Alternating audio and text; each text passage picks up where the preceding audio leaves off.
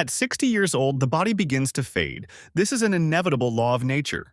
However, by reaching the peak of internal energy, a miracle occurs, a divine rebirth of the earthly body.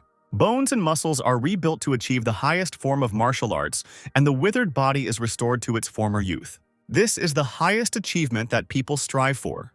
The divine sect called it divine awakening, while the shadow sect called it demonic discipline. In the divine sect, 8 people have achieved divine awakening. At the same time, 4 of the shadow sect had mastered demonic discipline. Above them were only the masters from the divine realm, whose body was immune to poison and disease. In 1,000 years, there was only one among the Murim masters. A traditional tea ceremony was taking place in one of the palaces, in which a master who had achieved divine awakening asked a stranger what a sword meant to him. He replied that it was a fine murder weapon with sharp edges. However, that is what it is. A martial art is a martial art, a sword is a sword, and morality is morality. Deep in the dungeon, a mysterious demonic ritual was taking place. Ban came there to fight the master of Crimson Awakening. He took off his dragon head shoulder pads. Ban was truly honored by the opportunity given to him. A master who was highly skilled in swordsmanship could assess the situation even with his eyes closed. When he opened his eyes, he saw not only the master of the Crimson Awakening, but also his comrades were there. Ban guessed that a new ability, soul connection with the undead, was being used against him. The master gave orders to his companions to surround the Ban with a great demonic containment field. The comrades' eyes turned bloodshot as they used demonic seals to attack. It seemed that Banu could no longer be saved. 1,000 demons attacked him at once, but they forgot that they were attacking a true master of the dark arts. Ban used his famous technique, the piercing whirlwind. The basis of the swordsman's energy was steadfastness itself. He defeated 1,000 comrades in just one moment after using his ability. Unperturbed, Ban headed straight towards the cultist.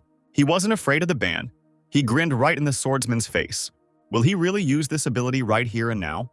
The enemies defeated by the swordsman immediately rose from the dead, but they were without flesh. Ban found himself in the midst of an ability unfamiliar to him. It was an unclean ritual of tormenting the soul. The swordsman felt the ground beneath him begin to shake. Even such an experienced martial artist could not assess the situation while in free fall. Without thinking twice, thousands of necromancers attacked the swordsman again at once. Ban fell. The master of the Crimson Awakening looked at his body from the shadows. He took his sword, hoping to take away the Ban's power.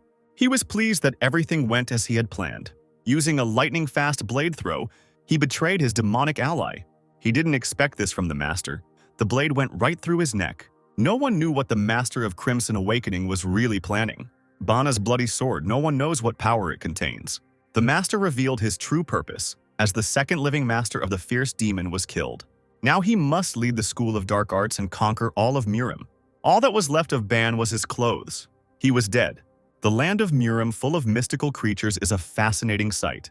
And suddenly, out of the blue, a phenomenon unusual for this land. Everything is as if in a fog. A storm has sent a sunset of thunder to the earth. Among the smoke, a human silhouette appeared. Who is it? It was none other than the reincarnated swordmaster. Not understanding what had happened to him, he looked up, searching for an answer. Ban didn't understand where he was and where the soul's connection with the undead was. Souls with the undead. Those companions who used this ability that killed Ban. Clarity comes to mind, memories come gradually, but at the same time very quickly. What did those scum of the bloody arts do with Ban? The master also remembered the lost sword, but first he needed to get some clothes in the nearest village. Using the high jump ability, he suddenly remembered that he first used this technique of elevation naked. Sunset all alone, sitting on a tree, thought Ban. Hanging upside down, he experienced hunger, and 2 hours of searching for the village were fruitless. Banu had the idea to cover himself with an animal skin. In the forest, the swordsman came across a forest troll. He looked like a mythical creature from legends. The green creature with huge fangs was not averse to eating a human. A whistle flew past like a bullet, but not right through. What is it? It was Ban's shot. Thanks to his skill and ability, he could even shoot from his finger. The swordsman noticed that something was wrong. He couldn't miss. The shot was right on target. The forest troll's wound was healing. But how? Was it regeneration? But the amazing power of the mystical creature did not stop Ban, and he began to act. The master's hands cut like a blade. This is one of Ban's abilities. The troll clearly did not expect this. But is he really able to regenerate even after such a blow? The troll's wound healed again. The body of the creature that had received such damage regenerated again. Ban remembered the words of the sage.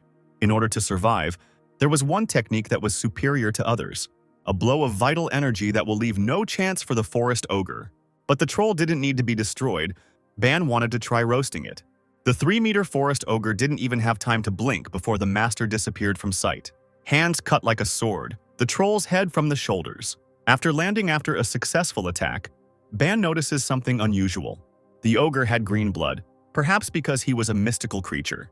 After defeating the troll, Ban, without thinking twice, lit a fire and began to roast the ogre. The master wondered why the forest creature didn't have a soul stone. Maybe he was still young.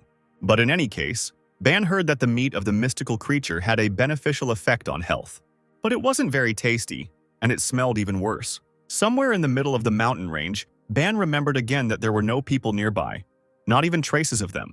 Breathtaking scenery, clean air, cool night breeze, even the moons are shining. Taking a closer look, Ban jumped up. Was it really just his imagination that there really was? In the sky, there were 2 moons, a phenomenon the Swordmaster had never seen before. There was an empire called Kratos on this new land, in the castle where the morning feast took place, at which they usually discussed something. The dark-haired lord watched silently as the king ate his breakfast.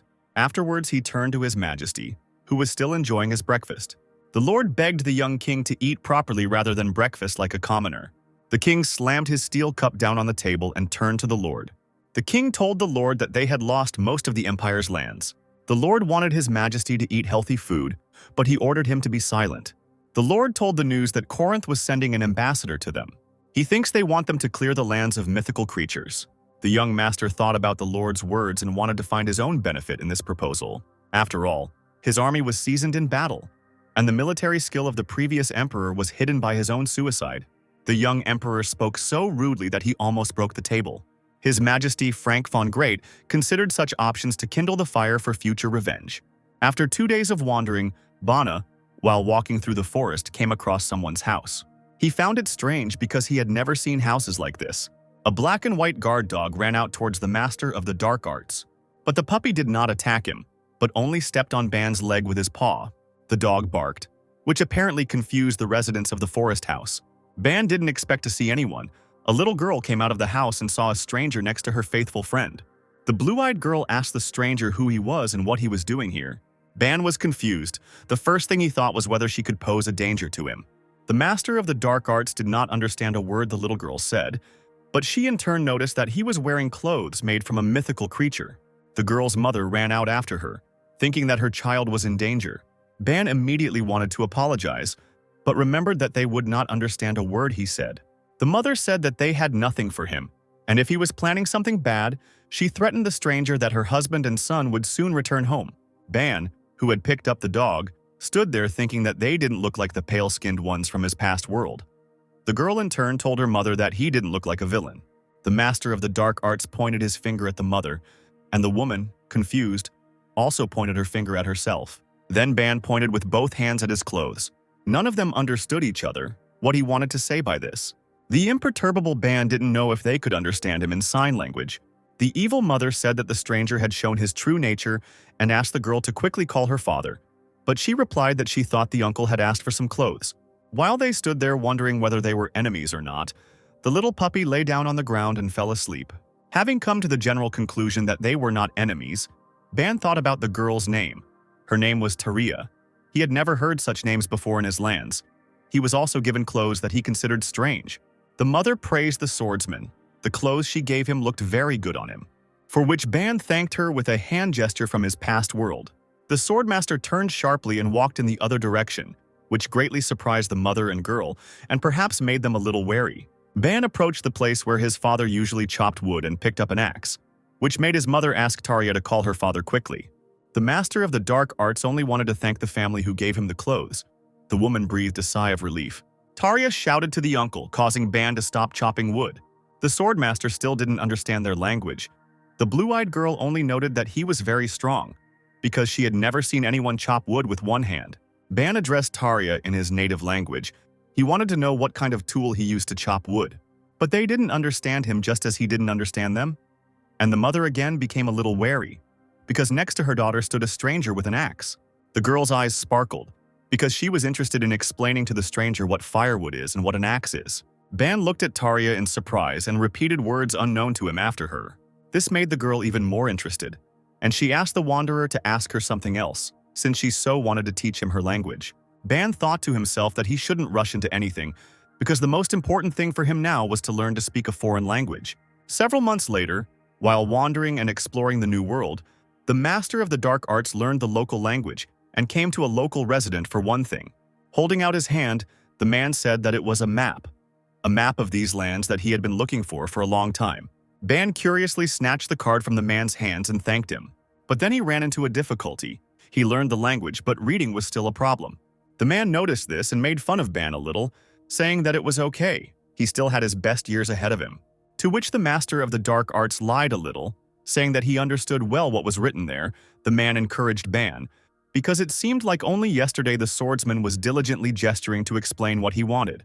Ban replied that it was all thanks to Mr. Blair's family, because the blue-eyed girl could not get enough of talking to him. Ban was chopping wood and thought to himself that this was a great map, not only geographically, but there were also unique features of the village. The logs flew one after another, and the master of the dark arts kept thinking about his past. His dark past. Ban has to come to terms with the circumstances he finds himself in. He has no choice but to accept it. How to accept the fact that he cannot return to Miram only by the technique of great exaltation. Even while thinking, he mechanically continued chopping wood, one of which almost hit Tarya, who came too close. Ban told the girl that it was dangerous here. She should move away. Looking at him, the girl called the swordsman by a nickname that she herself made up. She called him Dark.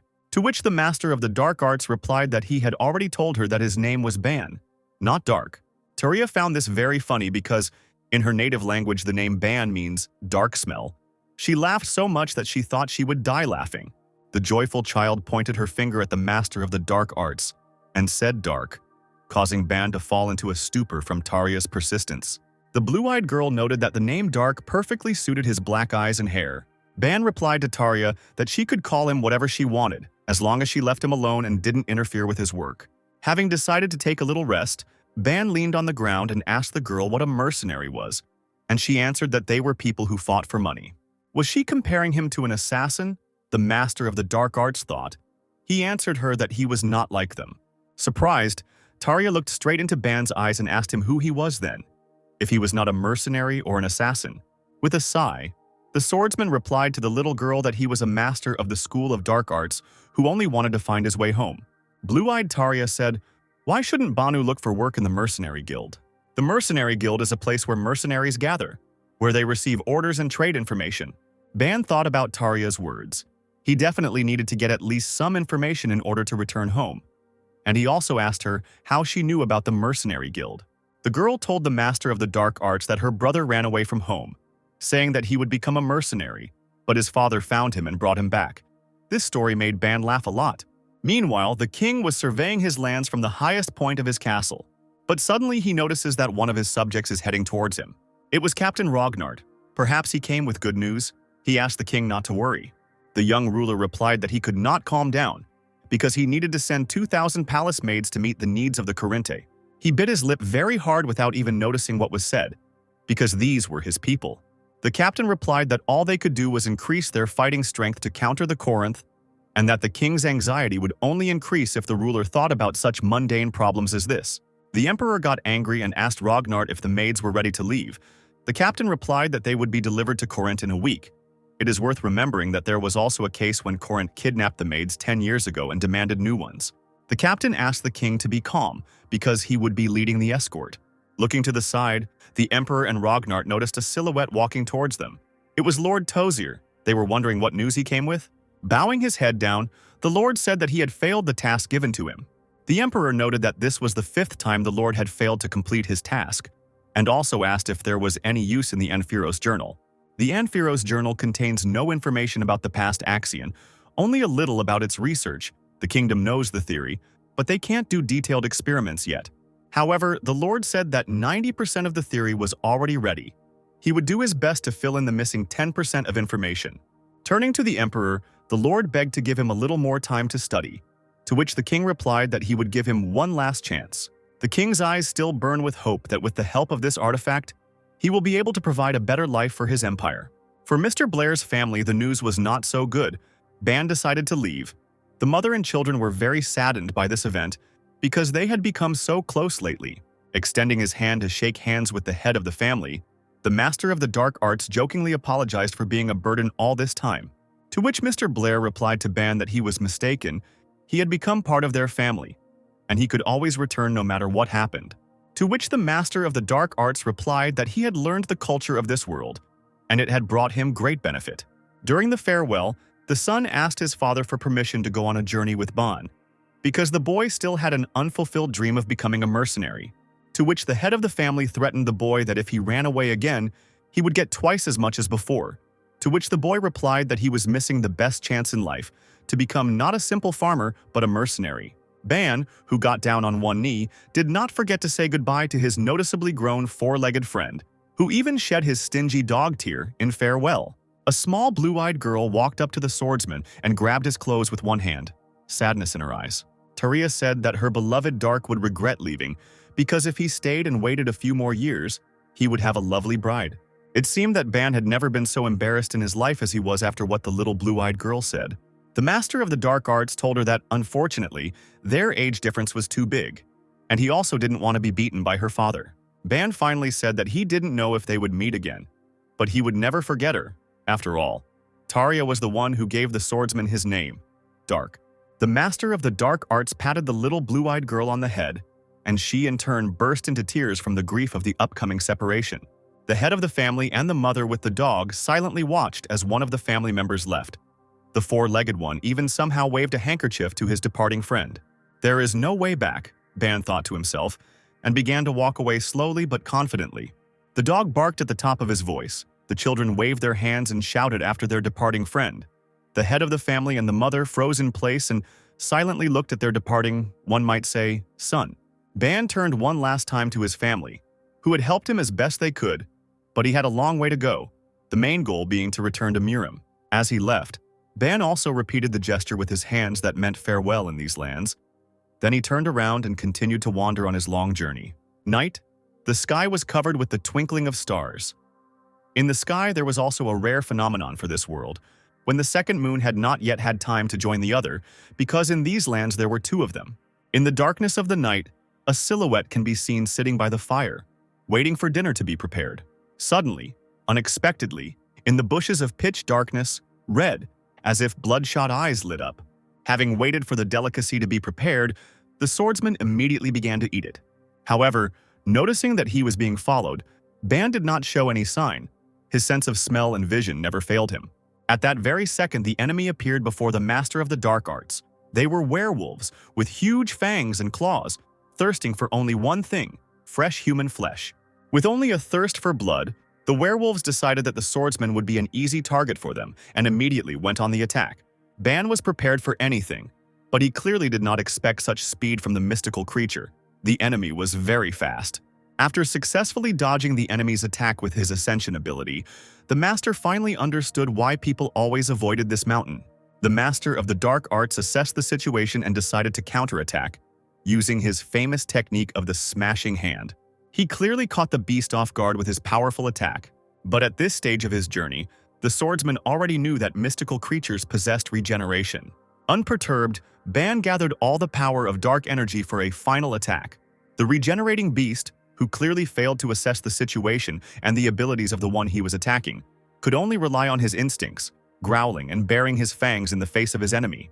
With a slight movement of his hand, Ban, who had accumulated energy for the attack, left a shining mark in the form of a palm on the beast's chest, which was fatal for the werewolf.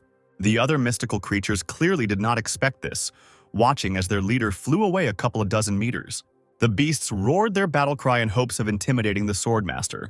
Ban, in turn, was only thinking about what a good mannequin he would make for the School of Bloody Arts. The beast could even make a good carpet. Noticing that the man was not the least bit frightened, the mystical creatures seemed to read his thoughts and rushed away, abandoning their dead leader. The evil master, looking at the fleeing creatures, did not understand what the point was in attacking him, because he had only dropped the freshly cooked meat in vain. Gritting his teeth, Ban picked up the body of the dead werewolf. Because why let good things go to waste? This beast would look good on a flaming spit, Ban thought. The emperor, sitting on the throne, propped his head up with his hand, crossed his legs, and apparently expected at least some good news. Lord Tozer came to the young king with news, saying that this was very urgent information. He told the emperor that they had a great opportunity to take possession of the dragon's heart. Jumping up from his throne, the young king was eager for the smallest details and could not wait for the lord to tell him in detail. Tozer told the emperor that the dragon's heart was kept in the great Drow temple in Corinth, and word came from the front that the Trovian Empire would lend it for a time. The king said that they must intercept it at any cost. After all, the dragon's heart was a huge clot of dense and pure mana, and the lord also said that he thought the artifact's protection would be weak. Tozer said that the Corinthian Empire believed that no one would even dare to encroach on such an artifact. The emperor asked the lord how weak the security there was that Tozer made such bold statements. The lord replied to the young king that, according to the information, there were only 50 knights guarding the heart and only one master, adding that the master did not even have a titanium. The emperor thought, a master without a titan? Perhaps this is a deliberate leak of information from the Corinth. There is no doubt that this information is reliable, and the young king gave the order to act immediately. Wandering between forests, mountains, and rivers, the swordmaster moves only forward in search of at least some information. Along the way, he noticed that the land that was new to him was undoubtedly richer in oxygen than Murim. He had never felt such powerful forest energy. Looking at his hands, he thought that every little bit of energy was restored almost immediately, so it would be much easier for anyone to practice and master martial arts. The swordsman also wondered what kind of martial arts were practiced here. Suddenly, a fair-haired girl appears in his path, screaming for the traveler to stop. The young girl asked where the traveler was heading. The master of the dark arts told her that he was on his way to Vulcania, and in response, he heard a demand for payment of 10 silver coins. Stunned by the stranger's impudence, the swordmaster grinned sarcastically in her face, replying that the price was too high, since his clothes were worth only 7 silver coins. To which Ban heard in response that if he had nothing to pay with, then let him try swimming. Maybe he would succeed. The master of the dark arts just laughed right in the girl's face and found her words very funny. In an instant, he rushed past, asking if she was sure of her words. The young girl, in turn, took this as a humiliation and instantly drew her blade in order to cut the swordmaster. But the foolish stranger didn't know who she was trying to raise her sword against. Ban stopped the attack attempt in a matter of seconds, grabbing the attacker's hand and squeezing it hard. Then, with a deft movement, he moved his hand to the blue-eyed robber's neck, causing her to blush, and in that position could only wheeze. Ban asked her how much money she had. She replied that she had nothing at all. That's why she was robbing. But the swordmaster made it clear with just one look that he had no intention of listening to lies. Very frightened, the stupid girl only had time to wonder what the dark-haired wanderer would do to her. Staring furiously at her own helplessness, the tied-up robber, who was left without part of her clothing, kept glaring at Ban. Not a bad catch on the way to Vulcania, Ban thought. These clothes must be worth something. He also did not leave such a trophy as a sword without attention. Perhaps it will remain with him. The girl can only think about her actions because she could not even do anything. After a long silence, she asked to be released, to which the unperturbed Ban replied that he would release her for 10 silver coins. To which the girl, in a fit of anger, replied that he was a stranger and had already taken her clothes and that she really didn't have any money. The master of the dark arts decided to check if the girl was lying to him. He lifted her up with one hand, starting to shake her, trying to hear the ringing of coins. But in fact, she didn't have any money. To which the unwavering Ban replied that since there were no coins, they would have to swim. The robber's eyes widened in fear. With one left hand, the swordsman threw her straight into the bay. The girl in turn screamed very loudly, threatening with the promise that someday they would meet again and that this meeting would be fatal for the master of the dark arts. In response to cries of violence, Ban merely waved goodbye. Further action will take place in the city of Volcano, where, in one of the local pubs, the wanderer idolized the local alcohol. Suddenly, he overheard a conversation at a nearby table about an unknown place through which the path to Chenin lies. With one glance, Ban analyzed that these were seemingly ordinary people who were also drinking fresh, tasty ale. One of them told Mede that she looked as if she had never been to these lands and that it would be much faster to go through the gate. The red-haired girl in turn replied that there was a dragon's lair there, a very strong dragon. Watching and eavesdropping on the conversation, the traveler was very interested in listening to it to the end. At the table, they suggested ending the argument and continuing to enjoy fresh drinks. The guy in the red robe asked his friend if he had ever seen dragons before. After a pause, the swordsman nevertheless dared to ask the company opposite if he had heard correctly that they were heading to Chenin. The answer was positive. One of them asked how he could help the stranger. Ban told them that he was also on his way to Chenin. but he did not know how to get there and asked permission if he could continue his journey in their company. After some thought, the smart guy weighed the pros and cons. He said that he thought it would be difficult to travel with the sword that Ban had, and also asked Ban what he needed the sword for, perhaps to fight monsters. The stranger also added that the blade of the saber would not pierce even the skin of a monster, let alone an animal, since this weapon was intended for duels against people. The guy from the company also noted that this weapon is most often used by women for self-defense, asking Ban if this was definitely his weapon. Ban immediately realized that the guy looked experienced. He would be good as a companion. In turn, the master of the dark arts promised that he would not become a burden on the journey after asking permission to examine the guy's sword. The guy did not refuse the wanderer's request and handed him the sword, but something alerted Ban. The master of the dark arts saw something particularly familiar in the sword. The guy noted the dark-haired traveler's good observation skills, asking him how he realized that this sword was magical. The stranger's words confused Ban. He did not quite understand what he was talking about. The swordsman, who is a master of the dark arts, stood like a statue and asked the company what a magic sword was. The guy looked at him and asked the stranger if he really didn't know what kind of sword it was. Ban explained that he had lived in a village before, and with eyes full of curiosity, asked for an explanation. The answer was as simple as possible, because it is a weapon that can use spells. Supplementing the answer, the guy also told that it can be used exclusively for spells with which the sword was enchanted, and it also absorbs a large amount of mana. But this is a huge privilege for using magic alone. Ban looked at the narrator with genuine surprise and asked what mana was then. Another participant of the feast joined the conversation, shouting about how it is possible not to know what mana is, and also not to know the basics of this world. Ban was surprised, realizing that these basics are the usual standard knowledge of this world. The master of the dark arts may have looked like a fool in this situation, but he couldn't do anything about it. He repeated that until recently he lived in the village, hoping that the unknown would be explained to him. The second guy who got into the conversation was named Gaston. He asked in which village the wanderer lived. Ban told him that the village was located behind the Trebark Mountain, which made the green-haired boy give in to surprise. Both guys assumed that the wanderer was not lying to them. If he really lived in such a deserted area, then his ignorance was not surprising, and a request was also made to Gaston to explain the basics to the traveler. Gaston, his eyes wide, began to explain that mana is the source of energy that drives this world. Every living being has it to some degree. Just as an experienced warrior stores as much mana as possible in his body, a wizard can use his body as a storage to absorb the mana around him and turn it into a spell. Gaston explains that a normal person using the mana needed to live can die.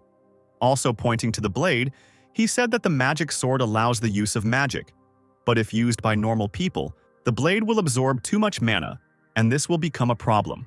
Absorbing the knowledge, Ban thought to himself that if the mana in this world was the chi energy he was using, now he understood why the blade absorbed a bit of it when he picked it up. There was also a dialogue in which Ban noted that the blade looked quite light despite its size, to which he received the answer that it had an automatic spell that would not have to be cast over and over again. But the most important thing is that these are manual spells. The guy extended his hand with the magic sword Banu, offering to try to cast the spell Fire Blade. Taking the blade in his hands, Ban cast the spell the guy had said. The master of dark arts was amazed beyond measure. The sword instantly became red hot. It was something incredible, Ban thought. Just a little energy for such an effect and without knowledge of solar arts. The surprised master of the dark arts wondered if he could use other spells. The guy replied that the sword has a power shield that allows you to block arrows. Also, the blade is not expensive, but very useful. Ban's sense of smell is second to none. He sensed danger at the moment, recognizing that an arrow was flying at him. The unperturbed swordsman decided to test his new knowledge and skills by actually using the force shield spell. The blade seemed to howl, surrounding Ban with an energy shield. No one had time to understand what had actually happened. The wanderer cast a spell, and out of nowhere an arrow flew in and broke on the shield. The shooter exhaled. He couldn't understand what went wrong. The shot was right on target. Ban noted that the blade is very effective, asking the company if the sword has offensive magic. The guy told the wanderer that he needed to point the sword at the target and cast the fireball spell. At the same second, the Ban, having received the information, cast a fireball spell, pointing the blade in the direction where the potential shooter was located. The spell was so destructive it was a high concentration of energy. The dark scarlet color darkened the room, then flew out the window. Everyone in the pub was shocked by what was happening. There were so many questions and so few answers. The spell flew straight towards the attacker. Ban really caught him off guard. There was a powerful explosion not far from the pub, but it was unclear whether Ban had missed. Apparently, the shooter was having a lucky day. The dark arts master thought to himself that this blade would be revered as a gift from heaven in the Murama world. But was it really a common thing here? The others were watching the fleeing shooter at this time. The comrades whispered among themselves. Gaston told Narek that he couldn't even imagine how much mana it would take to create such a powerful fireball. Narek in turn whispered that he had never created such a destructive fireball in his life. During all the events, a girl appeared before the ban, introducing herself as Mineria. She also noted that she is a servant of the goddess of the earth Karis. Ban introduced himself with a name that was not familiar to him. He said that his name was Dark. She in turn noted that the arrow apparently was intended for him. The traveler replied that he was not sure who or why, but only one face came to mind.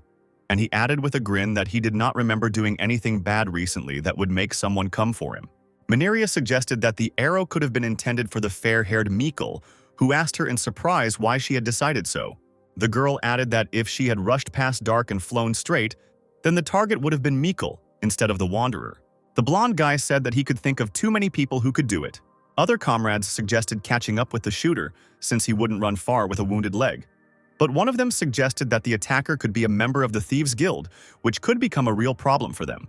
Narek, as it turned out, was the most important one in the group, so they turned to him for an order, and he, in turn, suggested going on a journey right now. The red-haired girl stopped the boss, because Mikkel had a good reason to be late before leaving for Shannon. He had not finished his drink yet. The girl took on the role of commander for a moment and ordered everyone to hurry up with the ale and move out immediately. Mikkel suggested that if the attacker was from the Thieves' Guild, then this pub might be in danger. They could be surrounded at any moment. Narek gave the final order to prepare for the sortie and departure on the journey, bypassing any possible threat, and also ordered everyone to make sure they were properly armed. Ban, aka Dark. By coincidence, he got a horse nicknamed Black Death. He followed everyone, because his companions knew the way. And so the group, consisting of the new comrades of the Master of the Dark Arts, set off on an adventure. On the way, Dark turned to Gaston, remembering his words that Gaston does not know how to use a sword because he is a wizard, so why is he so well armed? The comrade replied that it was all to hide the fact that he was a wizard, and in any case, wizards were always a primary target. Ban grinned and replied that he understood what Gaston was talking about. On the way, Narek turned to Dark, recalling his words that he was 25 years old, adding that Ban was much younger. The leader thought that the swordsman was the same age as Jaime and Raven. Dark replied that he heard that a lot, thinking to himself that if he said he was over 70 years old, he would most likely look like a psycho. Narek assumed that hunting monsters in the Treybark Mountains was quite profitable. For the first time, he sees a novice traveler who bought a horse. Following the route indicated by the boss, Dark and his comrades passed by the Imperial Knights. At that moment, the Narek ordered his horse to be quieter, because the clatter of the ungulates made his horse nervous. Dark, in turn, did not miss the moment and managed to take a good look at the knights. The Master of the Dark Arts noted the soldiers' good equipment. Having passed by a column of warriors, the Narek told the Dark that they were Baron Asmon, the son of the Baron and the Master. The swordsman also wondered who the Masters were. Mikkel, who picked up the conversation, said that Masters are those who have mastered the flow of mana, adding that even in Corinta, the strongest empire, there are less than 1,000 of them, and in such a small empire as Trovia, there are only 34. Dark's interest knew no bounds as to whether these masters were really that good. Mikhail told him that out of those 50 warriors, Baron Asmon was the only master, and that this master could easily defeat the other 49 knights. Dark, who continued on his way, riding on the Black Death, did not understand anything from the story of the fair-haired Mikhail. Turning around in search of answers, the Master of the Dark Arts only looked contemptuously at the warriors' backs. Knights? These third-rate ones weren't even close to Dark's morning warm-up, so what's so good about them? The swordsman asked himself an unanswerable question. Night fell in the lands new to the Master of the Dark Arts, and the company began preparing dinner. Mineria began to pour out the soup strewn with various delicacies. Perhaps in the future they will be able to become not only comrades but also real friends, who knows? But for now, the whole team is content with dinner. But Narek and Mikkel are in no hurry. They are discussing something on the side. The fair-haired man began the dialogue by saying that if the shooter really was from the Thieves' Guild, then they should set up an ambush right here. The leader replied that it would be more difficult for them to attack them further from the city. Continuing the dialogue, Narek noted that if the enemies did come, then today, starting from tomorrow, the leader planned to turn off the main road, but they would run into monsters. Their dialogue was interrupted by Manhwa, who called them to dinner.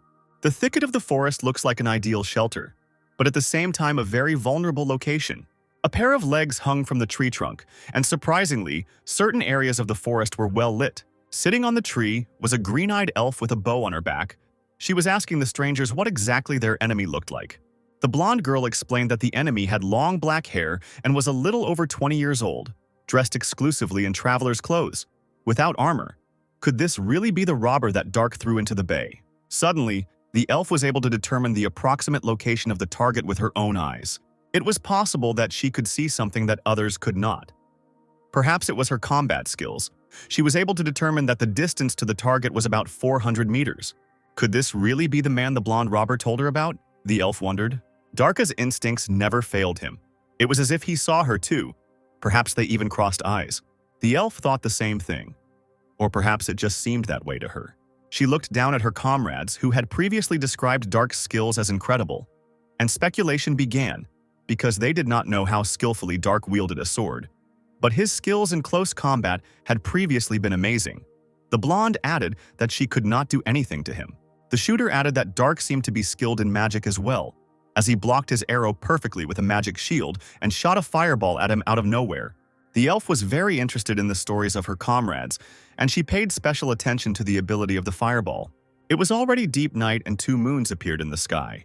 Almost the entire company was already asleep, because in the morning they had to continue on their way. Gaston sat by the fire. Something had disturbed him. Dark was located at the farthest point of the camp. The wizard approached the swordsman, asking him to come closer and warm himself by the fire. Dark showed no signs of attention, as if he was already seeing his third dream, but sitting. Gaston noticed this. Could he have fallen asleep in this position, he thought? No matter how much he looked at him, he could not understand. Suddenly, out of nowhere, the whistle of an arrow rang out through the forest thicket. The arrow flew straight at Dark. But the master of the dark arts was always ready for anything, and with one sure movement of the blade separated the arrow. This arrow was not a simple one. It was enchanted with unknown magic.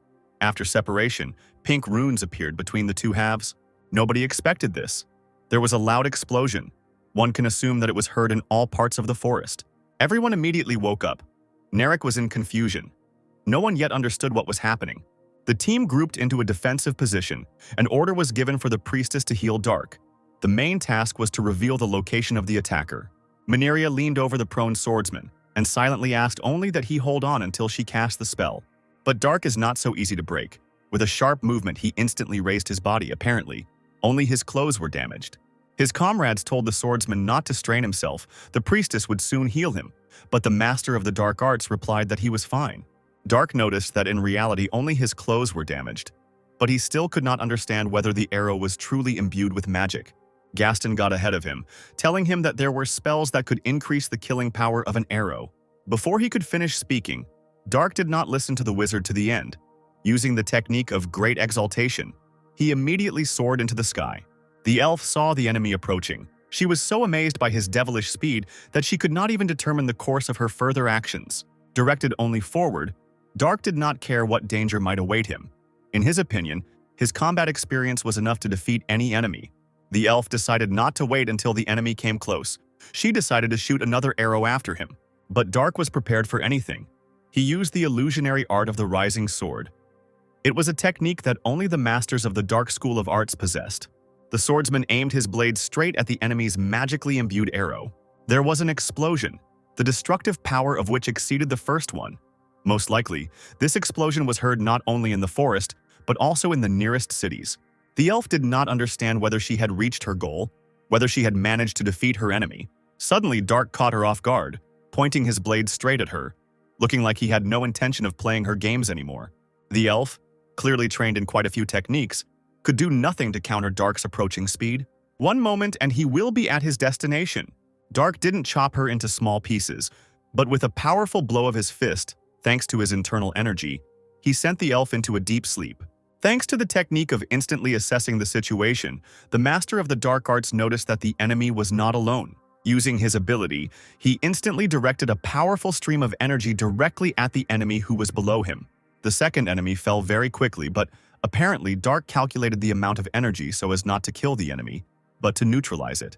Suddenly, a third enemy appears, a guy whose crossbow was pointed straight at the master of the dark arts.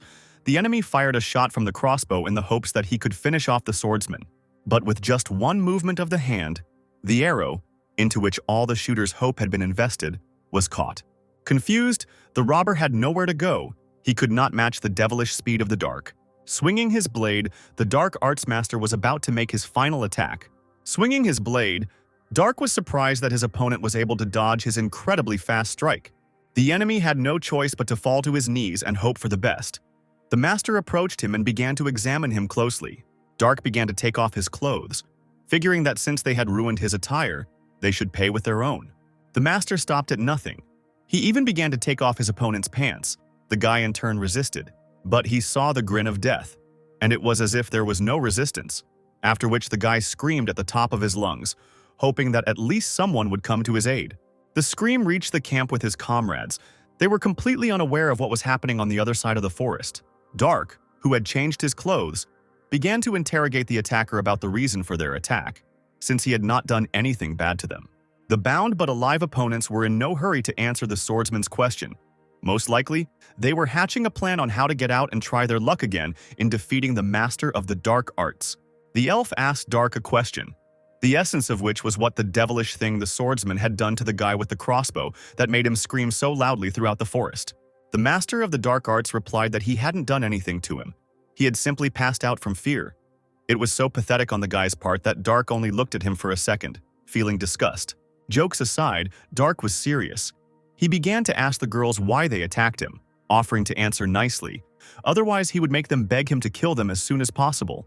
The little blonde girl, gritting her teeth furiously, answered the swordsman that they attacked him because he attacked a member of the Vulcanian Thieves Guild and robbed her without even the Thieves Guild's knowledge. To the rage of the pretty robber, the Dark responded calmly that he had always felt safe from the very beginning, that he was safe and sound, and that a gang like them would never be a threat to him. He added that if this was indeed the true reason for the attack, then there was no point in him killing them, to which the robber was very surprised. The elf, defeated with one hand, looked at Dark brazenly and said that he was too self-confident, since he was not afraid of the Thieves Guild, which had a certain power in certain parts of the land. The master of the dark arts thought about what the elf had said. Indeed, he thought, if he left them alive, they would try to find him again to kill him. With just one look at the two tied-up girls, he made it clear that he might have changed his mind about their future fate, which made them squeal throughout the forest, shouting what he was going to do with them. To their question, Dark, grinning maliciously, replied that even he himself could not know what he would get into his head to do with them. Ban spared the thieves, taking not their lives, but their clothes. But even with this outcome of the circumstances, the robbers were not happy, threatening Dark with reprisals. He answered them that he hoped that next time they would be dressed in something more expensive than pants, and also adding that if they continued to threaten him, he would take his underwear too, after which the robbers instantly fell silent, because what would it be like for them to be left in the depths of the forest, tied up, without panties?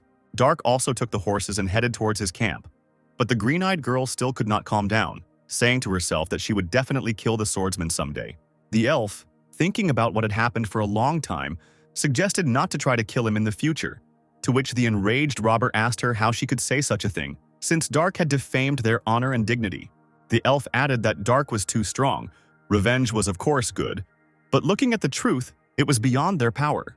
Remembering just one look from the master of the dark arts, she felt uneasy, and in the end she asked the robber about what honor and dignity a thief could have, continuing to say that if she was so thirsty for revenge, let her continue it herself. Fear was visible in the elf's eyes. Next time Dark might not show mercy and take not their clothes, but their own lives. The victorious Dark was already at the threshold of the camp, and he also had 3 horses with him. It was still hard to see anything in the night, but in the shadows, Dark saw familiar silhouettes. They were his comrades. The whole team was surprised. Dark returned safe and sound, in different clothes, and even with horses. Anticipating questions from his comrades, the master of the dark arts said that these beauties belonged to those who were hostile to him, continuing that his opponents simply bored him, so he stole the horses. Dark was asked what he had done that in the middle of the night, in the depths of the forest, an enchanted arrow suddenly whistled straight at him. The sword master told them a story that on the way to Vulcania, a girl tried to rob him. In the background of the story, a red-haired girl admired her pet. After, Narek asked if Dark reported the robbery to the guards, to which the master of the dark arts replied that he had not reported anything to the guards, he had only taken her things and weapons, and then tied her up and thrown her into the river, and the red-haired girl laughed very loudly at what she heard. Narek said that if the girl was in the Thieves' Guild, then this would be a problem for a long time, and also mentioned that this was far from the wisest thing Dark did, to which the swordmaster replied to the leader that if it was really so dangerous then he could continue the journey alone, so as not to impose himself on anyone. Mikhail entered the conversation and consoled Narek, telling him that he shouldn't worry, because Dark had just taken the blast and survived without a single scratch on him. Mikhail continued, adding that even if he was from the village, his fortitude far surpassed theirs, and Dark did not need their advice. Narek agreed with the blonde's words. Yawning loudly, Mikhail suggested continuing to sleep. At this moment, Gaston felt multiple mana responses in another part of the forest. It looked like a group of knights. He determined it by the quality of the mana. Surprised, Mikhail, who was already about to take a nap, asked how many there were approximately, to which the wizard replied that there were a lot. About 50 or about 100? Narek was confused by this. Such a number of knights in such a place and at such a time. In his memory, this had happened for the first time. Gaston, with his magical powers, sensed that the battle had already begun, because the mana responses were slowly fading. Mineria immediately rushed to the side where Gaston was looking. Mikhail called her to understand what she wanted to do, to which the priestess replied that this was a battle between knights, that she must act immediately, hurry, get to the battlefield as quickly as possible to heal the knights before they were hurt. To which Mikhail shouted after her that they didn't know anything. If she had rushed there recklessly, then no one knew what could happen. The priestess was faster than ever. She hurried with all her might to have time to apply her healing knowledge to the wounded knights. Dark also caught up with her, perhaps because he could not leave his comrade alone on the battlefield. The rest hurried after them, and if they didn't fall asleep, then everyone did. Dark noticed that the others were lagging behind. Most likely they couldn't keep up because of the armor they were wearing. The swordmaster wondered if he should pick up the priestess and rush faster, because she couldn't keep up with him either. The master of the dark arts immediately returned for the priestess, took her in his arms and sped up to the battlefield, focusing on the sound of the battle. The priestess fell to her knees next to the first wounded warrior she came across. Dark analyzed what was happening behind the priestess. It looked like there was no one left to heal. Kneeling next to the mountain of corpses, the priestess screamed that these were the knights of Raken and that no one was left alive. Gaston, standing in a stupor, could not understand who could have done such a thing to the valiant knights, because they were different. But the Raken warriors were good. Narek immediately assumed that killing Raken knights in the lands of Trovia was madness. Maybe it was a monster. The sounds of battle continued. The comrades noticed that they were still fighting there. They needed to hurry to help. Mineria noticed something strange while looking at the mountain of corpses and equipment. She really wasn't imagining things. Among this whole mountain of corpses, the green-eyed priestess also noticed one of the leaders of the knights. It was the dead Sir Alex Sedmion, whose eyes were filled with fear before his death. Suddenly, a silhouette appeared before the priestess. It was undoubtedly a warrior, but it was unclear what clan he was from. The warrior, standing in a blue cloak with a huge blade, looked with disdain at the young priestess. After apologizing, he said that there should be no witnesses on this battlefield and swung his huge sword at the defenseless Mineria. Narek looked straight into the eyes of the enemy who dared to swing at the girl without a weapon. His rage knew no bounds. He used advanced fireball magic to catch his opponent off guard, while the swordsman who swung at Mineria did not expect to see magic on the battlefield. The enemy quickly realized that he was dealing with a magical blade. He assumed that she was a mercenary, adding that with the appearance of travelers, their work only increased. While the swordsman was analyzing the situation, he momentarily left reality. When he came to his senses, his gaze fell on the wizard. It was Gaston who could not just sit back and watch, but gathered his resolve and came up with a plan. The enemy knights quickly realized that there was a wizard on the battlefield and that this could very well affect the outcome of the battle. As Gaston had mentioned earlier, the order was given to attack the wizard. Narek also gave the order to protect the wizard at all costs until he gained enough mana for the colossal ability. The priestess sparkled, for bloodshed was not her method. If only she could influence anything. A light from the heavens descended upon the comrades. It was Mineria's magic.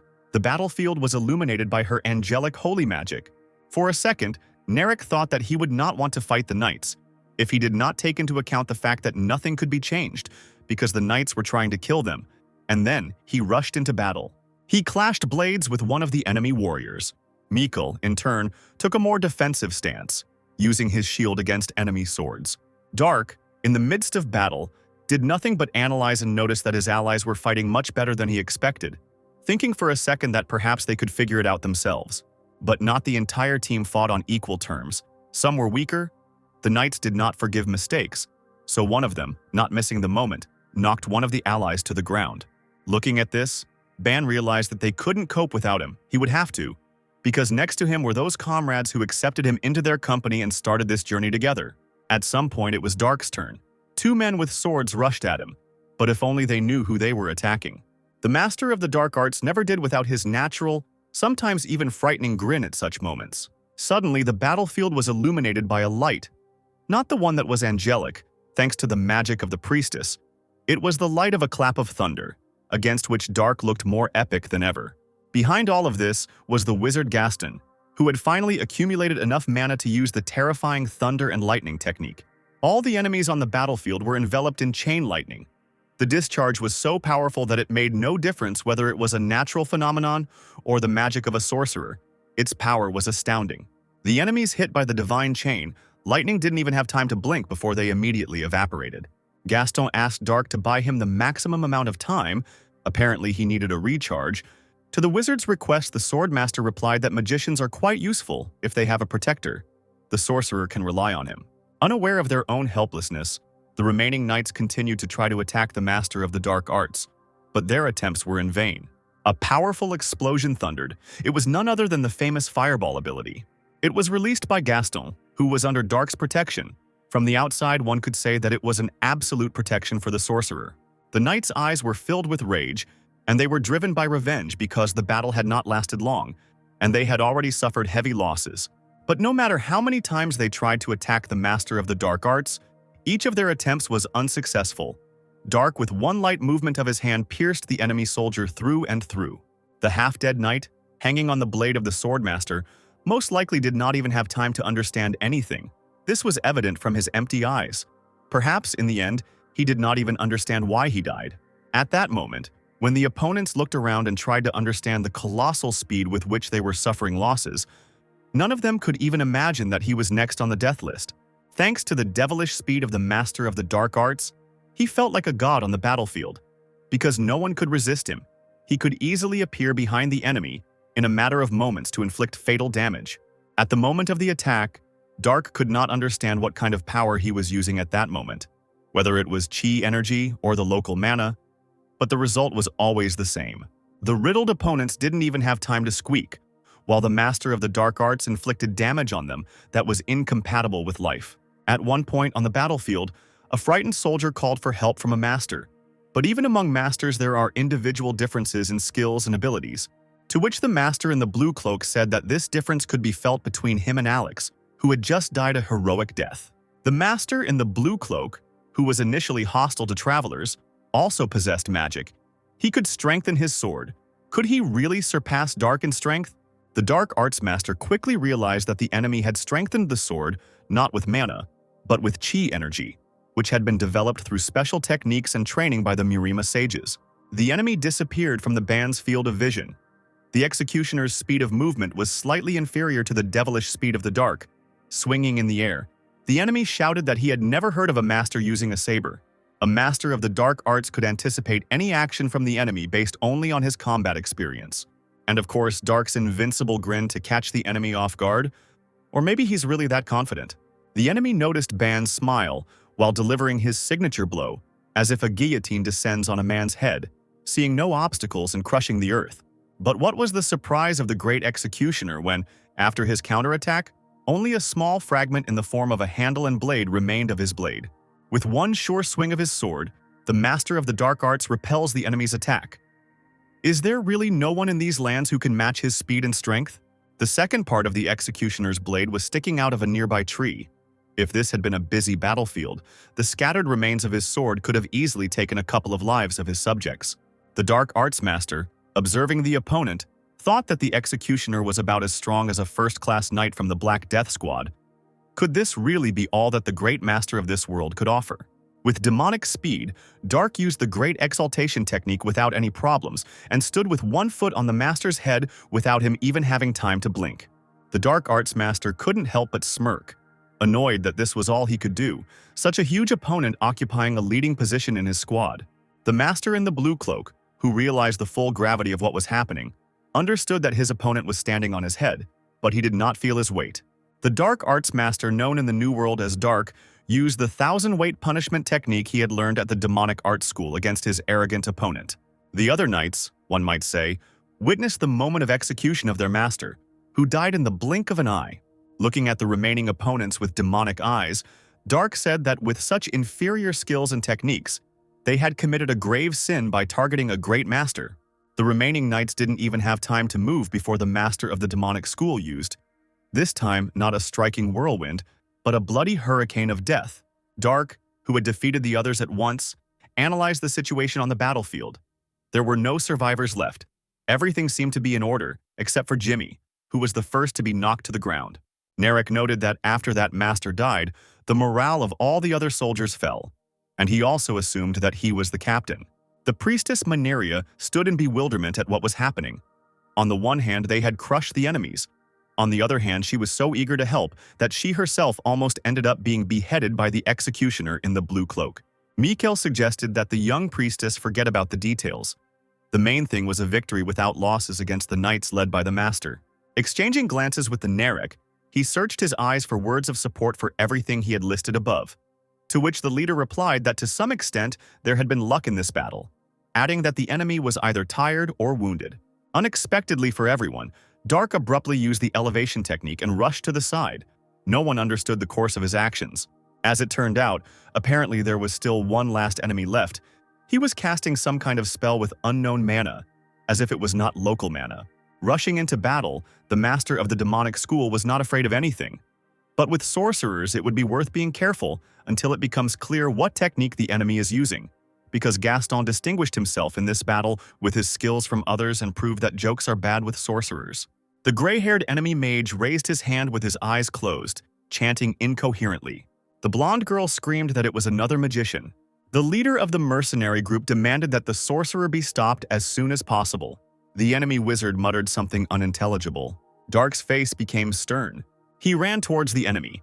The wizard summoned chain lightning by holding his palms forward. Gaston shouted at Dark to dodge.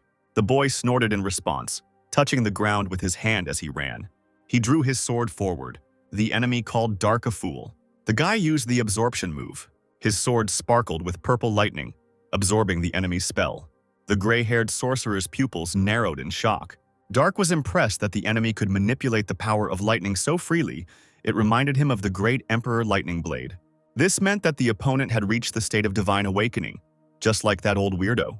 Dark ran towards the gray-haired sorcerer and swung the wedge, deciding to confirm his conclusion. The enemy shouted the word warp, the ring on his hand glowing red. The guy swung his sword but missed the enemy because he was no longer there. Dark looked up, guessing that it was the ascension technique. He began to look around, searching for the enemy with his eyes, but there was nothing there except the trees he had cut down. The guy realized that Kai had also disappeared, although it seemed impossible to him. The group leader and Gaston ran up to him and nervously asked if he was okay, and he said that he was fine. The man asked in surprise how Dark managed to block the lightning magic with just a sword. The boy claimed that in this situation, he should be the one asking the questions, and asked, pointing at the empty space with his sword, how the enemy managed to disappear, since this was impossible even with full mastery of the ascension technique. The man clarified whether he meant warp. Gaston explained that warp was a spell that transported the user through space. Wizards of that level usually acted alone, which is why the mage was so prepared. Dark clarified whether the enemy was prepared. He remembered the glow of the ring on the enemy sorcerer's hand. The guy assumed that this thing was the mentioned preparation. Gaston agreed with his assumption.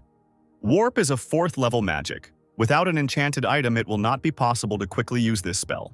Dark asked if his interlocutor, who was a wizard, could use this spell. He was confused by the question.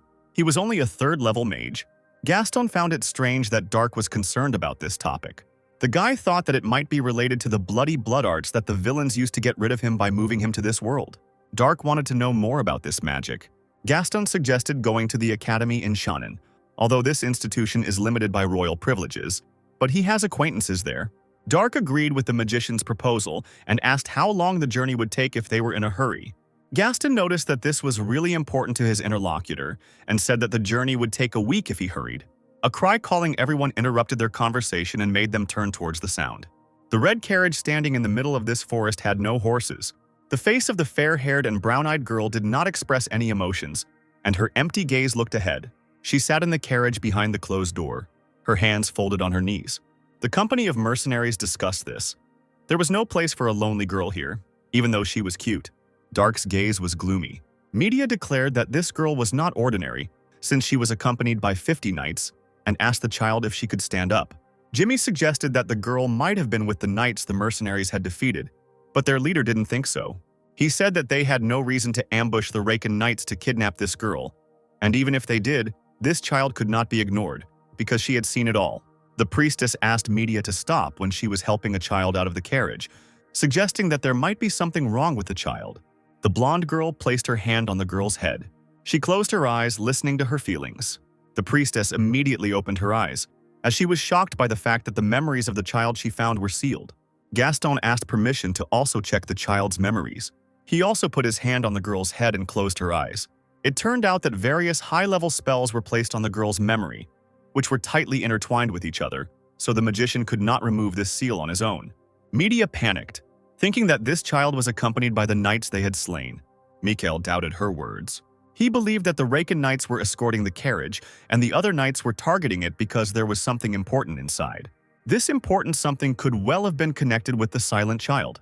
Jimmy asked if they should report this to the authorities, which angered Dark, but Gaston noted that it would be too difficult and time-consuming.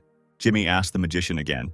He explained that if it was really important, then the mercenaries would be exposed as criminals, especially if this child was in such a state. Then even if their team was not accused of what happened, they would be interrogated for a very long time. The leader said that they couldn't leave the girl alone in the forest, so they would have to protect her until the situation became clear. Dark asked if they could just give her to the Raken knights. The boy believed that if the child was connected to the knights, then it would be better to give her to them, since he did not understand why they would care about this child.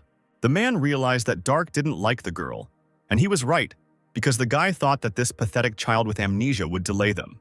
The mercenary leader explained that the knights would still ask about this girl, even if they were given an honest answer. Dark walked past the man. He stared silently at the girl, standing in front of her. The guy suddenly grabbed the child by her clothes and lifted her up as if she were some kind of object. He thought he could leave the girl with the Raken knights when no one was looking, and asked to name a suitable place for this. An indignant Media snatched the child from his hands, not encouraging his behavior. The team leader understood that Dark didn't want to waste time, but he knew that he wouldn't be able to do anything with magic. The guy asked him, confused, what he meant. There is a magic called Earth Magic. It shows what happened in a specific area. With this spell, you can clearly see what happened. Dark did not understand the information he heard. Gaston explained that even if he went to the designated place and left the child there, the knight's magician would be able to see everything with the help of a spell. Dark realized that he absolutely did not understand all this magical stuff. He asked if there was any point in killing at all if magic would show everything that had happened here, but the wizard explained that although this was indeed the case, mana did not remain on the earth for more than a day, which is why the mercenaries checked for traces of mana every morning. Dark grunted sullenly, absorbing the information. Gaston said that the fact that the guy didn't know this was completely normal. The main thing that is needed for earth magic is traces of mana. If the mana has evaporated, then it will not be possible to find traces. After this, the spell will show nothing, and the knights will see nothing. The priestess said that Dark's method was a little different.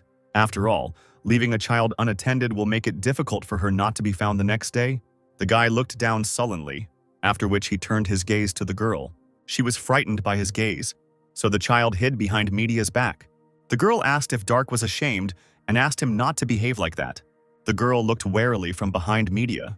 Dark answered her silently with his gaze. The girl grabbed onto someone else's cloak. Dark snorted, turning away from the child. The red carriage remained empty in this forest. At this time, other events were taking place in the high tower. The already familiar gray-haired magician informed his teacher that he had succeeded. The black-bearded man sighed with satisfaction, but the expression on his face quickly turned to doubt. His student had too gloomy a face for one who had succeeded in this matter. The Grey Magician reported that Lord Kurosa was killed. The confused teacher asked if Alex Sidmion was that strong. It turned out that Kurosa dealt with Sidmion without any problems. But then more people arrived and killed the master. The magician was the only one who managed to escape. The black-bearded man suggested that if the thing was truly that important, Corinth should have left extra guards, and wondered if the sorcerer had left any traces. The magician wasn't sure about the tracks, but he was sure that no evidence had been left behind. Since they had deviated greatly from the original plan, the teacher said that this often happens. He praised the student's work and told him to rest. The door of the room closed, and the black-bearded man was left alone. They finally managed to move one step forward in their revenge, but they lost their experienced soldiers and masters. The man looked up, turning to the Lord God. He asked him not to abandon the people of Kratos and their great emperor. The roofs of Shannon's houses were painted a pleasant bright orange. Media, who was with her group in the hotel, shouted that 2 whole weeks had passed. During all this time, Dark never once took care of the girl. The red-haired girl believed that there should be a limit to ignoring the guy, because branches and leaves scratched the child's face when she sat on the horse. Media called him mean, asking what the girl did wrong. Dark asked Gaston, who was sitting next to him, how long their journey would take without this child, and received the answer that, if they hurried, about a week. The guy said he doesn't like traveling with extra luggage like this child, especially if that luggage delays him along the way. Moreover, Dark was not angry at the girl but only ignored her, so he did not understand what the problem was, and the red-haired girl irritably slammed her mug on the table. But someone's hand fell on Media's shoulder. Their team leader agreed that Dark was to blame, but they were already in Shannon, so there was no point in being so angry. He asked the guy what he was going to do now. Whether Dark would travel alone or join a team of mercenaries, the man would like the boy to choose the second option. Media cast a displeased glance at him. Dark asked the man again. The mercenary leader laughed, deciding that the guy was surprised by this offer. A strong comrade is always important in a group since it increases the chance of survival for everyone. And for a mercenary, there is nothing more important than life. The man asked with a smile if Media agreed with him. She agreed with his words. Someone's footsteps were heard. The leader reported with regret that the priestess Mineria was leaving their group. A fair-haired girl in a white robe apologized for the spoiled mood, standing next to her with a suitcase in her hands. The man asked if she was ready. Mineria thanked them with a smile for everything. This was her last trip, and she promised that she would never forget it. The touched Media rushed to embrace the priestess, thanking her and promising to pray for Mineria to become a bishop. Miko promised to make donations to the temples of Charis. The girl promised to remember this. The priestess has been looking after the mercenaries in the rear with her magic, and with her gone they are even more in need of Dark joining their team. The guy chuckled thoughtfully. He watched as the blonde girl interacted with Gaston. Dark said that he was going to go with the mercenary mage to a place called the Academy. The leader of the mercenaries was also planning to go to the Academy with the amnesiac girl, so he suggested that the 4 of them go. He asked if everyone had said goodbye and who was going to do what. Media was going to go to the guild to find out if there were any new quests. Mikhail decided to go to the sword arena with the other guys. The priestess was just saying goodbye to the couple of guys mentioned. The squad leader told them to carry out their plans and then come here, making this place a meeting place.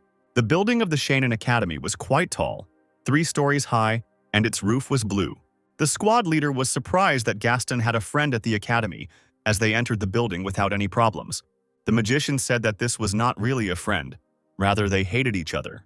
Someone's loud voice interrupted him, amazed to see Gaston here. The voice belonged to a bearded, fat man in green and red clothes, and he asked with a smile if the guy he knew wanted to steal something again.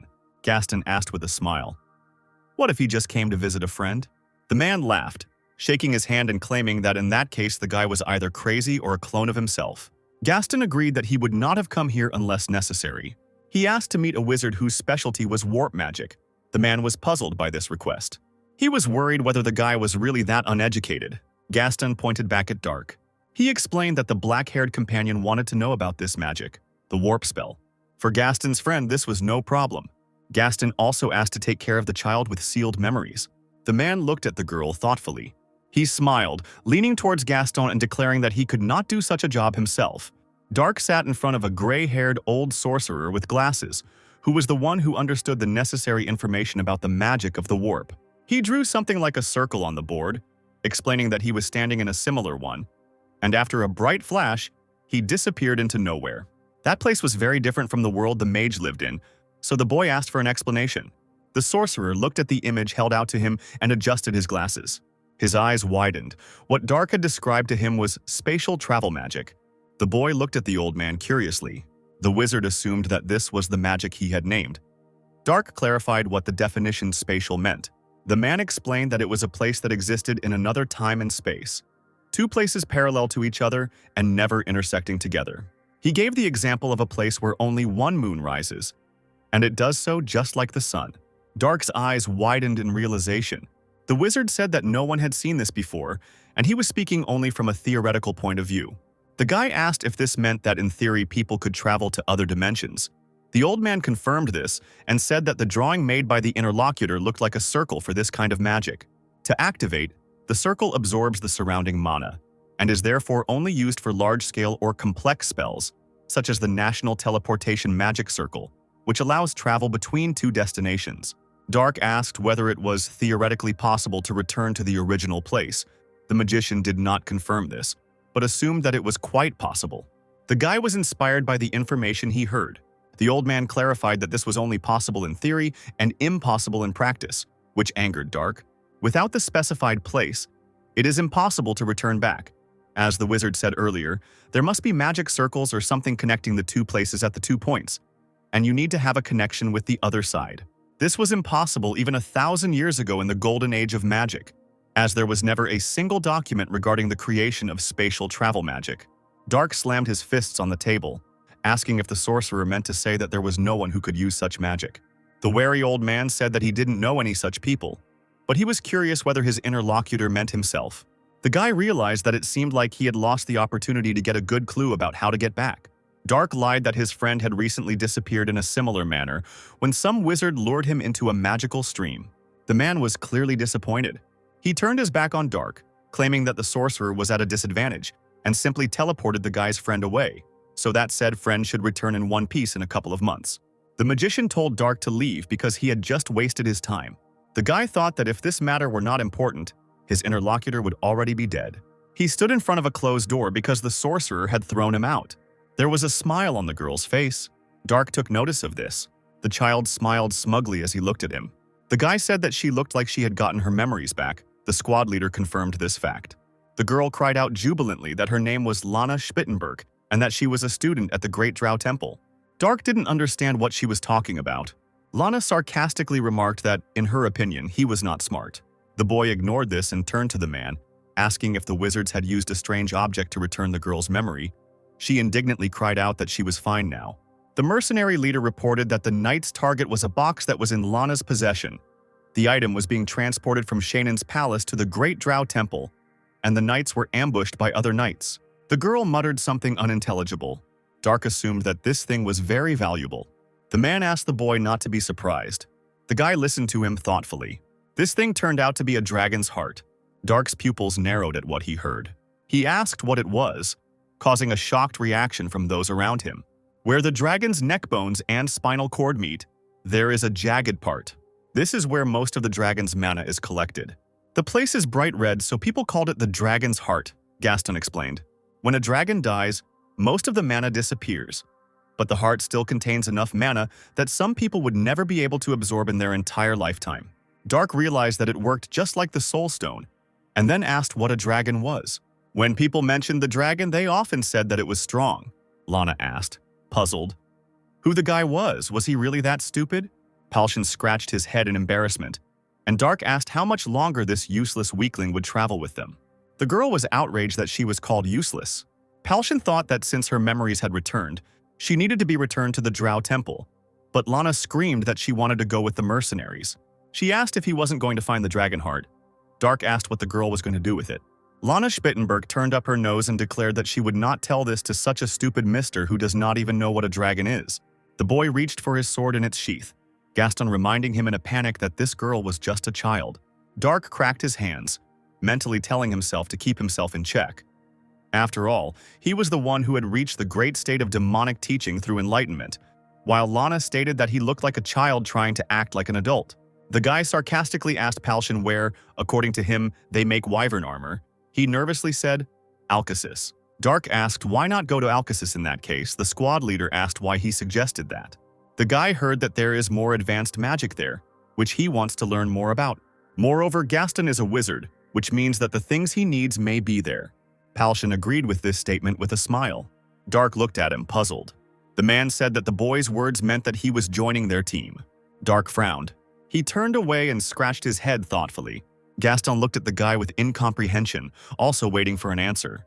Dark thought these guys were good at what they did in this world. He raised his palm. The guy agreed to join the team but didn't know how long they would travel together.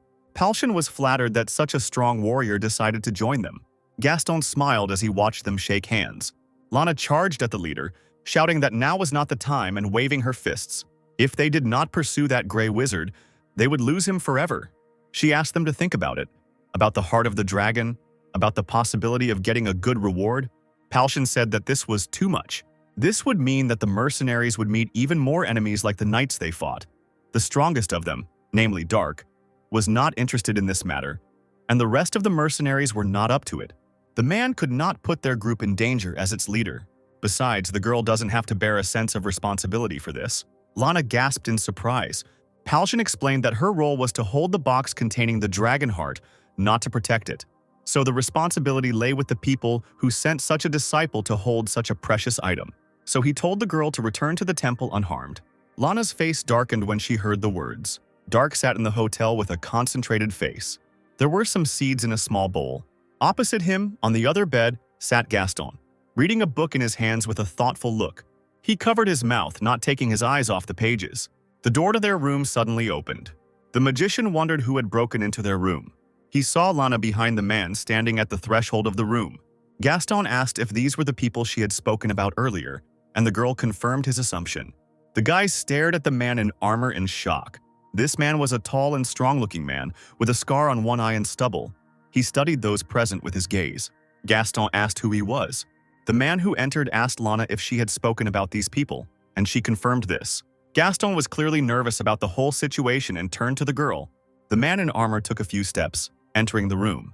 He apologized for his rudeness and asked if it was the mercenary group that saved Lana. Gaston looked back at Dark, who was sitting behind him with his eyes closed, and said that they had saved the girl by pure chance. The guy behind him wasn't involved in what was happening. The sword blade flashed in the air. The sword was wielded by Palshan, bare-chested. He heard someone calling him. The man stood up and asked Gaston, who was calling him from the window, what he needed. The guy told him to get up, because they had urgent business. Palshan was slightly puzzled by this. A man in armor asked for help, promising a good reward. The leader of the mercenaries sat opposite him. He said that he had already told Lana about this. The risk is too great for their team. The man asked him again and received the same answer. The man in armor said that his name was Jared Sidmian, one of the proud royal knights of Tron. Stunned by the information, Palshan and Gaston wondered what one of the strongest knights was doing here. Jared Sidmian was an older brother to Alex Sidmian, who died on the battlefield where a group of mercenaries rescued Lana. Alex was also a master, and the knights were quite experienced. But they were still destroyed. Only a person who is not inferior to the master in strength can kill such an opponent. But the mercenaries not only survived, but also killed all their opponents. Jared was on the battlefield. Some enemies died from magic, while others had their heads crushed, and there were even bodies cut in half, even though they were wearing armor. Jared concluded that the mercenary group would be able to easily confront those enemy knights. Dark finally opened his eyes. Jared asked what the mercenaries thought about him, and Simeon joining them. Even though Simeon was young, he was an excellent knight. Palshan admitted that the knights before him were the best of the best even among the masters, which meant that it was really important to them. But if the country decided to intervene, then why were the knights having difficulties in asking mercenaries for help? Jared explained that this case was classified and he could not mobilize the knights. Not only would the enemy see them mobilize, it would also be a problem for the knights themselves.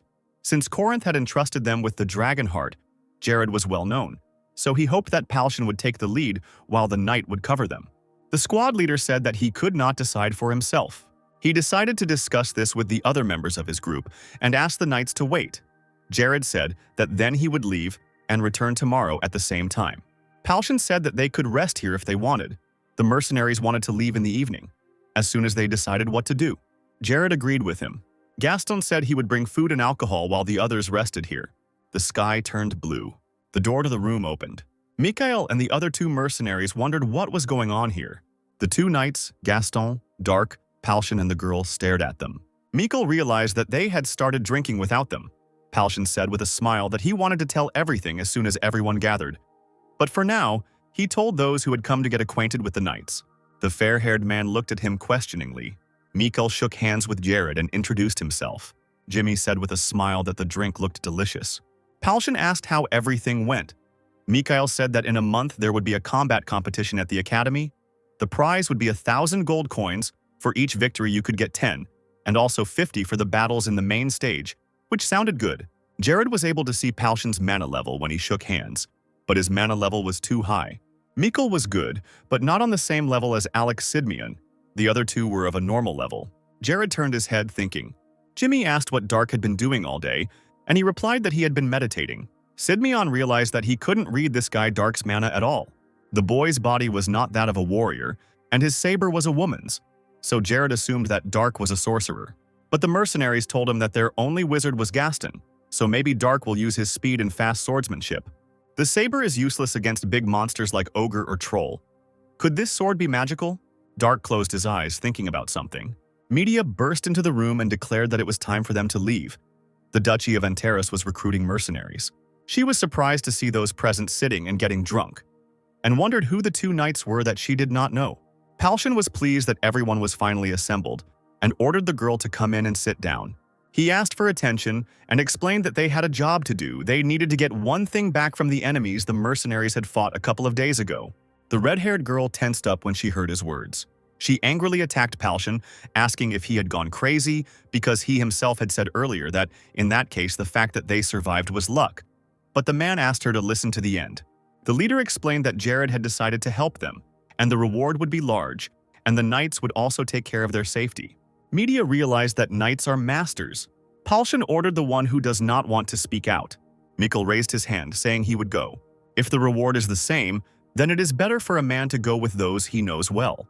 Jimmy said that he and his friend would also go with Rochester. Gaston was about to go too. Palshan looked at the girl expectantly. Media said that she would also go on this mission because she understood everything. The squad leader smiled warmly at her words. He turned to Dark and asked what he thought about it. The guy thoughtfully looked to the side. He said that he would go with them, but only if Lana Spittenberg did not join them. The girl, chewing something, mumbled something unintelligible upon hearing his condition. Lana was clearly outraged by what was said. She screamed, asking the others to look at the stupid Dark, and asking who he was to forbid her to go with the mercenaries and knights. Jared said that he planned to return the girl to the temple and asked if this would suit the guy. Lana asked again, puzzled, what Sir Sidmian was talking about. The knight ordered Simeon to take the girl, and he agreed. He pulled the resisting Lana out of the room while she was indignant and screaming that she wanted to go too and begged him to let her go. Leaving against her will, she loudly asserted that those present would still miss her greatly. Gaston remarked sarcastically that the drinking media was too calm for someone who had spent so much time with Lana. The girl replied that this was not the kind of adventure that would make your heart stop, and she wiped her mouth with her hand. Mikhail laughed and said that it was true. Jared bowed to Palshan, thanking the mercenaries for making such a quick decision.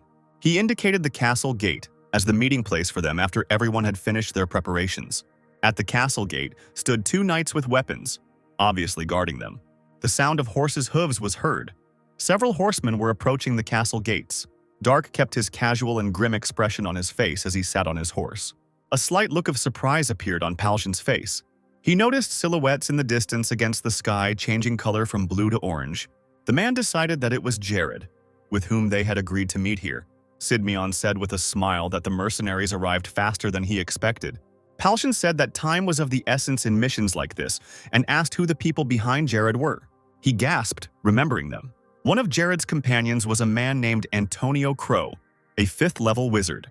The magician removed his hood, revealing to the eyes of the mercenaries the appearance of a good-natured man with curly brown hair and a beard. He introduced himself and said that he was glad to meet you. Jared also introduced a fair-haired man who turned out to be a priest serving Shayhart. His name was Ronnie Kintaro. Palshan clarified whether Shayhart was the only temple in Argon. Ronnie explained that this does not mean that they do not send preachers to other countries. However, many countries demonize the teachings of Kronos, so there have been many difficulties in spreading their religion. Jared said that they could talk on the road. Their horses moved on, following each other and forming a line. People remained silent. Ronnie Kintaro looked ahead.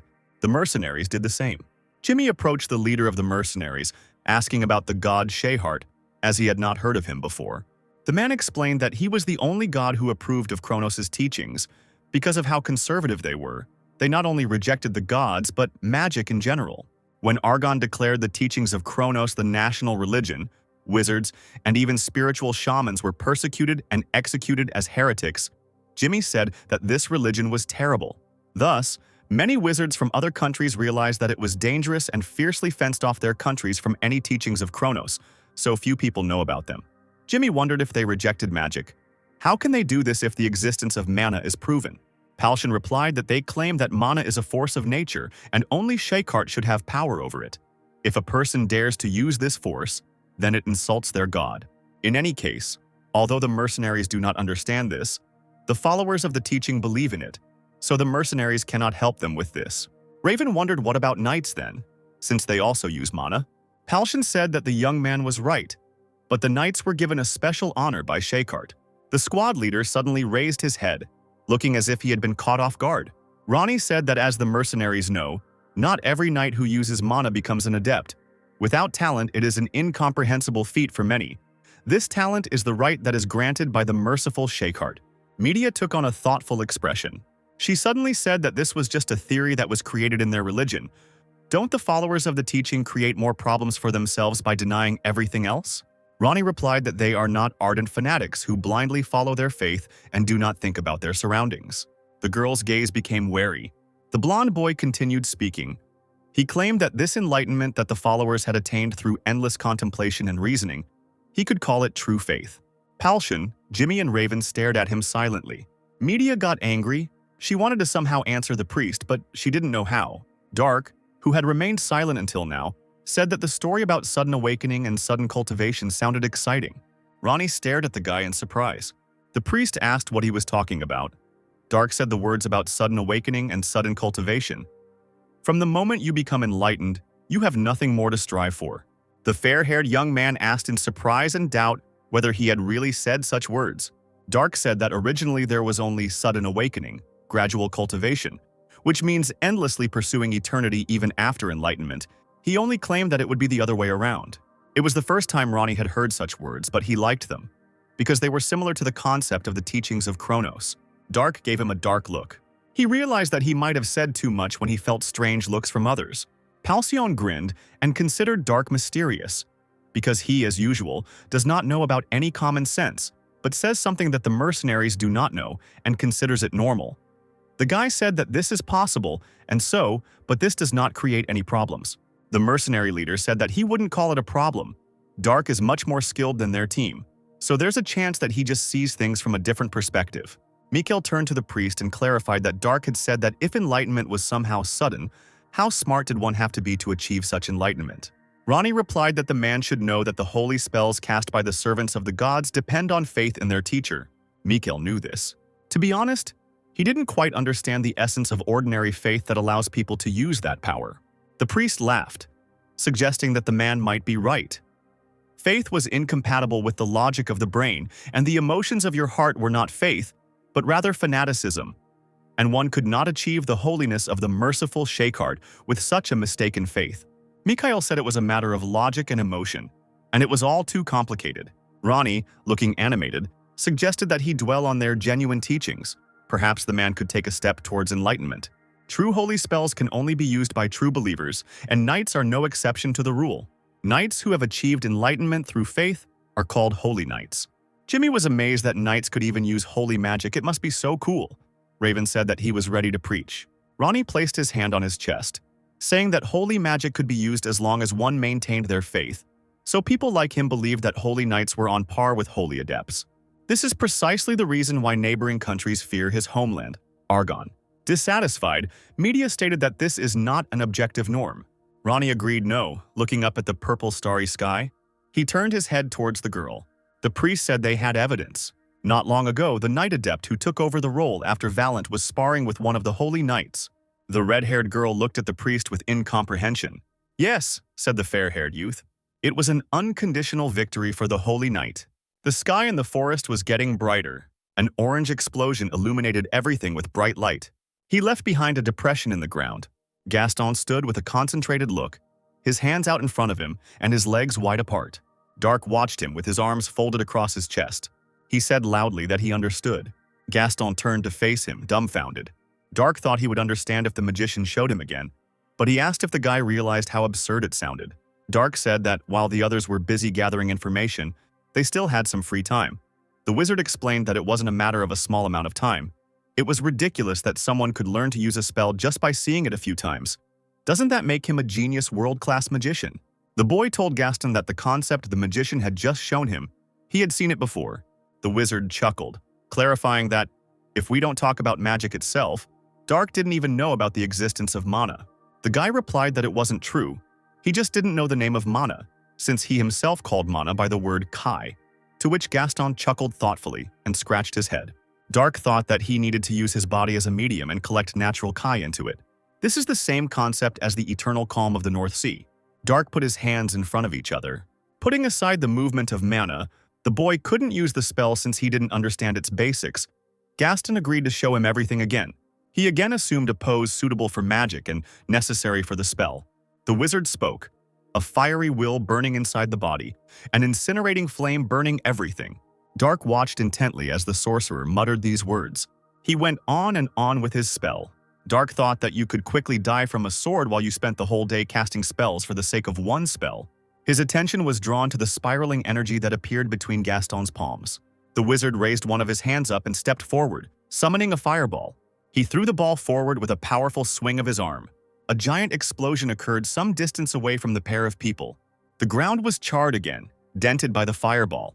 This technique was no better than the palm strike technique, but it was extremely useful as it had the power of solar arts. Gaston asked if he had been fiddling with his spell for too long. This is the reason why mages need a protector to finish the spell, such as Palshan, who protects the guy while he casts. Dark understood, but asked whether this magic needed to be chanted exactly, whether it was necessary to avoid making mistakes at all. His interlocutor clarified whether he was talking about a spell. Gaston scratched his head in embarrassment, saying that these words had nothing to do with mana, they were just words, which surprised the guy, and he asked why the wizard was chanting these words so feverishly. Gaston said it was necessary because the words helped him focus on visualizing the spell. Dark thoughtfully repeated his words about visualizing the spell. Gaston asked if the guy understood him, and he clarified that everything depended on imagination. Magic is based on the method of controlling mana. Then, a person introduces his desire into the controlled mana so that it materializes. But even so, it is difficult. In any case, mana does not understand what the sorcerers say. That's why wizards chant while casting a spell to increase their own concentration, which is why different wizards chant differently. Gaston creates synonymous sentences to cast a specific spell. During the chant, his subconscious naturally strives for his desires, and it becomes easier to call upon the fire element. This method is the most universal. It is said that magicians who have reached the pinnacle of mastery can cast spells without any chance. They control the movement of mana only with their thoughts and only say the launch word at the end. Gaston said that this skill was the result of long training in magic, because mana is uncontrollable by default, and asked if his explanation was too complicated. Perhaps it was too early for him to teach anyone. Perhaps, as Dark suggested, if he could feel the sensation of desire being implanted into the mana. Gaston was surprised by these words. He agreed and told Dark to close his eyes and give the magician his hands. The guy's gaze became tense. Gaston came up behind him, taking Dark's hands and telling him to sit as comfortably as possible. He agreed, but both boys were tense and embarrassed by such closeness. The magician held the guy sitting on the ground by his raised arms. Both of them had their eyes closed, their expression focused. Dark opened one of his eyes.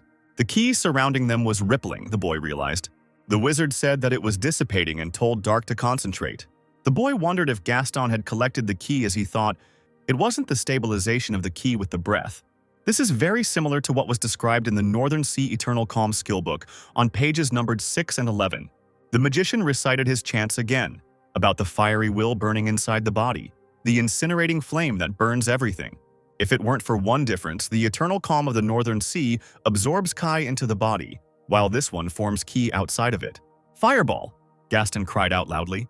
The ball again created a giant bright orange explosion some distance away from them. The wizard asked if Dark felt it. The guy didn't answer right away but paused. Collect, hold, rotate, accelerate, compress, combine, and fire. These were the words he spoke that caught Gaston off guard. He asked, puzzled, if Dark really understood. The guy thought about collecting chi using the eternal calm of the Northern Sea. It all felt like some kind of blue roots. Dark was focused on keeping the ki outside of the body rather than inside it. He began to create an energy vortex and rotate it, and accelerated to compress and combine. Then the guy introduced himself. Dark stretched his palms forward and shouted, "Fireball!" The magician's face stretched out in shock. Dark held a giant fireball in his hand. He glanced back at Gaston. To the wizard's surprise, the boy threw the ball forward with all his might, shouting that he had caught the spying rat. The ball rushed towards the innocent trees. Everything was illuminated by a bright orange light, and someone's scream was heard. There was a shocked expression on Gaston's face. He pulled back his cloak, looking at the pillar of fire created by Dark. They saw the one who was following them. It turned out to be the currently unconscious Lana Spittenberg. Palshan looked at this with puzzlement. He looked at the dissatisfied, already awakened girl, and asked what she was doing here. Dark shouted at Lana to tell her everything, but she told him to stop shouting because her head had not yet recovered from the explosion. The evil guy asked her again about what she said, and asked if she wanted him to burn Lana alive this time. The girl told him not to speak like that, as if Dark had been holding back that time. That time, she was watching Gaston and the guy training and learning from behind a tree. But Dark noticed her and sent a fireball at her. Lana claimed that he was trying to kill her and called him a demon, causing him to sigh in displeasure. Palshan whispered to the magician what had happened, and he said that the girl had been caught in a fireball created by Dark. The man was shocked when he heard that the boy had created a fireball. What took Gaston 6 years to do took Dark one day, and the wizard was simply speechless about it. Not only that, the boy thought, remembering Dark's fireball, this ball was gigantic. Gaston was shocked by what he saw. The ball was flying towards a girl hiding behind a wide tree trunk. Gaston remembered that the magic ball changed its trajectory right before it flew towards Lana. If it wasn't a coincidence, then this guy is already a mage above level 4. The wizard muttered incoherently that this man was his first student, not immediately noticing how his leader was trying to get his attention. Miko wondered how Lana found them here while he was eating carrots. Media slapped the man on the back of the head, claiming he was eating their horse food, which upset her. Gaston said the girl had escaped from the temple.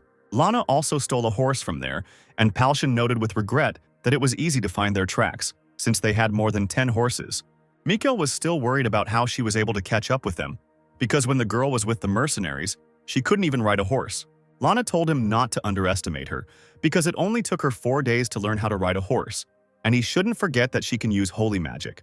The mercenary leader repeated her words about holy magic, asking again. Mikhail asked if the girl used holy magic on the horse. She confirmed it and said that it was very effective. Every time the horse got tired, Lana used holy magic and it could run further. Palshan said that a good horse had been spoiled. The girl loudly asked what he meant and was indignant, because the horse was in good condition. The man said that this was the problem. Horses don't know magic, since it's not tired, no matter how long it ran, until it reached the knights and mercenaries. The horse will think that it was its own stamina instead of holy magic that gave it the ability to run so much. She will try to run until she collapses and dies of exhaustion if this happens again. The girl was troubled by these words, regretting that her horse would die, because she even managed to give the animal a cute name. Mikkel explained that sometimes horses understand what it was, but most of the time they die during long runs, which is why people are so interested in breeding quality horses. Because holy magic cannot be used on them, Lana worriedly asked what she should do and turned to a horse named Lucy. Palshan was called by name. Jared reminded that the mercenary leader told him that the enemy hideout was not that far from here, the man replied, agreeing with this, that they might reach that hideout tonight. The knight said that then they should return the child back. It would be difficult to protect Lana, and there would be countless problems if her enemies found her. Palshan completely agreed with him, but did not understand who should protect the girl. If there was only 1 or 2 people with Lana, she could be captured and used as a hostage. That didn't mean they had a free person to watch over this child. But they couldn't keep the girl close to them. Palshan suggested that they let her stay with them now, and when they met someone they could trust with Lana, like border guards or church clergy, they would tie up the girl and hand her over to those people, sending her back. Like that time, she could return at any time. What? Dark said furiously. He asked indignantly if the leader and Jared wanted him to guard this stupid and useless child. Palshan replied that they couldn't do anything about it, because the guy was the only one who could ensure the safety of not only Lana, but also himself at the same time. Dark shouted that he refused, considering the girl useless luggage, but she indignantly intervened in the conversation, offended by the fact that she was called luggage. The boy indignantly ordered Lana not to interrupt when adults were talking and called her an ill-mannered sly girl. The girl indignantly asked how he could talk about manners, being a village simpleton from Mount Trebark, and usually such people do not know about them. Gaston suddenly felt something familiar and magical. Gather, hold, rotate, accelerate, compress, combine. These words were in Dark's head as he took a stance for the spell he had studied with the wizard earlier today. Gaston asked the boy to stop in a panic as he realized what he was doing. He covered Dark's mouth with his hand, preventing him from finishing. Mikhail asked the guy to calm down. He shouldn't have been so angry at such a little girl. Lana was outraged that she was called a little girl, since she considered herself a lady. A lighthouse could be seen in the darkness. Antonio Crow said it was strange. He didn't feel mana. Gaston, doing the same thing as the other mage, said that it looked like their enemies had already left. Jared was annoyed that they were at a dead end again. Antonio asked to wait, asking if there was empty space in the basement. No, it was too big for storage. Jared enthusiastically suggested that their opponents might be hiding there. But the bearded sorcerer said that this was not the case, since the room was empty. Gaston could guarantee that there was no one there. But the room in the basement was quite large, like a cave. It could be connected to something else. Sidmion looked at the house in the distance. He suggested that they check it out. 3 dark silhouettes appeared in the opened doorway, standing out noticeably against the blue background. Jared had no doubt that the house was deserted and suggested that his companions go down to the basement. The sounds of footsteps could be heard as they walked down the steps. The company found itself in front of a large, wide wooden door. Palshan stopped his hand doubtfully near the door handle. He grabbed the rings that acted as door handles with both hands. The man suddenly chuckled. He pulled the door rings towards himself with obvious effort in an attempt to open it. Palshan complained that the door wouldn't open. Mikhail didn't think it could be locked and decided to try it himself. The blonde mercenary was asked to wait. Antonio Crow asked if he could look at the door. He extended his hand in the right direction. The magician said he realized something about this place. Mikhail asked what it was. The wizard said that the door was under a spell and could not be opened without a password, and since they did not know the password, there was nothing left to do but knock the door down with brute force. The fair-haired mercenary agreed to do so. Antonio answered him in the negative. They had to hit the door with more mana than what they used to close it. For Mikhail, this was impossible. The blonde man's gaze became tense. The magician turned to Sir Sidmion, who agreed with him and ordered everyone to move away from the door. The knight's gaze became stern. Mikhail and Palshan watched what was happening in silence. Dark also looked, his arms folded across his chest. Jared's longsword sparkled with blue lightning, the blade itself taking on color. Dark noted with a grin that Kai Sidmione was well-disciplined, better than the knight the boy had fought before. The man swung his sword. With his powerful blow, he cut the door apart. Palshan and Mikhail's gazes became shocked. The doorway was empty. Sidmion saw the cave and asked if it was connected to the enemy's hideout. Gaston asked the man to wait. As the sorcerer thought it was a dead end, he turned to Antonio Crow, who agreed with him. The knight asked what it was and what Gaston meant. The guy jerked suddenly. The eyes of both wizards on the team lit up as they said with a smile that this was a wizard's dungeon. They asked to go in there, while Dark yawned boredly, leaning against the wall. He frowned, as if thinking about something. It was still dark outside. "This is the place," the voice said. The 2 cloaked figures looked at the house. One of them asked where those items were kept. The other figure said, "Yes, teacher. He used this place as a shelter for a short time, because he planned to return, since the mission has the highest priority." The gray magician asked if there was even a need for the teacher to come here. The black-bearded man clarified what his interlocutor was talking about. Because even as a man who had put everything into reviving his country from the ashes, he was still a mage. This was a wizard's dungeon with a considerable amount of magical tools and books stored there. How could he trust this to anyone other than himself? The gray-haired mage remarked that his master's words were wise. To be honest, it had taken a lot to stop Sir Karosa from entering the dungeon this time, given his excitement. The wizard told him that they would return after the mission. The master laughed, saying that for warriors like Sir Karosa, the dungeon was a place that stimulated their spirit of adventure. The gray-haired man said that the warrior would be disappointed, but the master suggested that he go. The teacher's face was sweaty and he looked nervous. He asked his companion, Darren, why they teleported so far from the building, since the black-bearded magician was too old to walk so much. His student immediately asked for forgiveness. The gray-haired mage awkwardly said that he had set up several traps in case of emergency when he used this place as his hideout. He had disabled them, but that was just his habit. The student asked his master what was wrong. The black-bearded man saw a horse there and asked, "Didn't the gray wizard say that this was an abandoned house?" It was a war horse, which raised the question of whether there had been a search here.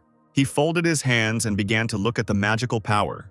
The man didn't see anyone. Did that mean that people had entered the dungeon? The gray magician called it all tiring and asked what they would do next. The teacher realized that someone was getting up.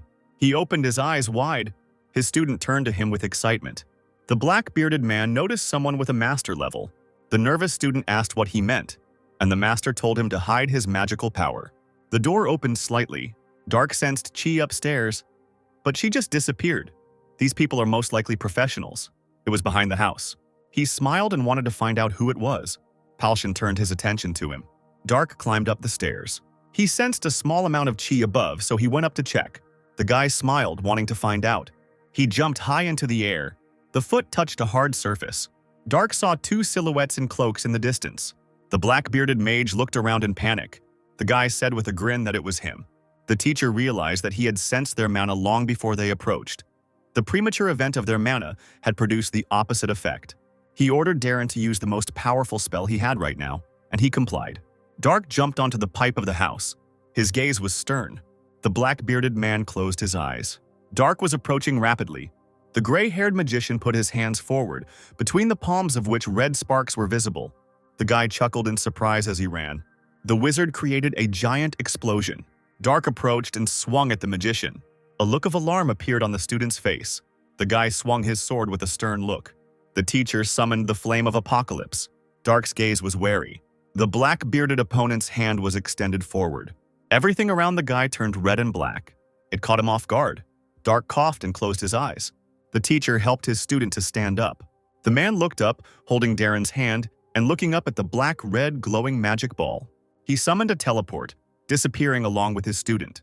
The books stood on the shelf. Gaston said that, as expected, they were right. A skilled wizard lived here. These books are level 6 and above. Antonio Crow insisted that they should be taken to the castle. If you simply translate everything into a book equivalent, then they found a fantastic treasure here. Jimmy didn't look interested. He asked if this was what dungeons were. The magician asked what else they could be. Raven said there were few traps. Only one arrow was the most dangerous. Gaston said he almost died there. Lana said that if this was a wizard's dungeon, there should have been a lot of monsters and dangerous traps everywhere. Antonio chuckled, asking how the magician could make such a room without anyone's help. Gaston explained, "Basically, the dungeon is where wizards keep their books and tools. If they set up traps and dangerous monsters, wouldn't they ruin them?" Palshan called it a disappointment and asked if he could go upstairs with Dark. Mikkel said that the mages said that these were expensive books, so they would be pleased with that. Suddenly, the mercenary leader heard something. The fair-haired man realized that the sound was coming from above. Jared noticed this too.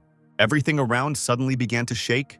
The girl fell screaming into the arms of Media, who asked if what was happening was an earthquake. Sidmion shouted that it was an ambush. He ordered everyone to go outside. Palshan and Mikhail were shocked. Their loud steps brought them closer to the exit. Palshan carried the girl on his shoulder. They walked quickly up the stairs. So the group ran out into the dark street. Sidmion stopped suddenly, confusing Gaston. The man mentioned the Lord's name. In front of them, a huge crater gaped in the ground, apparently left by an explosion. Palshan asked where Dark was, going over the worst options in his head. Gaston wanted to use the viewing of magical power, but the knight claimed that there was no need for it. The magician asked him again. Jared didn't feel any mana and thought that the opponents had fled after the ambush. The leader of the mercenaries ran past him abruptly. The knight called out to the running Palshan. The man stopped at the edge of a giant crater. His face showed excitement and horror. There lay Dark, unconscious and with his clothes all torn. Palace of the Krataus Empire. There was a giant glowing circle drawn on the floor of the room. Darren and his master appeared in it. The gray magician said that it was him. Dark was the warrior who killed Sir Carosa. The black-bearded man was shocked by this statement. The horses outside the fence must have belonged to the guy and his group, who were probably in the basement, in the dungeon. Darren asked if his teacher thought their opponent was dead, with the teacher's magic even master-level people. The man interrupted him, claiming that they couldn't be sure until they saw the corpse with their own eyes. The flame of apocalypse had dealt a direct hit, so even people at the master level would be unlikely to survive it. The gray mage said that it was all in vain, because there might be a mage who could use earth memories, so there was a chance that they could be tracked down. The gentleman said that it was not a problem. Darren's identity was not revealed even in other countries. The teacher is a public figure, but from the moment he put on the cloak, they can only track him with spells. But the Flame of Apocalypse is black magic. They will never be able to trace the connection of this spell to a man. The student asked if the teacher was sure that they shouldn't worry about this. The teacher thought that in fact they should worry more about the warrior of the mastery level. The man had previously thought that it was one of Corinth's warriors, but he was wrong. The masters of Corinth are Thierry de Valencia, Camus de Rochester, and Risa de Cluden. If not them, then the mages need to find out who Dark is. He may prove to be the greatest obstacle to their empire's greatness. So the man told the student to investigate everything thoroughly and come back. He understood his teacher. It was still night outside. Antonio Crow muttered something with his eyes closed, sitting at the table. "Display," he said, and the light in his hands lit up. Their two opponents were magicians. The wizard hesitated slightly. It was dark, and people were wearing raincoats, making it difficult to see their faces. Lana chuckled thoughtfully. She remembered the enemy's appearance. She especially remembered the mustache, which she considered stupid. The girl suddenly stood up and screamed. Media asked worriedly what happened. Lana began to mumble something unintelligible about the person the spell showed. This man turned out to be the mage who attacked the girl, and he could use a level 5 explosion. Antonio Crow could also use it. But the problem started later. Sidmion asked about the wriggling thing. The sorcerer explained that this was the Black Flame. There was only one type of spell that could do this. It was black magic that astonished those present. Black magic is a power that you borrow from the demon gods through a contract with them. One who is able to use it must be a mage of at least the 6th level. A person of that caliber would be the highest-ranking mage among other mages in the royal courts in most empires. Jared grabbed his head. Antonio said that there were things he could not understand. Palcion looked to the side. Dark lay with his eyes closed. He groaned and opened them with difficulty. In front of him were a delighted Michael, Jimmy, and Raven. He did not share their reaction, lying under the blanket and somehow regaining consciousness. The guy sat up, declaring that there was nothing to see here and showing off his bandaged torso. Palcion laughed, assuming he was okay. Mikkel said that it was thanks to the priest Ronnie, who poured his healing energy into Dark. The priest lying next to him replied that it was not he who healed the guy. It was the will of Shakehart who healed him. Jared asked excitedly if Dark could tell him what happened. The bearded wizard said that they only saw everything through the Earth's memories. It seems that they were the magicians who kidnapped Lana before. But the next explosion was even stronger, so Antonio believed that it was the work of black magic. Dark asked him again, not understanding. The sorcerer began to explain that powerful magic that could be used by magicians who had made a contract with a demonic god. The guy mentally cursed, considering what he had said to be nonsense. The team couldn't see anything because of the explosions, so the mage was interested in how Dark managed to survive. Dark was informed that he was found in critical condition. He could have died if not for Ronnie, and the priest lying nearby on the floor muttered that it was Shakehart's will. The guy turned away and chuckled thoughtfully, listening to this and thinking about the situation. He had truly never seen a combat technique as powerful as the one that was used on him. Dark had used Divine Iron Key and even the Shackles of Immobility together. But he couldn't withstand this strong magic that he didn't understand, because this magic worked according to the rules of this world, which was not his native one.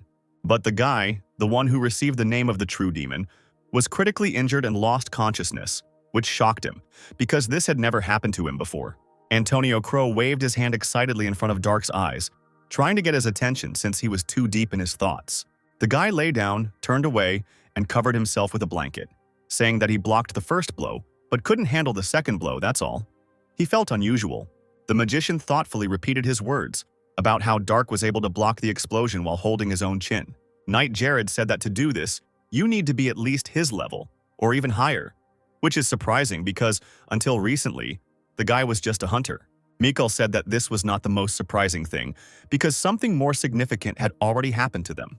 The mercenaries had already seen about 50 knights led by an adept, but for the great mage of the royal court to show up here, it seemed like the country itself had decided to take up the matter, which was quite unusual and important. Can the mercenaries now calmly think about the fact that they will not use titans? The knight could not help but agree with this, understanding their point of view. One titan could wipe out their team, so Mikkel wondered if their team had a way to fight it. Jimmy and Raven's faces darkened as they thought. Mikkel and Jared stood silently opposite each other, also deep in thought. Dark noticed that they mentioned titanium. He turned his head slightly, listening, as he was interested in this topic, thinking that it might be useful. Jared said that his Titan Kuma is with him, so they don't need to worry. Media asked where the Titan was, even though she knew Sidmion couldn't keep the weapon in plain sight. But the man told everyone to follow him so he could show off his Titan. A group of people stood near the house, waiting for something. Everyone looked at Jared, who stood in front. Gaston turned his attention to Dark and asked when he had managed to follow them. But the guy did not answer him, carefully watching what was happening. "Kuma, come," said Sidmion, calling upon his Titan. Dark turned his gaze. A certain sight caught his attention. Bright blue spirals began to spin in the starry night sky. Jimmy let out a delighted cry as he watched. Raven asked him to calm down, and Media and Palshan looked up in confusion. The large round shield depicted the silhouette of a golden two-headed lion. Dark's face showed surprise, but also interest. In front of them stood a real metal giant, dressed in giant heavy armor and holding that same large round shield with a lion. The other mercenaries also gave this creature looks that showed a variety of emotions, but mostly it was admiration or surprise. Lana gasped in surprise, reporting that she was seeing the Titan with her own eyes for the first time, and it was bigger than she thought. Dark looked straight at the giant, as he was initially interested in this. Palshan asked if the guy was seeing such a creature for the first time, and explained that it was the world's most powerful magical military property, a Titan, while Dark asked in amazement if, since this thing was military, it could move. The mercenary leader replied that the Titan was much faster than a human, and not only that, Jared checked to see if everyone had calmed down. The man knew it was already quite late, but he thought they needed to move now. Palshan thought that they wouldn't be able to get more information now anyway, so he suggested moving towards Galicia. In the night blue starry sky hung two moons, so familiar to the sky of this world, illuminating a string of horses walking one after another. Gaston dozed on his horse. He woke up when he heard a voice calling out to him. The guy asked if Dark had called him and said that he was in deep thought. Not wanting to admit that he had fallen asleep, Dark asked the magician how this thing called Titan moves, whether he does it with the help of magic. Gaston realized that his interlocutor was curious and confirmed his suspicions, saying that the Titan was using golem magic. Dark asked him again about this information, as he did not quite understand what was said. Golem magic transformed stone, wood, steel, and similar materials into humanoid form and allowed them to be controlled, while titanium originated from the concept of a golem. This story was very long, so to put it briefly, the Titans were invented when people wanted to control the golem, which was apparently impossible. The role of the pilot is performed by a knight adept who can use a large amount of mana, using a compact instrument called the central nervous system. Knights are able to transmit their mana directly to the golems, which helps control their system. Dark asked if this meant that depending on the knight's skills, the Titan's strength could be different.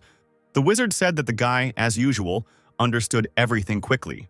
If the mana output is the same, then everything depends on the knight's skills. However, if Axion's mana output is higher, he can easily suppress the enemy even with a difference in skills. Also, the main military power of the country is made up of Titans with a high mana output coefficient. Romero of Alcus, the Empire of the Mages, is the standard of all Titans, so everyone uses Romero's allocation of 1-0 as the standard unit. Palshan asked how much mana output Sir Sidmion's Titan had, and he replied that Kuma was an Anthros-class Titan. Of course, his titanium is better than the standard ones, considering they are made for the Royal Knights. Dark asked how many such knights there were in total, but Jared didn't know the answer to that question. Only the adepts are registered in the Temple of War, one can only assume, but the Titans and other details are a secret in each country. The night moonlight penetrated through the long and narrow windows. The light fell on the wooden stairs. The giant hand in a dark blue metal glove moved. The muscular man in the headscarf muttered something unintelligible under his breath. A male voice addressed him and asked how the work was progressing. The man informed Sir Tozier, who had approached him, that everything was going very well. The black-bearded man asked if they had enough material for the nervous system and other needs. His interlocutor reported that yes, all thanks to the Dragon Heart, the 12 Azure Knights would be ready in the shortest time, which was a success. Sir Tozer asked if this meant that everything would be done as planned, and the subordinate confirmed this. They were looking at something big. In front of them was a large silhouette of a horned creature. It was the first 3-0 in history and the world. A satisfied smile appeared on the black-bearded man's face. He looked at two dark rows of giant silhouettes. It was daytime in the trading city of Galicia, and the bright, warm sun was shining. illuminating everything around. People were walking along the streets, buying fresh fruit at the market, making noise and chatting, and generally going about their daily business. Gaston asked if anyone had found any clues.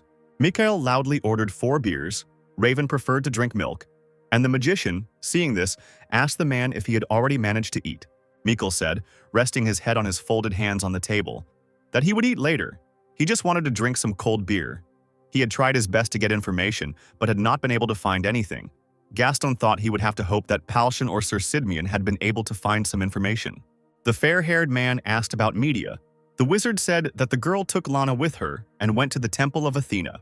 Mikhail asked if Dark was going with them, to which the guy chuckled, claiming that Dark would not want to go anywhere with Lana. Gaston didn't know what was going on, but the subject of their conversation was now sitting in his room, lost in his thoughts. Dark exhaled, stretching. He remembered the words of the elderly mage from the academy. The golden age of magic was about 1,000 years ago, but no one ever returned from the spatial travel. The mages of the academy simply did not have records. Dark thought it was the same as saying there was absolutely no way back. The guy was so powerless, and it irritated him. He leaned back on the bed and thought that at that moment he would be happy to see even Cheng and Ghoul. Dark looked up thoughtfully as he lay on the bed. Footsteps belonging to several people were heard. Among several men in cloaks, there was one particularly gloomy man. He kicked open the door to the room with a powerful kick. The man exclaimed, looking around the room, that there was no one here. Standing near the doorway, Dark said that he heard the people in cloaks long before they arrived and called them amateurs.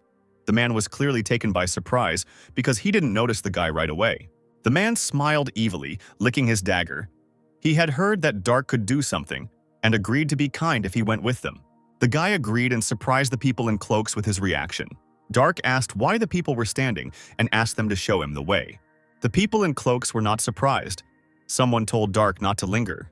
The boy's hands were tied behind his back. His legs were also tied to a chair, and a scarf was tied around his head, blocking his view. One man ordered the bandage to be removed from the captive. The loosened bandage fell under Dark's chin. The man asked the blonde girl standing next to him if this was the person she needed. She noticed that Dark knew it was better to go if asked politely. The man next to her chuckled, asking if the guy had any debt and if the girl wanted to pay him off now. She confirmed this. Dark asked what she wanted. He managed to doze off for a second, but the girl ordered the people to first beat the guy half to death and then make him crippled. The man told his subordinates that they heard her words. He ordered not to kill the captured guy. "Yes, sir," his subordinates shouted and ran towards Dark, who was tied to a chair. The man, hearing the noise behind him, said that the guy was already screaming and therefore was going to talk to the girl about payment for the service rendered. The girl watching from behind had a shocked expression on her face. The man asked what was going on and what was going on there. Looking back, he discovered in horror that Dark had managed to free himself in that short time and defeat his subordinates, whose bodies were now lying on the floor. Dark asked the man, while the people on the floor were groaning, if he was the boss here. The man sheepishly replied that yes.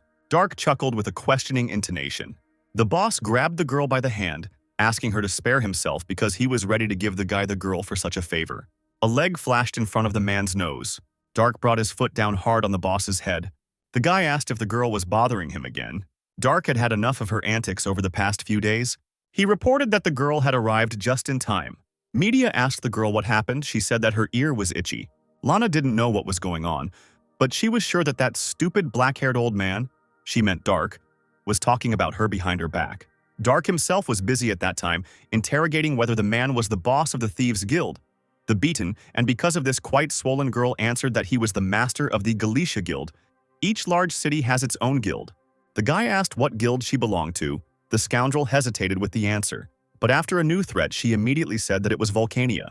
Dark realized that this was the place where they first met, and asked how long the girl was going to bother him. But she, in horror, promised that she would never even catch his eye again if he spared her. The guy agreed to save the blonde girl's life, but in exchange for something. Two guards guarding the gates to the city were talking to each other when a girl ran towards them. She quickly ran towards the entrance, not giving the guards a chance to figure out who had run past them. They only hoped that she wasn't a monster. The girl remembered the elf's words that revenge was good, but the difference was too big, and this mercenary was too big a target for them. She thought the guy was absolutely disgusting. Gaston asked if their leader had found the knights in gray armor. Palshan replied that it seemed that the knights were returning to the capital along the Maltaria Mountains, since they were seen by the merchants who came from there as mercenaries and thought that those with whom they fought that night were not alone. Gaston said that if they were far away, then it would be too late to move out today. Sidmion said that then today they should have a good rest. Tomorrow they should walk as much as they could. The mercenary leader agreed, looking at Dark drinking. He asked if something had happened to the guy, because he had never seen him like that, and he didn't understand where he got that strange hat. But no one knew. Gaston reported that Dark first went out with a group of people dressed in black, then returned alone and began to drink happily. Mikhail assumed that the guy had taken it out on these guys. The man the mercenaries were discussing coughed, covering his mouth with his elbow. Palshan hoped that even though he didn't know these people, they were safe and sound. Kratos' castle loomed as a large dark silhouette in the dim evening light. A cry came from the tower that he was alive. The Grey Mage reported that Dark was alive and well. Sir Tozier noted that it was expected, but still incredible, that he had managed to survive that hellfire, and asked what his student had found out about the man. The Grey Mage summoned the image. He said that Dark was most likely the leader of the group, and judging by the amount of mana, he was definitely at the master level. The teacher said with admiration that this was incredible, and asked if there was any more information. The Grey Magician began to tell his story. They couldn't find anything about Dark, even in Corinth or Trovia. There was no one like him among the masters registered in the Temple of War, which amazed Sir Tozier and the blonde man in purple clothes who was in the room with them. The blonde man said that it was strange because usually people with such skills want to become stronger and try to prove themselves in the Temple of War.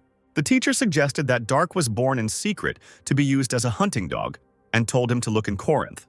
His student agreed. The blonde man, aka Sir Chromis, suddenly noticed something in the display. He pointed at one man, announcing that it was Jared Sidmion, a royal guard. Sir Chromis said that Jared was a knight who could compete for first or second place in Trovia because he was very strong. Tozier decided that they needed to conduct an experiment. His interlocutor asked again. The man told Sir Chromis to attack them with his titan when the opportunity presented itself. The royal guard might have a titan, and if there were two, the second might belong to that mysterious master, and then they could guess what country was behind him. The fair-haired man said that it was too risky, since the titan belonging to Sir Tozier could not be controlled by anyone else. He asked if it was so difficult to verify the summoning of the titan and escape, and said that he would send 4 people with Sir Chromis. Chromis asked what would happen if there was only one titan, since the mysterious master might not have one. Sir Tozier wondered if that would not be a great opportunity then. A great opportunity to get rid of everyone. Dark sat with his eyes closed, frowning. Palshan awkwardly noted that he had not been looking very well for the last few days. The guy asked irritably if it was that noticeable. Lana whined that her legs hurt a lot. Dark covered his ears, complaining that all this kid had done for the past few days was whine. He turned to the girl irritably and asked if she wanted him to leave her here. Lana snorted dismissively and declared that if the boy did that, he would be cursed by Athena. Jimmy thought Media was going to keep the baby. She was going to, but she couldn't do anything about it. What? Lana exclaimed in the past, her face showing concern. She didn't think leaving her was a good idea. Media said that this mission is dangerous. If the girl gets into trouble, then the adults may not be able to protect her again. Lana said grimly that the students of the Temple of Athena must complete their first mission in order to become full members of the temple. Her mission was to safely deliver the dragon heart, which was kept in the Great Drow Temple. Media knew this, because that's why the girl was here. Lana said nervously that then they should know that regardless of the failure or success of the mission, she was obliged to report to the Great Drow Temple at the Temple of Athena, and also in the Great Temple in Corinth. Sidmion, Palshan, and the girl were disturbed by what they heard. The knight explained that Corinth must not know about their mission no matter what. He was sure that the girl herself understood this, and she agreed with it. Jared's face became stern, and he asked if Lana wanted to take the people of Trovia hostage and dared to threaten them. The girl waved her hands, saying that she would never do such a thing, because such terrible people could never become priests of the temple. The man asked what Lana would suggest in such a situation. She said that she would not be able to lie when she contacted the Great Temple. They would immediately know if she was lying and not telling the whole truth. Media asked worriedly if the girl had met them when she was returned to the temple the first time. Lana said that if she had reported the failure, then she had no reason to live if she couldn't even complete the first task. Mediok has made sense of this information. As long as the girl was in this group, her task was not considered complete, so there was no point in her getting involved with them. And not only that, she believed that the search and protection of the dragon heart itself was just a part of her other task, and she would gladly take any risk to see how it ended. This is what Lana, who is complaining about the conditions now, said. Jimmy decided that the girl clearly hadn't thought about the danger of this walk, but they really had to share her suffering. Media didn't care. It was all connected with the Holy Temple and politics, so she didn't want to say anything at all. And the child couldn't be returned to the temple. Jared sighed. He just prayed to Athena while the girl was arguing with Dark. He prayed for the protection of this mission, listening to the abuse. The landscape, meanwhile, was shimmering in all shades of green, with a lot of vegetation in the form of trees and hills covered with grass. Sir Chromis stood on the edge of the cliff. He was informed that they had made contact. The man in the cloak carried a communication ball on a pillow. Sir Tozier reported via the orb that they had received new information from Trovia. According to the message that Sidmion sent to King Trovia, the people accompanying him were simply a group of adventurers consisting of mercenaries, a wizard's apprentice, and knights. Sir Chromis asked who that master was then. Presumably he was just a hunter who lived in the Trebak Mountains area, but they couldn't know for sure. However, Corinth had no reason to send a master here, so it's safe to assume that Dark is not his hunting dog. Chromis asked if the boy could be from Kruma, but the man thought it was impossible because it was too far away. Then we can assume that Dark does not have titanium. The sky was still light. Several figures gathered in a circle in the clearing. Lana fell to the ground, wondering if she could just go to sleep. Palshan said that they were finally in the kingdom of Toria, and the girl had no plans. The knight sitting next to him chuckled. Jared said that it was possible, but they couldn't afford to rest here since it was enemy territory. Media asked when they would reach the settlement. Mikhail replied that in 4 days, they should reach the city of Zelion. 4 days, the girl repeated after him. Dark sat in a meditative pose, thinking. He realized that something was approaching them. Jared looked at the guy with a questioning expression on his face. What? Lana said in surprise, opening her eyes. She stood up, asking if the ground was shaking. Media noticed that she was indeed shaking and wondered why. Mikhail assumed it was an earthquake. Jared was shocked. His gaze became stern. The sky was a soft light blue. The knight's gaze became tense. Some giant silhouettes were approaching them. Jared ordered his companions to run into the forest, warning them that the Titans were approaching. The mercenaries were shocked and frightened by this. Sidmion summoned his Titan, named Kuma. A giant Titan appeared out of nowhere. Media carried the girl away, running away with the other mercenaries. Jared stood next to the Titan. The metal hand gripped the sword's hilt more tightly. Sidmion began to climb into the Titan. The body of the military equipment was closed. Jared remembered the gods when he saw something in front of him. One of the opponents was 4 Romero-class Titans. Palshan shouted for Dark to come here. The knight looked back at the sound. He told the guy standing next to him to get out of there. He was silent, looking at him. The enemy Titan was running rapidly in their direction. Dark refused to leave. Jared didn't believe what he heard and asked, "What?" Dark took out his sword, smiled, and asked if he really thought he would let such a wonderful opportunity slip away. Sidmion cursed, considering the guy a fool. Dark ran forward with a smile. The greenish Titan stood in front. Sir Chromis said that fighting a Titan without proper weapons was outrageous and ordered his subordinate named Kalyan to deal with the guy. Kalyan obediently agreed. The huge Titan raised its leg over Dark, intending to crush him like some kind of insect. His foot slammed into the ground, leaving a mark in the earth, but the boy was no longer there. Dark was already in the air above the Titan, noting that it was interesting, but weaker than the 1,000-fold descent technique. He offered to take a look, swinging his sword. His body was already rushing towards the giant enemy. The swing of the sword flashed like a flash. Jared, sitting in the Titan, asked in confusion if it was a mana wave. Dark said, touching the blade of his weapon, that the enemy was strong enough. The enemy Titan shielded himself with a shield. Sidmion realized with horror that it was the master. Sir Chromis said that there was no point in getting distracted. He swung his Titan's arm, intending to hit the knight's Titan on the head. The green Titan struck Sidmion. He was clearly taken by surprise. Jared made a sound of displeasure, another blow to his shield. This blow threw the Titan Sidmion some distance away from the enemy Titans. One green Romero cursed. He ran towards the Knight Titan. Titan Jared's hand gripped the handle of the shield. The shields of the giant Titans clashed. Sir Chromis's face twisted. Sir Sidmion's face was stern. The green Titan's foot left a mark in the ground. It was bad for him that the Kuma Antros class Titan with a power of 1-2 was noticeably stronger than the Romero class with a power of 1-0. So the Titans decided to defeat Kuma with their numbers. Another blow landed on the Knight's Titan's hand. Sir Sidmion snorted in displeasure. Behind him, another Romero swung. Jared cursed. screaming in horror that he only had 2 arms. They were hit again. The Green Titan stopped. Kalyan wondered what was going on. He couldn't put his shield down for even a moment, which made him panic. Dark swung his sword. Kalyan thought, "What kind of monster have I gotten myself into trouble with?" He stood, trying to withstand Dark's blows that landed on his shield. Kalyan realized that his enemy's attack had damaged the shield by 15%. It was dangerous to just defend himself. It was recommended to take countermeasures. He looked around nervously. There was an explosion over Romero's shoulder. Antonio extended his hands forward, casting a spell. Kalyan shouted angrily that magic of the 5th level and below was useless against a Titan. The wizard asked with a sly smile if he was really sure that the magician did not know this. Kalyan sighed, shifting his gaze. He realized it was a diversion and wondered where Dark was. Who was currently falling on Romero from above, swinging his blade? A bright flash appeared behind the Green Titan. Another blow hit his shield. Feet in brown boots touched the ground. Dark said that he never even dreamed of meeting someone so strong in this world. His opponent was able to entertain him well. However, it seemed that this was the limit of Kalyan. The Titan shielded himself with his giant shield. Kalyan's face twisted with anger. He quickly sent his Titan running forward at Dark. Romero swung his weapon. He struck the ground with his blow.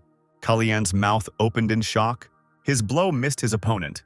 Dark had to admit it was quite a destructive force. Kalyan's pupils narrowed in horror. Dark wouldn't be able to stand up to her with the Great Golden Defense technique. However, he got bored with it. Kuma's armor was partially damaged.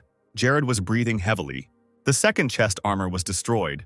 Further damage would have caused trouble. An exhausted Sir Sidmian told the system to shut up. He ordered the Titan system to focus on the battle. Kuma faced the enemy in battle. He received another blow. Kuma rushed towards the enemy. Romero pierced his armor. Jared cursed in displeasure. Kuma waved his sword at his opponent. There were about 3 Titans standing in front of him. Sir Chromis wondered how much longer the knight could hold out. Kuma's injuries began to glow blue due to regeneration. Sir Sidmian ordered that mana not be used on the damaged areas and was asked why by the Titan. The man said that at this rate they would lose and decided to take a risk. Kuma waved his shield. He threw his round shield forward with a powerful blow, causing it to roll. Romero, in whose direction the shield flew, did not expect such an outcome of events. He managed to deflect the enemy projectile with his shield, covering himself with it at the right moment. The blade of the sword gleamed. Titan Kuma stood with a long and large sword in his hands, pointing the weapon blade forward. His opponents froze in shock when they saw this. Sir Sidmian said, raising his shining sword up, that he no longer needed to defend himself. He was going to see how Romero would handle this. He ran quickly towards his enemies. 2 shields stood side by side. Jared sighed loudly. His swing of the weapon crossed 2 enemy shields.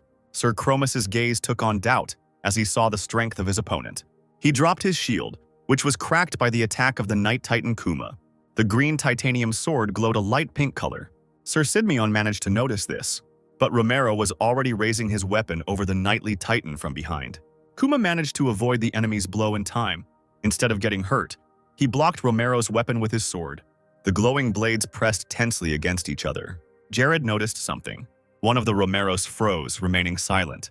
Dark was in the air, having obviously jumped so high. While the boy was in flight, he swung his blade. His body was rapidly falling down. A giant blue beam shot into the sky. Dark was kneeling on the ground, holding his blade in his hands, point down into the ground. Romero continued to stand motionless. The guy squinted as he looked at it. Again, a giant blue beam appeared, and the same flash illuminated everything. A shocked expression appeared in Kalyan's eyes. Dark created a bunch of thin and long beams as an attack. Kalyan was horrified because he thought it was impossible. Could a person create something like what this guy, a mercenary, created? There was a huge explosion that rounded into a blue ball. The door to the room creaked as it opened. Sir Tozer was glad that Sir Chromis had come, so he asked how the meeting with the mercenaries and the royal knight had gone. The man who came remembered his mission. He said with regret, closing his eyes, that the mission had failed. Sir Tozer was shocked by this statement, and in horror, he quickly asked if the man had a titanium. Chromis replied that Dark did not have a titan. The black-bearded man stood up, slamming his hands on the table, not believing that 4 Romero-class titans had lost against Sidmion's single titan. But it turned out that even though the knight was a strong opponent, he wasn't the big problem. It was that master. Dark completely destroyed the titan with just 1 sword. Sir Tozer was greatly taken aback by this information. Sir Chromis was silent. looking down thoughtfully. Romero's head was directed forward. A huge, blinding flash took the shape of a ball. The Titan tried to cover himself with his hands. Romero Caliana cracked and opened, revealing a man sitting inside. Mana continued to swirl around Dark in circles. Sir Chromus's face showed horror. He clearly did not expect something like this to happen. The man remembered Dark's gaze as emotionless and cold. Sir Chromus said that the black-bearded man could verify his words. Their Titan was completely destroyed, and Kalian, who piloted it, was out of action for 5 months. The man had certainly heard that people at the master level were strong, but that mercenary was not just strong. The level he had reached was impossible for a human, which terrified Sir Chromus. Sir Tozier touched his chin, considering his interlocutor's words. He asked how many Titans it would take to kill this man. At first, Sir Chromus assumed that 5 Romeros would be enough, but then he interrupted himself, calculating that at least 10 Romero-level Titans would be needed. Sir Tozier said that this meant that they must be willing to sacrifice 9 of their Titans, and yet they would not be able to defeat this man, even though he was alone. They had to find another way, and Sir Chromus was free for the day. Media shook the unconscious girl and said that it was all over. Palshan shouted to Dark in the distance whether he was okay after the fight. The guy covered the gigantic distance in one quick jump, approaching the leader of their mercenary squad. The man thought that everything was happening to Dark just as he thought. Palshan looked at the giant hole in the ground the boy had left behind after the battle and thought that he was an amazing, scary, and wonderful man. The man turned to Dark, who was already standing next to him. The guy wondered what his interlocutor wanted and became slightly nervous, looking away. Jared Sidmion said, placing his hand on his chest, that he was a proud knight of Tron of Trovia. He knelt down, saying that it was an honor to greet a respected master-class knight, not a blade master. Mikhail and the mercenary leader stared open-mouthed in shock at the kneeling knight, while Dark looked at him with confusion. The guy turned to Gaston and asked what master meant, which stunned him. The magician remembered that Dark didn't even know who the adepts were, so it was not surprising that he didn't understand anything, and asked a question. The magician thought that their leader should answer, but the man had a different opinion because there was someone more suitable for telling the story on the required topic. Under this man, Palshan had a knight who was right here. Jared asked if it was true what he had heard about Dark, that he had been a hunter on Mount Trebark. Sidmion said that if it is difficult for a guy to answer, then it is normal, because it does not matter whether it is true or not.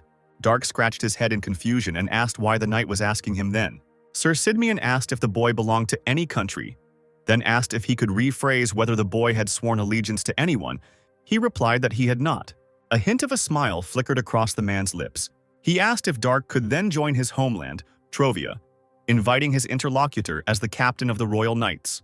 Palshan and Mikhail were shocked by this statement. There were only 4 Royal Knights in Trovia, but their captain's seat was vacant.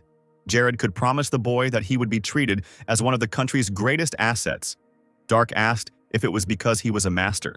The knight confirmed this by nodding to his interlocutor. Those who can infuse mana into a sword are at the adept level, but only masters can create a wave of mana with a sword. And in the entire Great Continent, there are only 12 people who can do something like that. Dark asked the man again about the number of people capable of such a thing. The knight confirmed this and said that wherever the boy went, he would be offered a high position in the army, and after proving his loyalty, he would receive the title of chief in the corresponding area. But Dark would not have to prove his loyalty in Trovia, because Jared would do everything he could to convince his majesty. The boy said that title and fame did not bother him. But Sir Sidmion said that there were 12 more people as strong as Dark himself. At least that's how many people the knight knew about. If Dark had accepted the man's offer, whether he could cross his blades with them was what worried the boy. Sir Sidmion was uneasy about this question. He said that he couldn't guarantee this to Dark, and he wondered in his head if all masters were so self-confident. Moreover, a battle between masters meant a war between countries, and a small country like Trovia could only fight at the adept level, which made the guy wonder if the master but adept that everyone praised turned out to be a weakling, how strong all these masters really were. But now, it was more important for Dark to find information about teleportation magic, and entertainment like the masters could wait. A chuckle was heard in the room of the high tower. Sir Tozier was pondering the information about Dark. This guy managed to survive a direct hit from the Flame of Apocalypse, and was even able to destroy a Titan with one ball. His student asked if he could speak. The man told him to speak.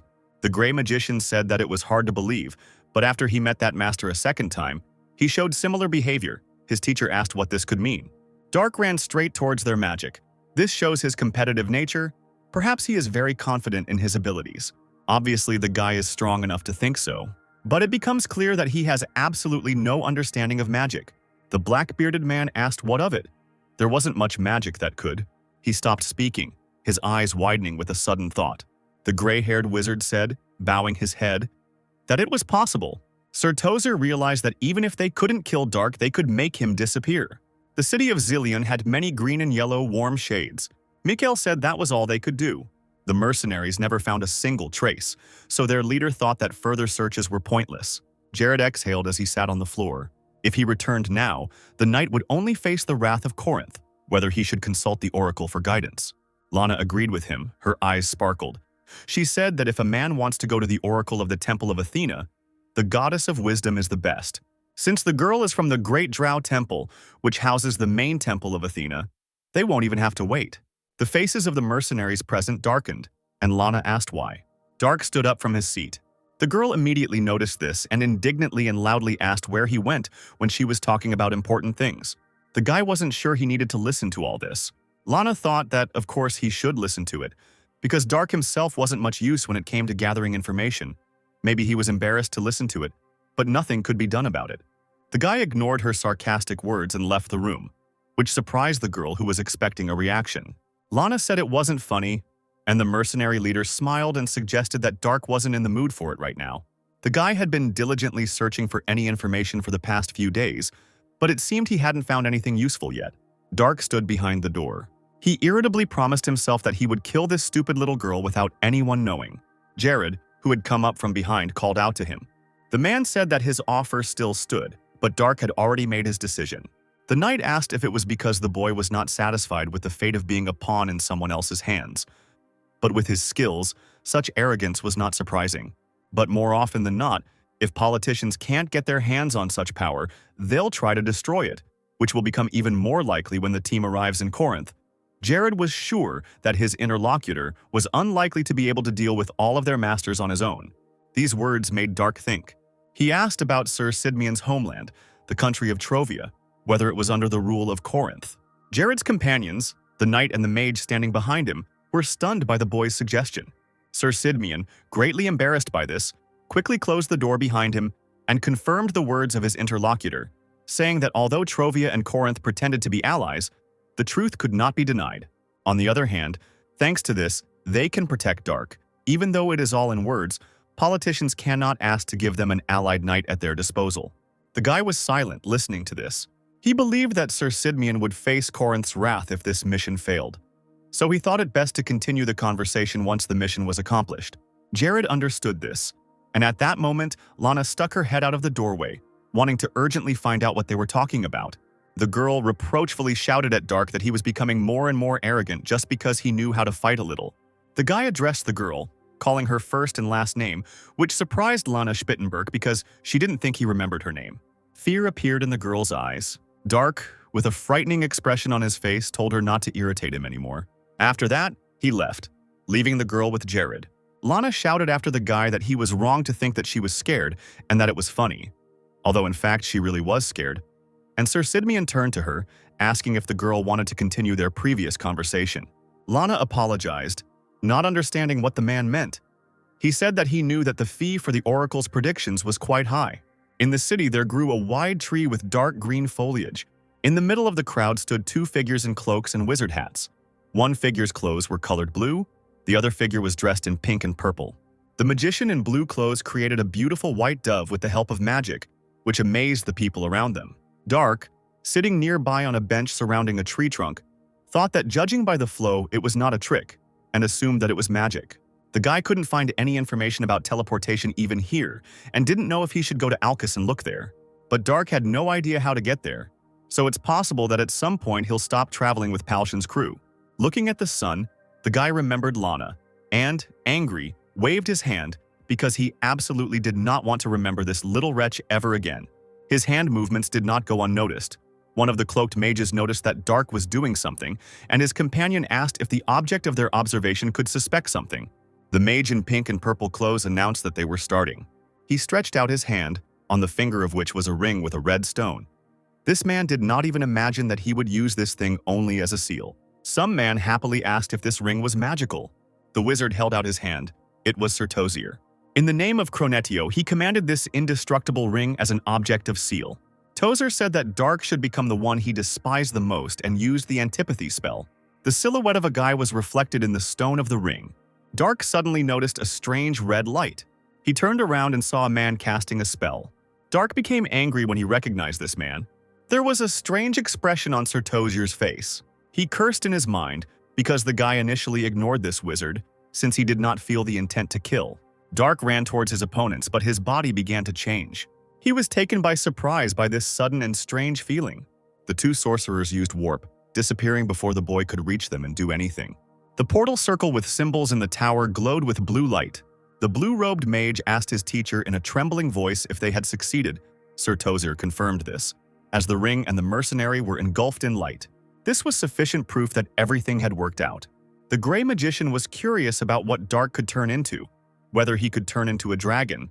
But his teacher thought that it was unlikely that if the guy turned into a dragon, the wizards would feel something powerful even for a moment. Usually, people after this magic turn into something like insects, but soon a couple of people will manage to find out what Dark has become.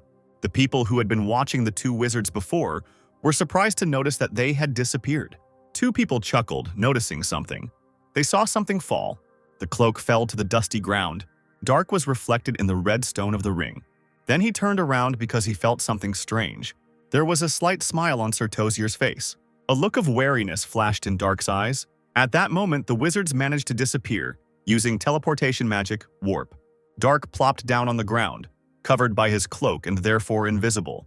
He cursed mentally because his enemies managed to escape again. Two people approached with smiles and asked if the guy was okay and if he needed help. Dark wondered what these people were saying and if they were always this tall before standing up. Feeling his body become unusually heavy, and ignoring the words of the two, he walked while one blonde guy awkwardly asked him to wait. Dark's clothes looked baggy, which he noticed. The guy also wondered why his sword began to feel heavier. The blonde man grabbed his head, thinking he should have asked the name. A loud scream was heard in the hotel building. Lana asked the newcomer who he was, while Gaston and Jared stood behind her, also not understanding anything. The person in the baggy clothes shouted rudely at the girl to shut up. Lana was scared by this. But the man who was Dark suddenly clapped his hand to his mouth, realizing that something was wrong with his voice. He turned to Gaston, asking what had happened to him, since the boy no longer felt Kai in his body. A look of realization crossed the wizard's face. Dark removed the hood of his cloak, and although the magician was able to recognize him, his face was different. It was Lana's appearance. A shocked expression appeared on Sir Sidmian's face. Antonio and the knight met each other's eyes in surprise. Palshan, Media, and Mikhail, who was busy combing his long blonde hair, were also shocked. Dark, now looking like a girl, asked with displeasure why they were looking at him like that. Was there something wrong with him? The mercenary leader turned to the girl, who borrowed a mirror from the still-frozen Mikhail. She knelt down, handed the mirror to Dark, and asked what had happened to him. A guy, but with Lana's appearance, looked in the mirror and saw his face. He closed his eyes when he saw the reflection. But when Dark opened his eyes, Lana's face looking at him from the mirror was still there. Not believing his eyes, the boy touched someone else's face. The image in the mirror changed, because his now long, light hair flashed there. Dark fell unconscious, frightening the red-haired girl. She picked it up and realized that it was exactly the same weight as Lana, that is light. Palshan handed the girl a pillow for the unconscious Dark, and Jared sat down next to the body and asked her to wait. He placed his palm on the guy's body. Lana grabbed the knight by the back of the head, indignantly asking where he was touching Dark. The guy grabbed the girl and pulled her away, explaining that it was Dark, but Lana thought that it didn't matter, because now he had her body, and she had managed to gain fat because she ate a lot. Dark continued to lie unconscious. Jared felt his body, listening to the sensations. A look of alarm appeared on the man's face. He said it wasn't just a change in appearance, and a worried Media asked why. Sir Sidmian had never seen anything like it before. Most of the mana inside Dark's body was gone. Palshan was horrified to hear this information. The red-haired girl covered her mouth with her hand in shock as she looked at this. Sir Sidmian said with regret that Dark's life as a warrior was now over. Now the boy has become just a fragile little girl. The purple night sky began to change. The sun illuminated the hotel building. The legs, in oversized trousers, touched the wooden floor. Dark assumed a sitting position on the bed. The hilt of the saber glittered in the sun's rays. The guy looked sadly at his weapon. He stood up from the bed, his hand drawing his saber from its sheath. Dark swung his weapon, extending his hand. His hand began to tremble. A desperate expression appeared on Dark's face. The handle shook in his hand, but the guy still tried to hold on to the saber. The weapon fell from his hand and hit the wooden floor. Dark grabbed his hand. His accumulated ki from 70 years of training. The body obtained through divine rebirth of his earthly body. All this was gone. Dark sadly thought about the possibilities of returning to his world in such a body. There was a discreet knock on the door. It was Media who brought the clothes. Behind the closed green door, she couldn't help but hear the guy's groans. The girl sympathetically lowered her head down, feeling sorry for him. Palshan took a piece of bread from the bowl and noticed that Media was late. Mikhail said that it was a rather grim situation, and Gaston turned to Sir Sidmian. The guy asked if it was true that the warrior's life was now over for Dark. The knight said that his situation was better than Lana's. He can be thought of as a fragile girl who has complete mastery of the sword in theory. Or rather, since Dark learned it himself, it is not just a theory. Mikhail asked if Sir Sidmian meant that since the boy had lost too much mana to apply this theory, then as a warrior he was dead. He agreed with that. No matter how strong your psyche is, you won't be able to cope with stress when the skills you've perfected your entire life disappear in an instant. Considering the level Dark has reached, the stress and frustration is unimaginable for people like the group of people gathered here. Jimmy suddenly spoke. He believed that if he were in Dark's place, he would have gone crazy or committed suicide. Lana was outraged by their reasoning because she did not understand what was wrong with her body.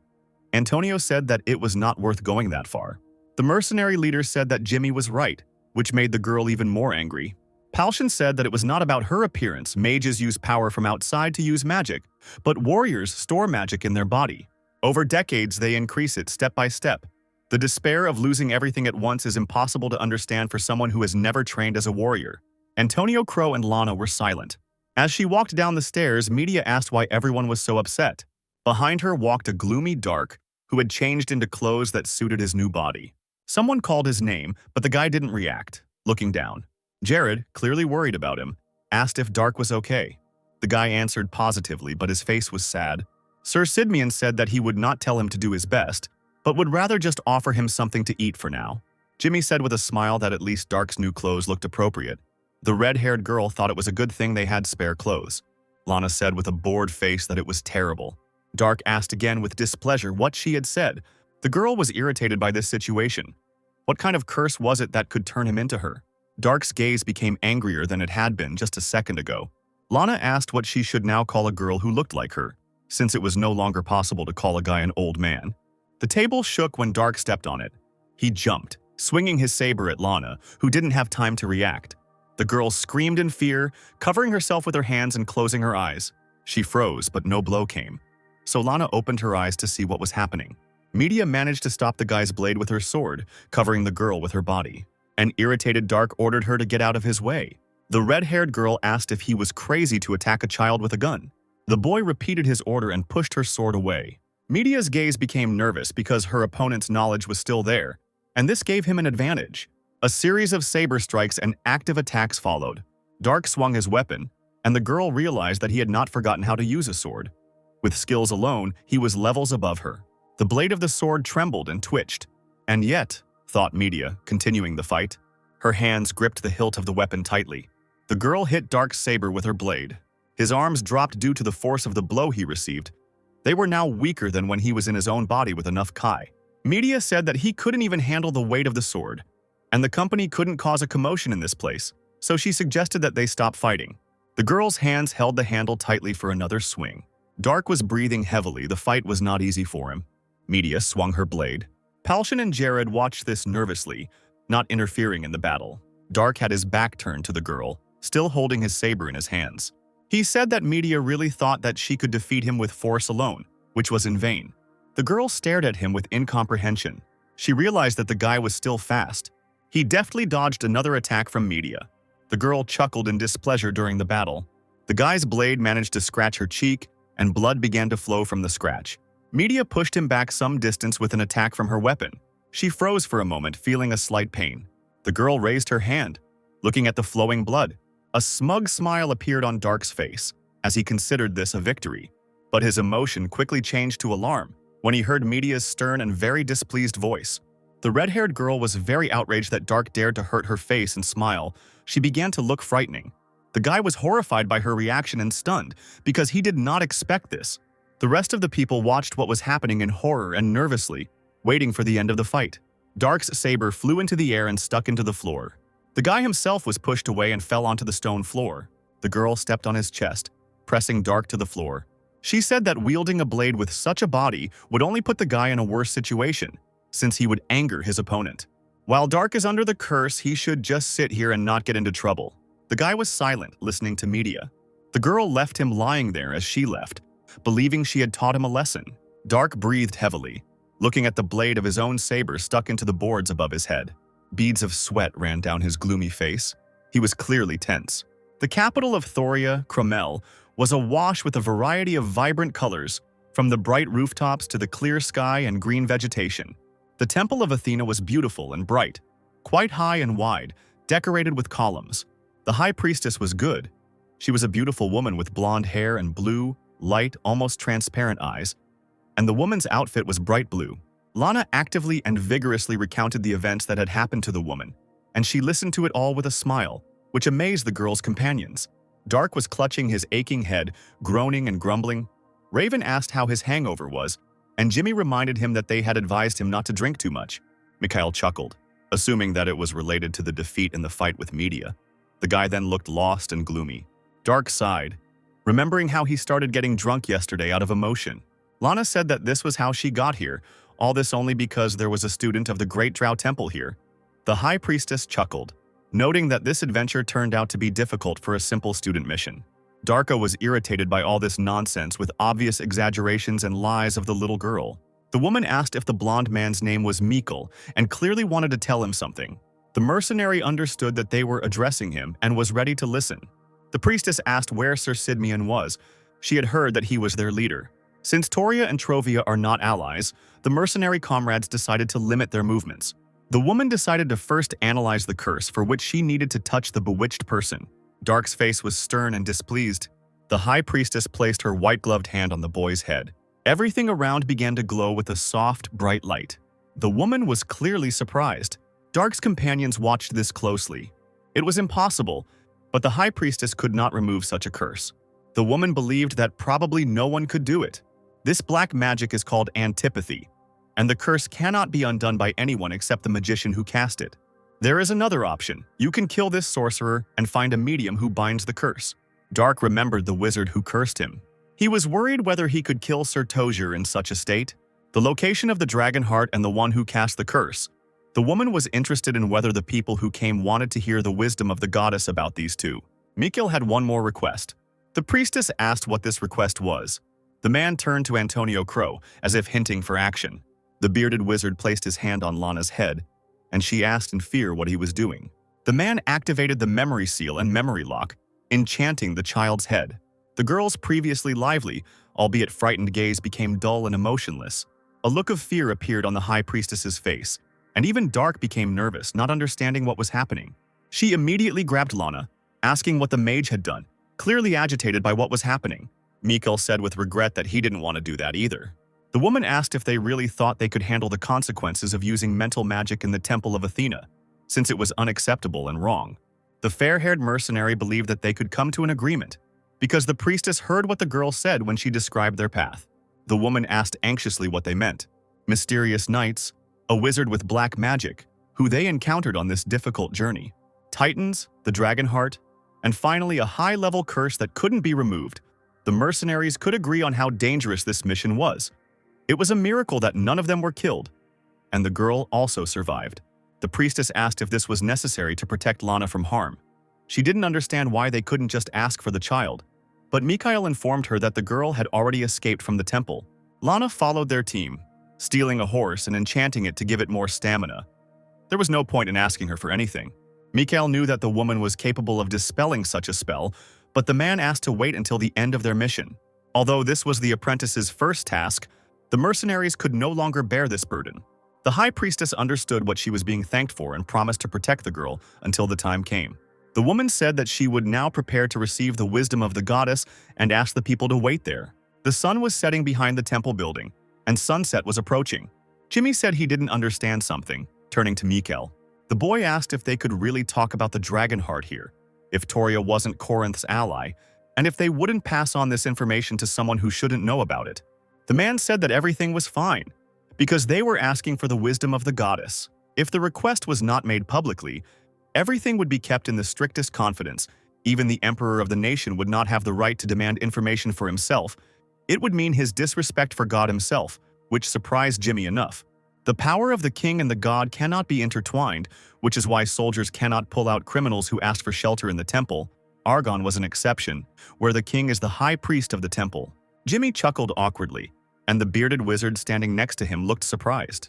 Antonio noticed that Mikkel didn't look like an ordinary mercenary. He must have received a significant education. The suggestion that Mikkel was of noble birth alarmed the fair-haired mercenary. He said it was impossible while Dark sat behind a column with an uninterested look. The priestess said that she brought a message from the goddess. She walked, carrying a large scroll in each of her hands. One scroll was about the location of the dragon heart, and the second scroll was about the location of the wizard who cast the curse. Dark frowned at the sight of this, and his appearance became even gloomier. The scroll had some creepy images on it, showing some place with a magic circle and a horned creature. Antonio Crow looked thoughtfully at the azure beast with horns. He said that he had one in mind. Such a beast was the azure dragon, a large and dangerous creature. This information scared Palshan and Mikhail.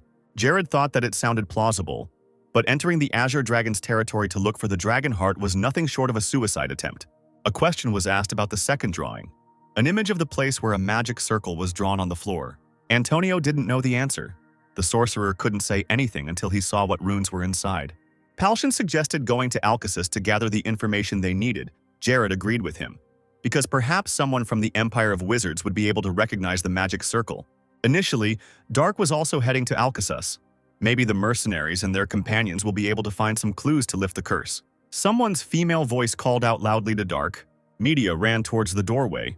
The squad leader asked what happened. The girl quickly asked if Dark was here. She was clearly worried. Palshan became nervous because, up until that moment, he thought that the guy was with Media. It turned out that Dark disappeared after notifying the red-haired girl that he was going to take a shower. Mikkel and Palshan panicked when they heard this information. A plump, mustachioed man greeted the man in front of him. Dark, the man himself, leaned against the counter and asked for a bottle. The man, who was also the seller, clarified that the guy was not going to drink it because he looked like an underage girl, to which he lied that it was just his assignment. The seller handed a large bottle to Dark, saying that the item cost 5 silver coins and 22 tar, and the boy paid for his purchase. Dark turned around and left, holding the drink he had bought in his hands. He opened the neck of the bottle with his teeth, tearing the cork out, after which the guy began to empty the bottle in one gulp, not paying attention to the fact that some of the contents were pouring down his neck and down his collar. He cleared his throat, saying it was wonderful, referring to the drink. The alcohol here was definitely better than this place itself, and now Dark couldn't even do anything. He didn't finish speaking, falling to the ground and dropping the bottle from his hands, which flew high into the air and rolled away. The guy couldn't even return to his world, because he himself didn't understand the local magic, and teleportation magic in particular. Next to him sat a black cat, which had been following him even when he was buying alcohol. Dark sat on his knees and began to scratch and stroke the animal. 3 people were watching him from a distance, their sly smiles not auguring anything good. On a dark evening, the windows in the house glowed yellow. Someone's black boots stopped right in front of the door. The broken door and the subsequent noise interrupted the people's time spent in the house. Mikhail, Raven, and Jimmy stood on the threshold, their faces clearly not in the mood for a friendly and peaceful conversation. The men in the house asked who the people who had come were. The eyes of the 3 mercenaries shone with seriousness in the darkness. The man behind whom the bed stood repeated his question.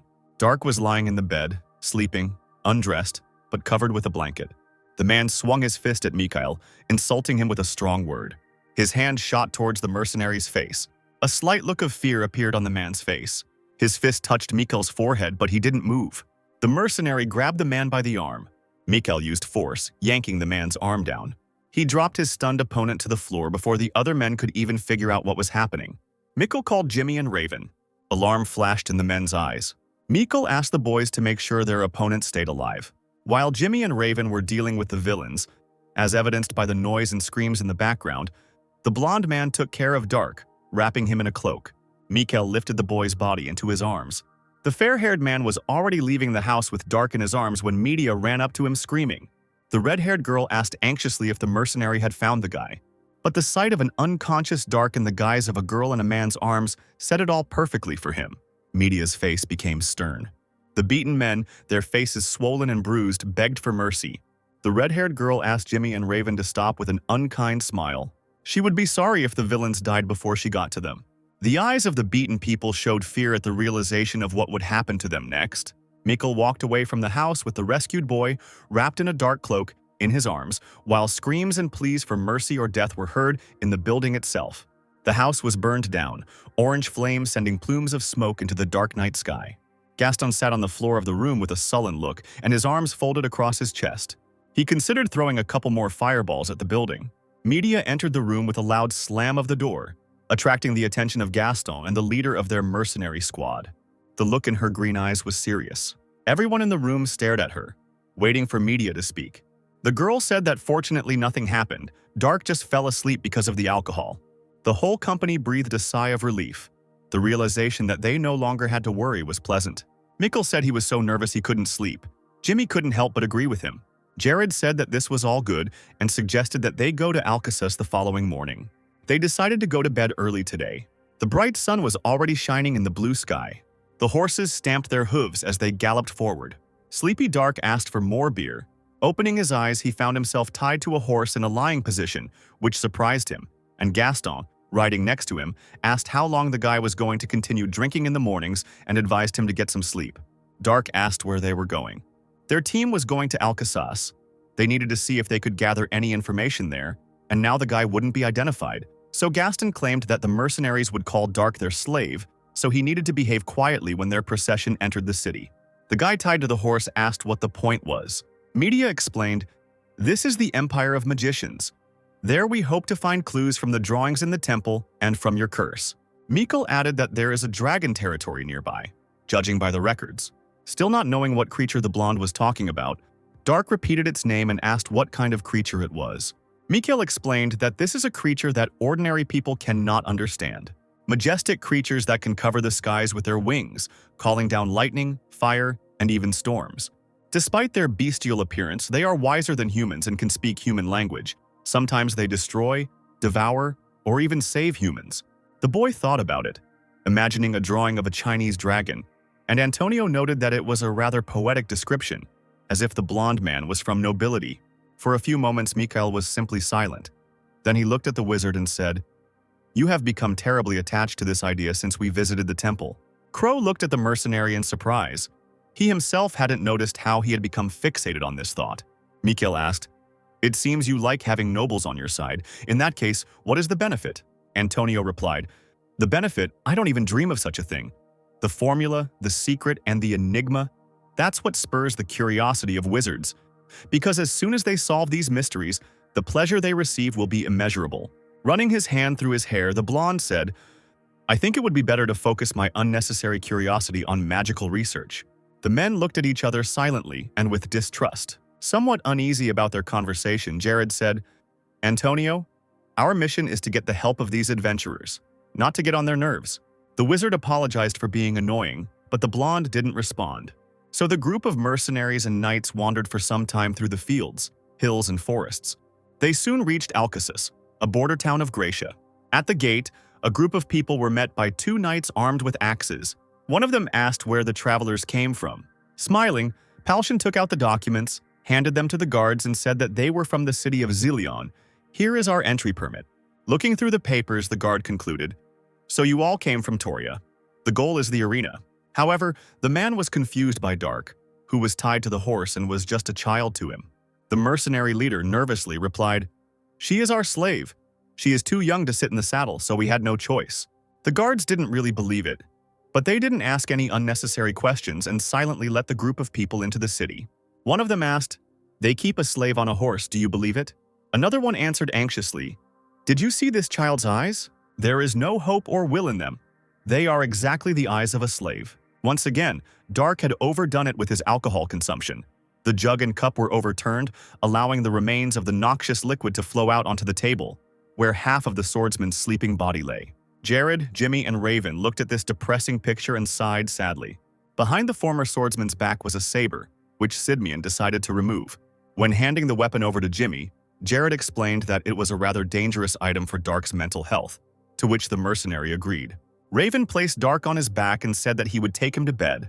The mercenary became nervous after hearing the strange sounds coming from the former swordsman and told him not to hold back. Drunk Dark took this literally and started vomiting right on Raven. The mercenary screamed in disgust, and Jimmy and Jared, sympathizing with their comrade, were glad that they weren't the ones who had to carry the guy. After a while, a disgruntled Raven sat and wrung out his freshly washed clothes. And at that moment, Dark was lying on his bed and seeing an alcoholic dream. The next morning arrived, and the awakened swordsman was walking down the stairs to his friends. Hearing the creaking of wooden steps, Media looked towards the guy. Palshan asked if he had finally woken up, and the girl waved her hand at him, calling the mixture to their table. However, Dark was not interested in anything now. He was too thirsty, and at that moment he noticed a red-haired guy who was carrying a tray with a jug and 2 cups. The swordsman asked if there was any Garesh in the vessel, and the red-haired man, alarmed, hesitantly confirmed it. The guy remembered how yesterday this girl had waved a saber at him, demanding that he give her the alcohol. And when she got drunk and threw up on Raven, it was he who had to clean the vomit off the floor. Dark demanded that they give him the alcohol and brazenly took the jug, and the alarmed red-haired man just silently watched this. Palshan suddenly took hold of the jug, not allowing the swordsman to swallow the drink again. Giving the man a displeased look, Dark demanded that he release the jug. However, the man did not listen. The guy tried to vomit the drink, but the little girl's body was not capable of this. Looking at his friend's efforts, Palshan said that Dark needed to stop drinking, or at least drink something with less alcohol content, like beer. The swordsman replied that he didn't want this, and the mercenary, dissatisfied with this behavior, asked if the package had really decided to let things slide. Dark frowned and said, "Yeah? What are you going to do, huh?" Feeling the anger rising, the man asked, "Do you think I won't do anything?" He squeezed the jug so hard in his hand that the container cracked and shattered into pieces. Palshan and Dark looked at each other angrily, ready to start a fight at any second. But at that moment, Gaston stood between them, put his hands on their shoulders, and good-naturedly said the swordsman's name, trying to calm his comrades. Dark looked at the wizard, still feeling dissatisfied with the situation. Smiling, Gaston said, "I knew someone with the same curse. He was my revered mentor, but the orcs took his daughter. Can you guess what he turned into?" The indignant swordsman did not understand why the wizard was telling him this. Gaston explained that the mentor committed suicide the next day, which upset the swordsman. The wizard continued to speak. "A month has already passed, but you still have not chosen this option. And for this I admire you with all my heart. I want you to hold on until the last moment. Please know that we went to Alcasus for you two." Dark thought and looked down. His gaze met that of the red-haired youth who was collecting the fragments of the jug. The guy got nervous and said he would bring a new bottle. For a few moments, Dark just looked at the young man, thinking about his next move. Then he turned away and said, "No need, just bring me some water." The entire group of mercenaries was happy with this outcome. Palshan praised Gaston for such a good job. Walking over to their table, Dark sat down on a chair and crossed his legs, crossing his arms in front of him. He then asked his comrades what plan they had for him. The sun broke through the gray clouds, illuminating several titans standing quietly. Looking at Antonio, Media asked, "Were titans always produced in public places like this?" Crow replied, "Alcasus exports more titans than anyone. It's not for nothing that it's an empire of wizards. A titan without an axion is just a big pile of iron, so it won't be possible to take it anyway." The entire group of mercenaries was at the high castle where the Magician's Guild was located. Looking at this building, Jared said, "I'm afraid if we don't find information, even here it would be better for us to surrender." Dark, with his brows furrowed, was already prepared for failure. A moment later, the door opened in front of them and someone invited them to enter. It was a gray-haired man who said, "You have brought some dirty magic with you." Palshan explained that they would like to remove the curse of antipathy. The man exclaimed that it was a shame to become like that. And the indignant mercenary replied, "What are you talking about? It's not about me." Dark approached the old man, and Palshan stepped aside and began to examine himself in the mirror, not understanding what was wrong with him. The old man clarified, "Didn't you say it was antipathy?" Antonio explained that Dark was a grown man and an incredible warrior at that, and the mage replied, "How strange that someone could hate such a cute little girl. If it were me, I can guarantee that I would be turned into a cockroach. I just don't understand how those little bastards get to the 8th floor. I want to leave this place right now." The guy interrupted the wizard and said, Don't think about the reasons, is there any way? The old man replied that it was impossible to fix, which completely upset Dark. Not wanting to accept this, Palshan asked if there was a way to restore his previous mana. And the man asked, "Do you think there is magic that will allow you to restore mana and leave your body?" Indignant media asked if they could at least get a list of those who were capable of using such black magic. And the old man explained, "A wizard who sold his soul to a demon would certainly make himself known. It would be better to give up. You should consider it luck, considering that he became a different person." The disgruntled girl said that she shouldn't have said something like that, and Dark told her that everything was fine. He turned away and walked towards the exit, and the girl asked him to stop. Suddenly, the magician asked if the swordsman was a great warrior, but the boy remained silent. The old man said, "Seeing how you didn't commit suicide by turning into what you hate the most, I can tell you have incredible mental fortitude, even though you're already at your limit.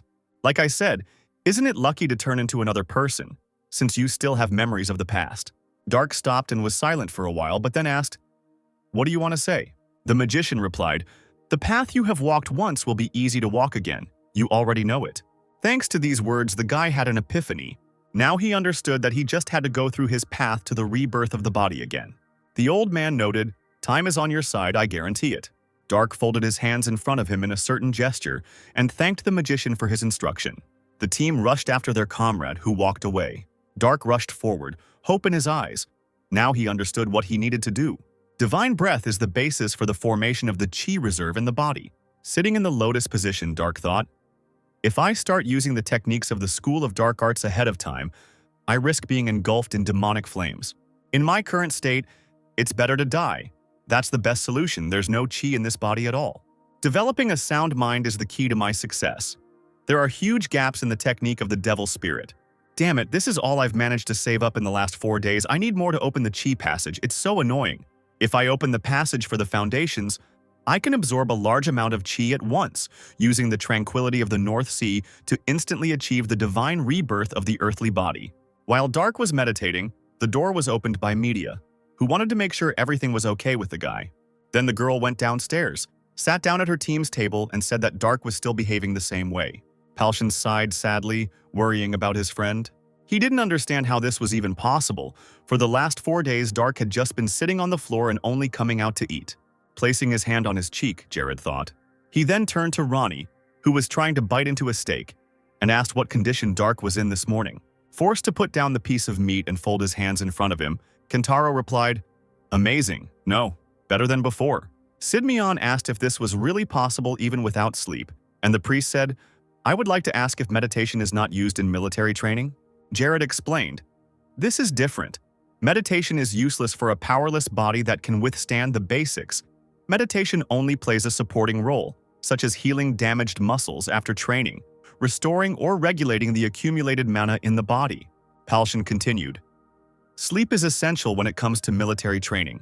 Training without sleep, his body will not withstand it."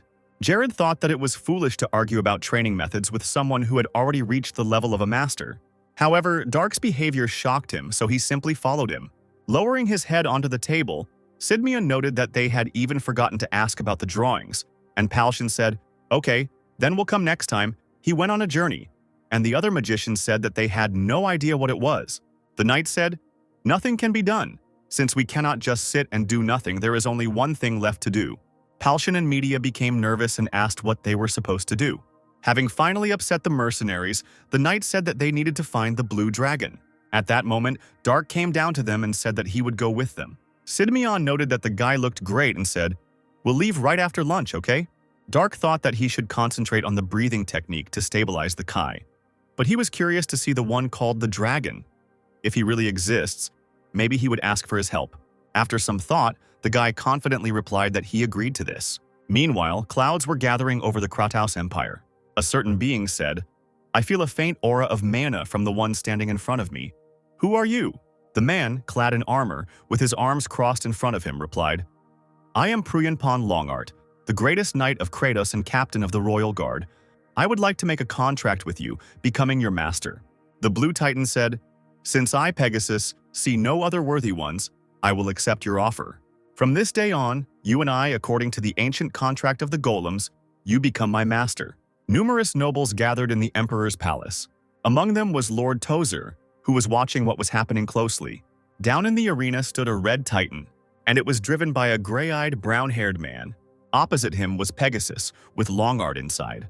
The blue titan asked if this was his opponent, and the captain replied that it was, and asked to show him what Pegasus was capable of. The blue titan's eyes blazed brighter. He was ready to fight. The brown-haired man, watching the enemy, became somewhat alarmed. Pegasus attacked too quickly, throwing his sword at the red titan. However, the surprised brown-haired man still managed to reflect the attack with his shield. But this blow still pressed the red titan's legs into the ground. Shaitan thought that this was some kind of madness. Pegasus had such incredible power that a little more and the shield would have split in two. The red titan didn't have time to come to his senses before the blue one flew at him and kicked him, sending him flying. In a moment, Pegasus was already very close. The brown-haired man was very nervous as he didn't even have time to react. While the red titan was still in the air, Pegasus struck him in the stomach from above. The powerful attack literally crushed the enemy into the ground, raising clouds of dust. The stunned emperor stood up abruptly and leaned against the railing, trying to see at least something. The red titan was defeated and was covered in cracks, and above him loomed the majestic Pegasus. The blue titan's next action scared the brown-haired man. Pegasus raised his weapon, pointing it at his opponent. Frank shouted for the blue titan to stop as the winner had been decided. However, Pegasus did not react. He continued to hold his sword over the red titan. Then he began to raise the blade, intending to pierce the enemy. Lord Tozer was stunned. He did not understand why this was happening. The alarmed emperor shouted even louder for Longart to stop. The brown-haired man became more and more afraid, realizing that his end was near. Without listening to anyone, Pegasus pointed his blade down at the titan. The brown-haired man closed his eyes, preparing to accept his death.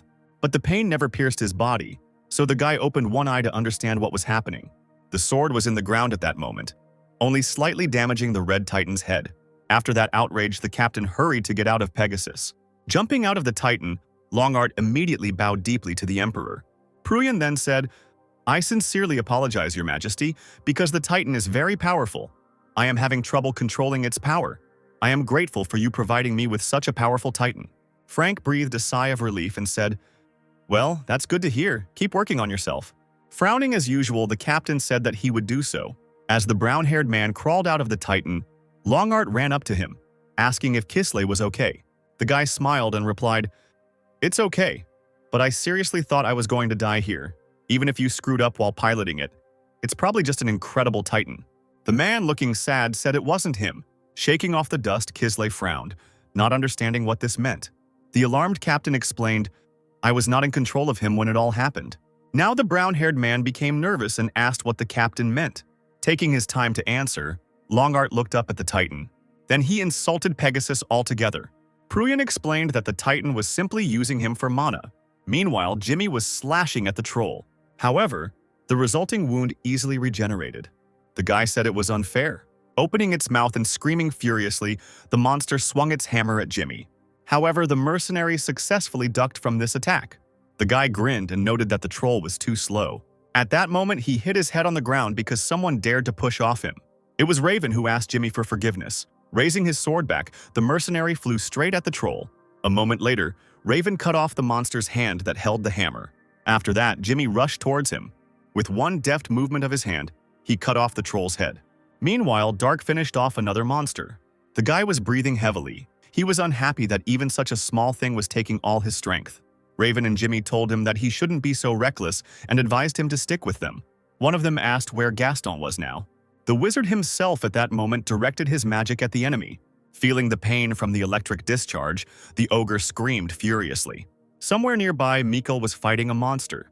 Jimmy, Dark, and Raven were running towards him, warning the blonde about the danger behind him. Looking back, Dark saw a troll raise a stone above him from behind. However, quite unexpectedly, the monster's hands and head were cut off.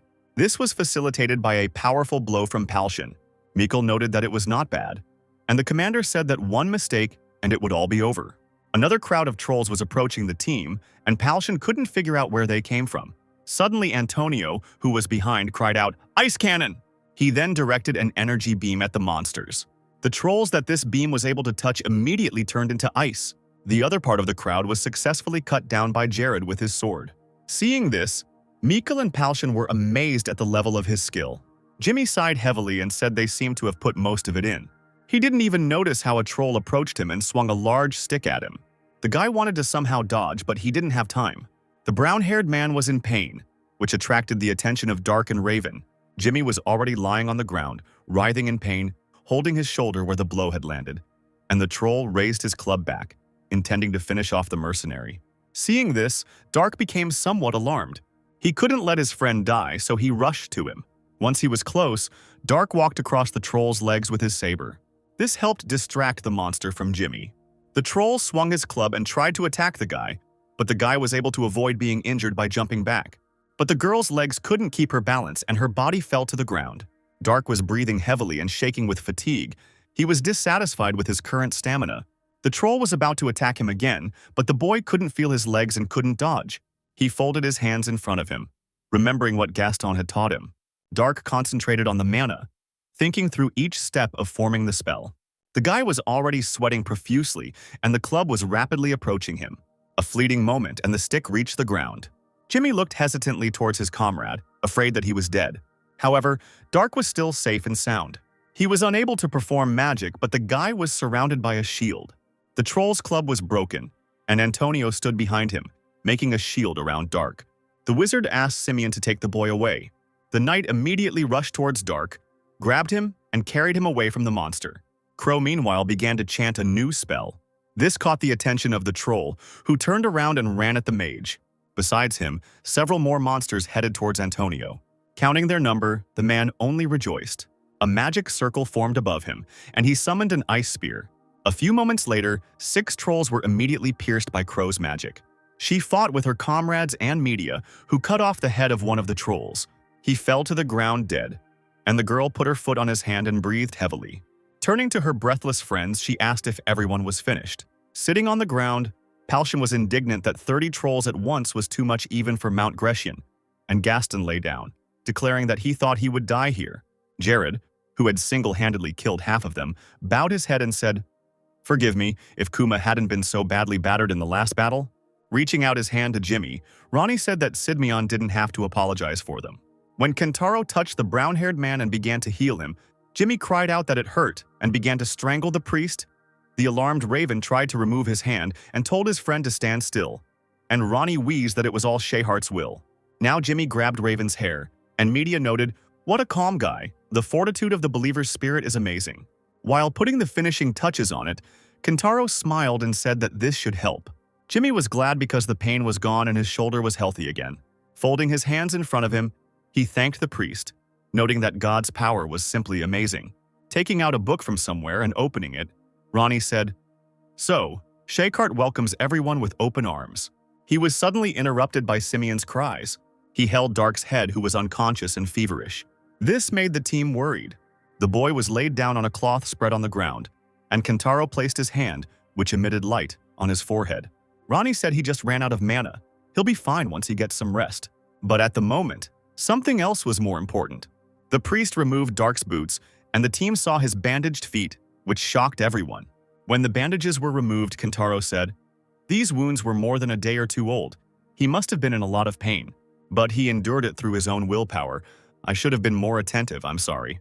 Palshan noted that they had become overconfident, and now Dark was stuck in Lana's teenage body. And media said, "Yes, this terrain is so difficult that even horses can't get through it." He didn't say a word, and I had no idea. Jared was silent at this moment. He just listened. After a while, Dark was already sitting in the lotus position again and stabilizing his chi with his breathing. Looking at him, Sidmian admired his determination and resilience. After some time, a group of people reached a mountain range. Then it started to rain, forcing everyone to look for some kind of shelter. Wet Mikhail said, "Blue Dragon Kaidaris, what kind of hole is he sitting there?" Jared asked if it was quite stressful for him, and the blonde replied, "From being on this damn mountain for so long, my mood is going to hell, and now this rain." Among the boulders, Simeon noticed a house and attracted the attention of everyone else. As they got closer to the house, the company wondered why the boulders were needed in this place. Finding himself at the door, Simeon knocked, but no one opened.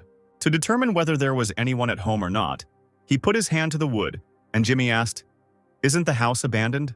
Raven said, "I doubt it. The garden was planted not long ago." Jared ordered Antonio to check it out. The man obeyed, dropped to his knees and used the Earth Memory spell.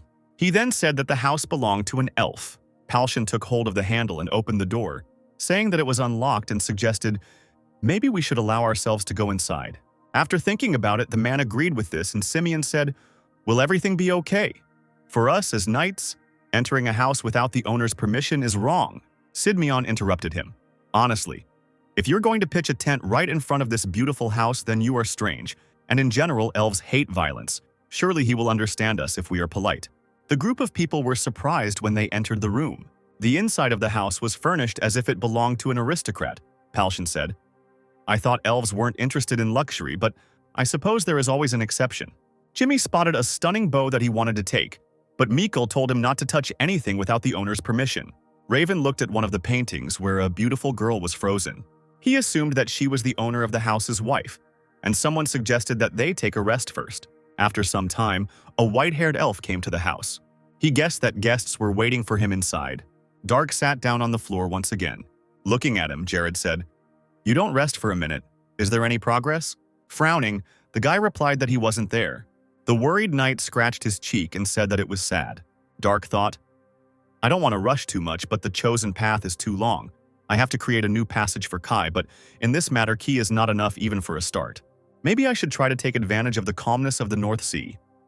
First, I will gather the chi in the area and try to create a vacuum in the devil spirit technique. Simeon became alarmed, feeling something strange. At that moment, mana thickened around Dark. Gaston and Antonio noticed this in amazement. Jared thought, the direction of the mana flow has changed. He is absorbing it. Crow decided to check Dark's mana power. He folded his hands into a triangle, pointed them at the guy and was surprised. And then he said, it's incredible at first glance, it looks like some form of magic, but I've never seen anything like it before. Gaston replied that he had seen something similar not long ago. When he was teaching Dark how to use magic, the boy absorbed the mana in the area and created a fireball on the first try. Hearing this, Antonio asked again in shock, on the first try, impossible. Suddenly someone came in and asked who they were. Alarmed, Antonio and Jared immediately turned towards the speaker. The silhouette of an elf appeared at the door, and he was the owner of the house. Bowing his head, Simeon said, please forgive us for intruding. We were seeking shelter from the rain. I beg your forgiveness. Smiling, the elf asked, for what purpose did you come here? This territory of the blue dragon Kaidiris? Jared admitted, we need something from Kaidiris. The owner of the house asked, are you one of those adventurers who dream of becoming dragon slayers? The knight waved his hands and explained, no way, we just wanted to ask him something. The master said, I have lived a long enough life, but this is the first time I have seen people come to the dragon's territory just to ask him a question. So may I ask what you want to know? I have personally met Kaidiris. Perhaps I can answer your question. Simeon said, then you should know how many horns the blue dragon has. This question somewhat puzzled the elf. Then he turned away and began to shake in an attempt to contain his laughter, which now puzzled those present. Then the owner of the house turned again to his guests and, wiping away his tears, said, forgive me, one? Kaidiris. Exactly one horn. You people came here only for this, what nice travelers. Somewhat nervously, Jared said that this was the right answer, but that was not what he wanted. The elf asked what he was talking about, and Simeon turned and cried out, Simeon, bring the drawing. When they opened the bundle of paper, they saw a drawing that was partially blurred. Jared looked at his subordinate with displeasure, who justified it by saying that it was the rain's fault and asked for forgiveness. Looking at the drawing, the elf said, demonic god. Alarmed, Simeon turned sharply to the owner of the house and asked again, did you say a demonic god? Folding the piece of paper, the elf said, yes, the horns in the drawing belong to a demonic god. However, I do not know which one exactly. Hope left Simeon again, and the upset man cursed and grabbed his head. Jared asked Palshan what they should do. After thinking for a moment, the mercenary replied, how about we go back and get information about the demon god since we don't need to look for the dragon anymore? The knight agreed to this, and the owner of the house asked, in return, may I ask you my question? Jared looked at the elf. He was ready to listen. The owner of the house pointed at Dark and asked, is this girl a warrior or a magician? The knight became nervous and replied, no one, just a weak girl. The elf said, that's how incredible it is the mana absorbed from the area circulates in her body. However, this technique has some drawbacks. Do you know that if I touch her with even the tip of my finger, she might just die? At that moment, the owner knelt down next to Dark and extended his hand towards him. Palshan immediately grabbed the hilt of his sword and was about to attack the elf to protect his friend. However, Just one look from the owner made the man stop and become nervous. Frowning, the elf said, "One should not act rashly." There was a certain darkness hovering around the boy and the owner, and Dark confirmed that the house elf was right. The guy said, "In the process of stabilizing the chi breath, when the body comes into contact with external irritants, I can easily die from the demonic flame." The elf clarified, "Stabilization of the breath of chi. Probably this is the name of the technique of mana movement." Dark confirmed, "Yes, all the time the master, brother, priest, anyone worthy of trust must protect the performer at any cost." Smiling, the elf noted that the guy was counting on his fellow travelers, and Dark simply remained silent. The owner of the house said that he wanted to know about the warrior's master, but Dark replied that he was currently far away. The elf asked where the boy was from, and the warrior replied that he came from far away, from a place called Song. The owner of the house repeated the name thoughtfully and said that he had never heard it before. Dark explained that this was quite natural because this place was not even on this planet. This information shocked the owner of the house. The whole team was surprised by this new information. The elf said, "Your mana usage technique is akin to the best mages in the country. You really haven't used magic yet?" Dark replied, "Magic? I don't think I'm suited for that. My whole life is steeped in blades. This is my path." The owner of the house asked, then, after some time, "Do you believe that you will be able to return to your previous appearance?" Media was stunned when she heard this. She thought, "Did he see Dark's true identity?" The boy replied, "About 10 years or perhaps earlier. This place is rich in kai no, mana, compared to my homeland." The elf said, "You are confident that you will reach the level of a master in 10 years? Incredible." Dark asked if the owner of the house really believed what had just been said, and the elf replied that he had no choice to believe the guy or not. He also asked if the warrior was sure he could trust him with such personal information. To this, Dark gave a confident, positive answer. The boy smiled and said, "This is the first time in a long time that I have met someone like you, Sage of the Crimson Awakening." The elf treated the entire team to tea, and while sipping the hot drink, Palshan asked Media if Dark had ever spoken so politely to anyone before. The girl replied that this had never happened. Elf and Dark were sitting opposite each other and chatting pleasantly about something. So Palshan asked his friend what was happening here then, and Media asked not to ask her about it. The elf said, "Damn, I understand. Fortunately, you are still human. The opportunity to restore strength in just 10 years is also a great success." The guy replied, "A drop of luck and a series of failures. In 10 years, I would like to cross swords with you." Taking hold of the hilt of the super sword, the owner replied, "He is my companion. With him I wandered all over the world. I have already forgotten most of what I practiced in the art of swordsmanship." Taking hold of the hilt of his weapon, Dark said, "The sword is difficult to learn, but even more difficult to forget. It took me over 40 years to forget how to handle a sword." Upon hearing this, the team was stunned into silence. The elf asked how old Dark was, and he answered that he was 72. The warrior asked the same question, and the master said, "I'm not sure. I stopped counting after 420. It would have been better if we had met before you were cursed." The boy agreed with this, and the elf put something in his hands. The owner said, "Please take it. It will protect you until you regain your strength." In Dark's hands was a very wide gold ring with a blue stone. After twisting it, the guy said that it would hardly fit his fingers. The elf told him to try it on, and when Dark began to put his finger through the ring, the decoration suddenly shrank to the right size. This surprised the guy, and the owner, smiling, explained, "He is called the Master of Water.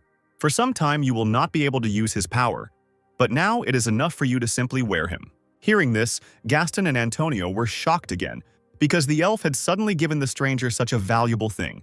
Looking at the ring, the boy said that as soon as he regained his strength, he would return the item to the elf. Folding his hands in a gesture of gratitude, Dark also explained that by then he would no longer need the decoration.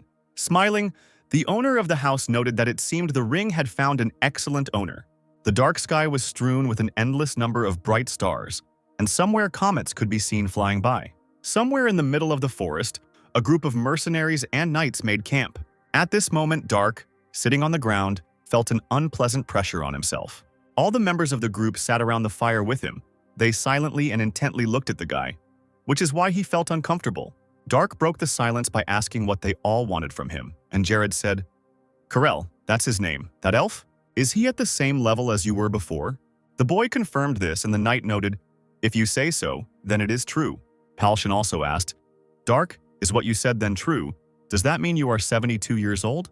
The warrior also confirmed this, and Palshan, somewhat nervous, said, So from now on we should address you as? Imagining how big muscular mercenaries addressed a small girl as an elder, the boy felt awkward. Smiling, Dark explained, "There is no point in this now. Let's communicate with each other in a way that is convenient for us. It will be better for me." The mercenaries were delighted and breathed a sigh of relief. Then the guy realized that they were all thinking about the same thing. Frowning, Media asked, "But how can a 72-year-old man look 20 years old? I have thought about this for so long. I still cannot understand." Dark explained that it was a matter of divine rebirth of the earthly body. Palshan wanted to ask something, but the girl closed his mouth and told the guy to continue talking. Dark explained, "Where I come from, once you achieve divine awakening or demonic discipline, the Kai you accumulate in your body transforms your bones and muscles to accommodate the use of martial arts, which is why I looked young. In my world we call it divine rebirth of the earthly body, but I don't know what they call such a phenomenon here." Jared asked if Dark's body had transformed on its own, and the boy replied, "I suppose the masters here who correspond to the level I spoke of most likely also have young bodies." Surprised, Mikkel remained silent, and Ravenson asked Jimmy if he had ever seen the master, to which the brown-haired man answered in the negative. Media asked if Palshan had met the masters, and the leader replied, "They are as unattainable as the nobility or the sky itself. If you want to meet them, it does not mean that you will succeed." Jared asked the priestmaster if he had seen anyone like that in Argon, and Ronnie replied, "No, I am primarily connected to the palace." Listening to this, Dark was silent for a while. Then he said, "And then you decided to keep a close eye on me, magician." Antonio stroked his beard and replied, Forgive me. To be more precise, I was not following you, but your waterlord." Dark smirked and asked, "Why are you so keen to get it?" Now the wizard smiled with a hint of madness and replied, "Honestly, I'm going to take it, even if I have to cut off my fingers." At that moment, Jimmy screamed and ducked as if covering himself with his hands, which alarmed Media and Raven. Dark said to Antonio, "You are honest in your greed, it's funny." Crow stated that the boy did not know how valuable the thing was, and the boy asked what kind of ring it was. The wizard replied, "With its help, one can command the power of the soul of the king Naiad. Its value is comparable to an entire nation." Mikkel asked, "Nation, could you explain which country it is more expensive?" Antonio said, "The answer, of course, is quite simple. My homeland is more valuable than Trovia." These words made Jared wary and furious. He instantly grabbed his sword and pointed it at the magician's neck. At once, the alarmed Palshan jumped up, shouting the knight's name. Sidmion was unhappy that Antonio dared to say such a thing. Crow replied, "I am a magician, Mr. Sidmion. Regarding magical items, no, artifacts, I have never had the need to lie about their value." Jared demanded, "Prove his worth. If you fail to convince me, you will lose your head for insulting the homeland of our knights." Antonio said, "Sir, if Dark can freely control the power of the ring," Sidmion asked the magician about this again, demanding that he continue his thought, and Crow said, "At the moment, he can destroy all of Trovia." Nervous Jared said, "No way, how is this possible?" The magician explained that this was possible if the entire country sank underwater, in which case a lake in the shape of this country could appear on the map where Trovia was. Looking at the ring, Dark said, "It's funny. The life of an entire country is on the tip of my finger." Antonio agreed. Yes, if the rumors spread, the bandit guilds from all over the world would come for the ring, even if they had to unite. Introducing the thieves the boy had already encountered, Dark said, "Those parasites are not the best news, considering the state I'm in." The magician explained that it didn't matter anyway, because no one would be able to steal the ring from him anyway, and Dark asked why exactly. Antonio replied, "The Lord of Water has transformed to fit your finger, which means the ring has chosen you as its owner. No outside force can remove this ring from your finger, even if it is cut off. The reason I haven't stolen it yet is not because it's unethical, but because I'm a realist. I am a magician, after all." Darren was in the tower of Lord Tozer, who said, "Tell me what you have learned." The student replied, "We still need to check what he has turned into, but definitely the person we suspect will only be expelled from the party." Folding his hands in front of him, Tozier said, "Maybe it's for the best. He could have turned into some kind of bug." However, that was not all Darren had to say. He reported, "Moreover, we found 4 adepts and 1 mage who had joined the Iron Cross Knight from Corinth." Tozier became a little alarmed and said, "They have finally arrived." A group of mercenaries once again visited the magician Alcasus. Jared explained that they forgot to ask him something last time, and the mage said, I heard that you guys came to meet me recently. What happened?" They laid out in front of the old man 2 rolls of paper that the priestess had given them and said, "We would like to receive information about these drawings." Looking at them, the magician assumed that one of the paintings had Axion's magic circle. The man explained, "It was created by mages to channel Axion's magic. This is a fairly common practice among the mages of Alcasis, but it is difficult to say what it is for because I cannot see the rune." Then the old man turned his attention to the second drawing. Jared explained, if the elf living on Mount Grecian was to be believed, this was an image of a demonic god. Then it sounded rather ridiculous. But since it was already over 420 years old, we couldn't just ignore it. The magician was surprised. 420 years. The same age as the famous elven elders. Using magic, he levitated one of the books on the shelf and said, "I think it is worth studying this issue." The book fell onto the table and opened in front of the old man. Jared watched in tension as the mage looked through the scripture. A moment later, the book slammed shut, alarming the knight. He clutched his heart, and the magician's face darkened. Then the old man said a name, and Jared asked what it meant. The magician said, "The master of the black magician who put a curse on your friend, Cronetio, I understand?" Antonio replied that now everything became clear to him. He turned to Dark and said that everything fell into place. Media asked what it meant and asked Crow to explain everything, and the magician replied, "The prophecy about the dragon's heart. Is it clearer now?" However, this meant nothing to the girl. And then Antonio said, "The magician who attacked Dark with black flame is the same man who made a contract with the demonic god." Palshan became nervous and said, "That's right, but how do you think all this is connected?" Crow replied, "If the main target of the magic circle is Axion, then the Titan's attack is also quite logical." Sidmian asked, "Even if so, we do not know their names. Dark magician who commands knights and titans, where will you find such a person?" Antonio agreed with this, and Ronnie noted that they were back to square one. Jared was once again frustrated that they couldn't find all the answers. Trying to defuse the situation, Palshan said, "Let's first go back to the hotel. We haven't washed for a long time and we need to rest." Radiating a heavy aura, the knight said, "Okay, I doubt we'll come up with any good ideas if we stay here." After some time, the group was already at the usual hotel.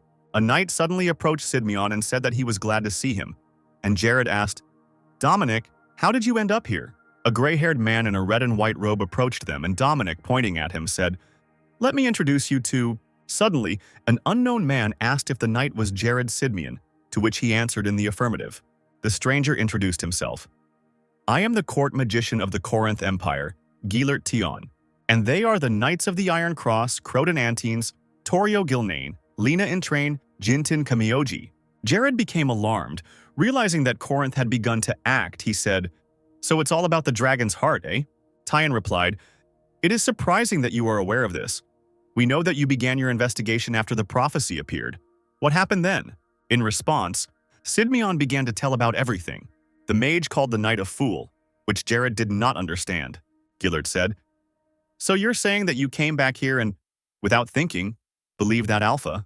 Jared replied that he had lived for 420 years and had personally seen Kaidiris, and the magician said, "Elves tend to lead a solitary life, but they never settle in the wilderness. Did it not occur to you that it could have been Kaidiris himself?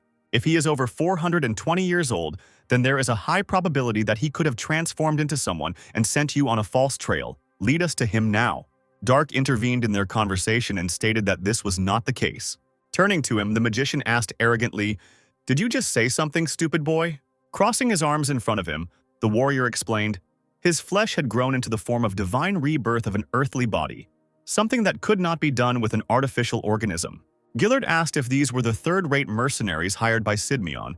Gerard answered in the affirmative, but he didn't like the way the magician called his comrades. Dissatisfied, Tian shouted, "What absurdity! Of course you barely moved from your place, since you drag this ballast everywhere." Waving his hand at the mercenaries, he again continued to speak in a raised voice. "Get out. You will receive your payment in Trovia." This attitude angered Palshan, but Mikkel, trying to calm the leader, put his hand on his shoulder and said that everything was fine. After all, they were going to leave anyway. Gilert snorted indignantly, and Mikkel, turning Palshan around, said that they were already leaving. Looking with disdain at the departing people, Tian said, "You worthless thing, at least have a little pride." Turning to Antonio and Kentaro, he said, "And these two are the magician and priest who accompany you." Bowing his head, Ronnie said, "I am also leaving. I have no connection with Trovia. This is a personal request from Mr. Sidmion." Pointing his finger somewhere to the side, the magician ordered that in that case he too should get out. Gilert then asked Antonio if he knew the location of the elf, to which Crow replied in the affirmative.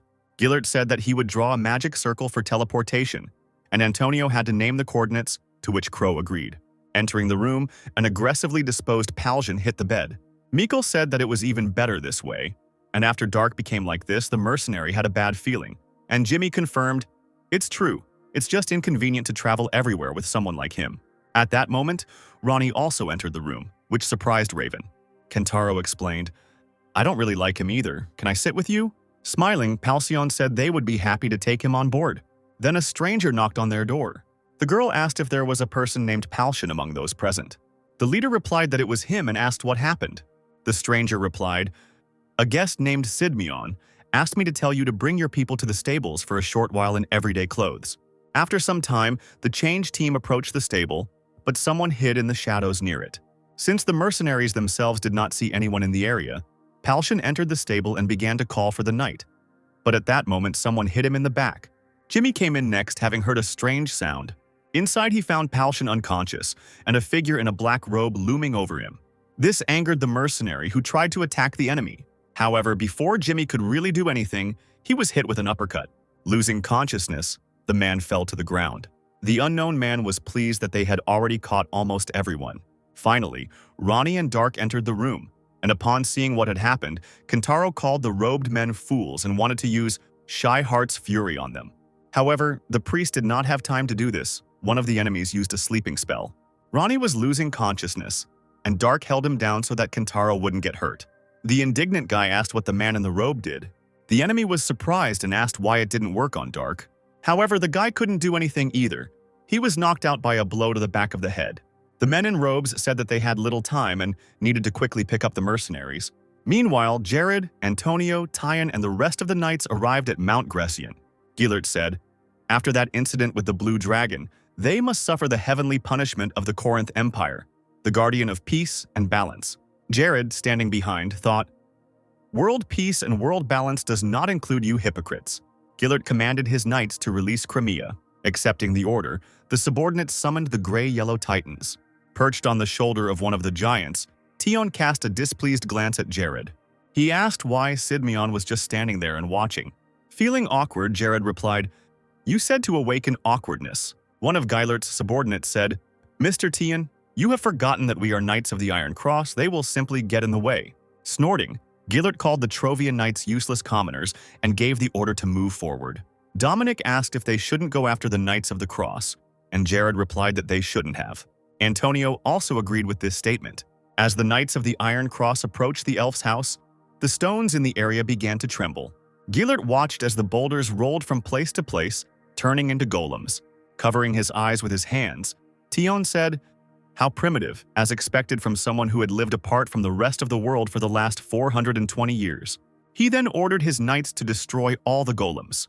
The warriors accepted Gilert's order with a smile and headed towards their enemies. The first golem was cut in half by Torio.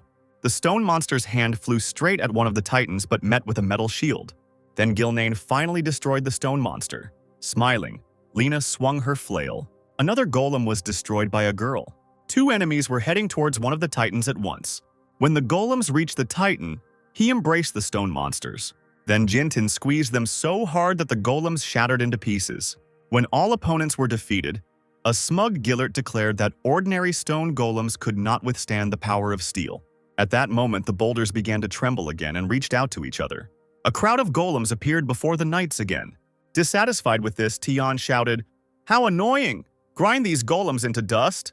Then he suddenly stopped talking and became alarmed at the sudden call to stop. At that moment, Karel came out of his house.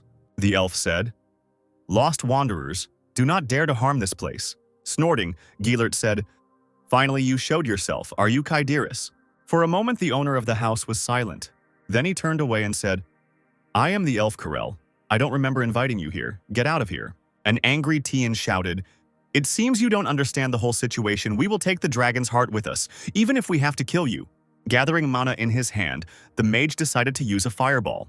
The fiery sphere flew forward and landed right in the garden of an elf who was heading into the house. This incident made Karel stop. All the crops were quickly destroyed by fire. Placing his hand on the door, Carell, not showing his anger, said, "Now you are not just an uninvited guest." In just one moment, the elf covered some distance and found himself behind Gillert. The magician was alarmed by such speed, and Carell gave him a displeased but calm look. The next second, an unknown force threw Tion off the Titan's hand. While in flight, Gillert began to feel terrified, but it didn't last long. Carell, without any extra effort, dealt Tion a fatal blow. What happened shocked the Knights of the Iron Cross. The dead body of the court magician collapsed to the ground. This struck Corden the most, and he shouted out the leader's name. The elf quickly descended from the Titan's hand. The 4 remaining opponents rushed at Carell at once. The elf looked at the sky, which suddenly began to crack. Jared, Antonio, Dominic, and Simeon watched everything that was happening from the cliff. A golden hand reached out from the formed portal. In shock from what he saw, Crow had difficulty speaking. Nervously, Dominic asked, "Mr. Simeon, is this what I think it is?" An unusual Titan stepped out of the cracked space onto the ground. Jared said, "It seems you are right. A one-of-a-kind creation that the elves and dwarves created together." This Titan standing in front of Carell was called the Golden Knight. The Titan's helmet opened and an elf climbed into it. All the Titan holders were alarmed by this. The fearful Crodon shouted, "Don't worry about him. No matter how strong he is, it will be difficult for him to fight 4 Titans at once. We'll win before he even has a chance to make his move." All the knights immediately rushed at the enemy, waving their weapons. The Golden Titan just calmly watched as the enemies approached him. 4 Titans struck at the same point at the same time. However, the Golden Knight seemed to evaporate, which surprised his opponents. One of Corinth's knights informed Crodon of the danger behind him. Antines, shocked by such speed, turned to the elf. Crodon was alarmed. He was quickly losing hope of victory. The Golden Knight swung his sword and sent out a wave of energy. A similar attack affected all 4 opponents. At this point, the battle was over. The powerful attack knocked down all the cracked silver titans. Dominic was surprised by such a flow of mana. He guessed that this elf was a master. Less amazed, Simeon noted that Dark said so. These words were confirmed by Jared. Then the gazes of the Golden Knight and the worried Simeon met. Just one jump, and the Titan found himself on the cliff opposite the knights. The helmet opened and a gloomy elf climbed out. The Knights of Trovia had no intention of fighting him. They all fell on one knee. Frowning, Carell asked, "What do you mean, you ask forgiveness for bringing with you unacknowledged guests?" Jared replied, "No, that is the least respect we can show to someone who can transfer his mana into a sword." The elf asked if Simeon had shown the same respect to Dark, and Jared replied, "Of course, when we realized that Dark was a master, we showed him the same respect."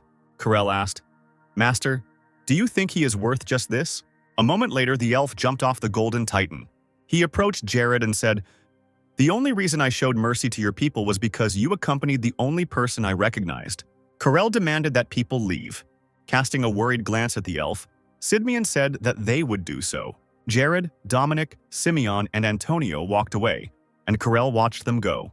When they had gone far enough, a girl in a red dress appeared behind the elf. Stretching out her hands to him, she said, "It's been a long time since I've seen the Golden Knight." Hugging Carella from behind, she continued, 200 years. I remember that time when you came with the purpose of killing me." The elf only remained silent in response. The blue-haired elf said, "But I'm afraid that one day you will leave me alone." Taking the girl's hand and kissing it, Carell said, "Since I met you, you are everything I live for. So there is no need to be afraid, Kyderis." Finally waking up and realizing that his hands were tied, Dark became alarmed. Someone suddenly asked, "Are you finally awake?" Having taken a sitting position and looked at the kidnapper, the guy recognized the man. The black-haired man replied, "That's right, my name is Tozier." Sitting at the table and folding his hands in front of him, the Lord said, "I have no words." The spell turned him into a girl. Darren noted, "If we hadn't started collecting information about those people, we wouldn't have even paid attention to him." At that moment, the determined Dark stood up and pushed off the floor. He then kicked Tozier in the face, who was completely unprepared for such a development. Drawing attention to himself, the alarmed Darren cried out, "Sir!" Now the next kick landed on his face. Suddenly, someone's hand in armor reached out to the guy. She grabbed his head and dropped it onto the table, knocking him unconscious. Throwing the girl's body on the floor and shaking off his hands, the knight asked, "Lord Tozier, are you all right?" The brunette said that at this rate it would be difficult to conduct a dialogue with her, and Darren agreed with this. After some time, Dark woke up again, feeling pain in his head. Remembering everything that had happened, he sat up abruptly and realized that he was in bed. Someone behind asked, "Madam, are you awake?" Looking back, Dark saw a girl in a maid's outfit and with cat ears, holding a red dress in her hands. The maid said, "From today on, I will accompany you. My name is Saren." Getting out of bed with a dissatisfied face, the guy in the girl's body, approaching the maid, thought, "The robbers of the north, no, we are not in Murim. Those robbers cannot be here." Stopping, he asked the puzzled maid if she was human. The cat girl replied, "It seems that you have met a zoomorph for the first time. I brought clothes for you to change into." This made Dark look at his girlish body and become indignant.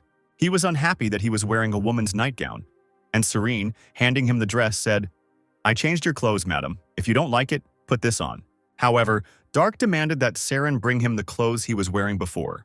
The girl became nervous and said that Lord Tozier had already thrown her out. In response, the guy just stood there silently for a while and looked at the zoomorph. He then walked angrily towards one of the doors of the room, and Serene said that a lady should not walk around like that. Opening the door, Dark saw many different girls' dresses. Such clothes made the guy feel uneasy. The guy slammed the door and screamed, "He takes me for some kind of concubine, the crazy bastard." Returning to the maid, he continued, "Instead of this, bring me the clothes I used to wear, or men's clothes." With tears in her eyes, a worried Serene said, "I'm sorry, madam, but I can't. If I bring you such clothes, they said that something bad will happen then." Dark pierced the girl with a displeased look again, and then turned away. He headed towards another door and Saren asked where the lady was going. The guy opened the doors and the maid said that he was not allowed to go out. The knight standing nearby, who had previously knocked Dark unconscious, told him to go back. Throwing a displeased glance at the man, Dark asked, "Adept?" The knight responded with complete indifference by calling the guy a funny girl. Then he said, "I'll repeat it again. Go back to your room." Dark obeyed and returned to the room, slamming the door behind him. Looking towards the room, the knight continued to stand guard. Feeling the anger growing inside, the guy bared his teeth and said, "It's clear. He thinks he can lock me here. You didn't think I could escape?" Saren looked at the angry Dark and was worried. The maid understood that things would not be easy for her again. It was late at night and Lord Tozer was saying, "It's quite a funny situation, isn't it? Your client has fired you. Later you disclosed all the information to a third party. No, to the customer's enemy, mercenaries have a hard time living. Well, since you were under the influence of psychological magic, you had no way to resist it." Opposite Tozier, who was sitting at the table, there were bound mercenaries on their knees, a group that Dark had recently joined. An alarmed Palshan with bags under his eyes grinned and said, "And you are one of those people who cast this psychological magic on us." The Lord said, "Since you can no longer work as mercenaries, how about working for us?" Mikhail asked, "You can just brainwash us with magic. Why do you even try to negotiate with us?" Tozier explained, "Brainwashing is a very delicate and difficult job. It will work on one person, but to do this with several people at once is, frankly speaking, impossible." The blonde continued asking questions. "And you think such a cheap trick will work instead of stepping on a fine line? Why don't you torture us?" Raven and Jimmy were especially alarmed when they heard this. The magician said, "Subjugation through torture is temporary, then I must be constantly under guard. This is irrational." Mikkel said, "For a great mage who sold his soul to a demon god, you look pretty poor." "No. Were you poor to begin with?" Tozer responded positively to this, which somewhat surprised the blonde.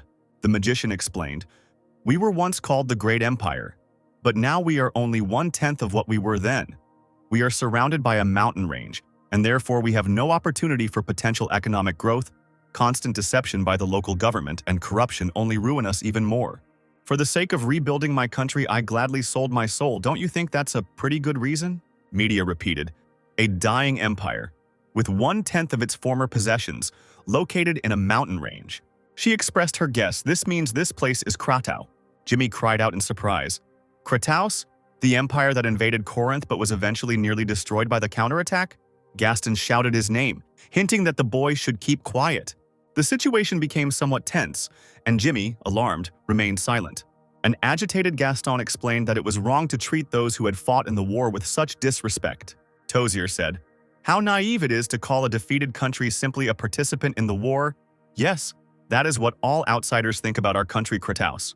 Gaston stated that they were not interested in their war.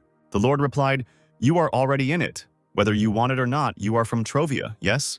Gaston replied, "Damn, you seem to have had a good time digging through our memories. You even found this?" Pointing to the blonde man, Tozier said, "Your comrade's name is Mikhail. He is from Corinth, isn't he?" The brunette looked in surprise at the blonde, who only remained silent. Tozier said, I will tell you something. Within a month, his homeland Corinth will destroy your country, Trovia. This statement shocked both Gaston and Mikhail. Nervously, the hired magician asked uncertainly, Trovia will fall? Rising from his chair, the Lord answered this in the affirmative.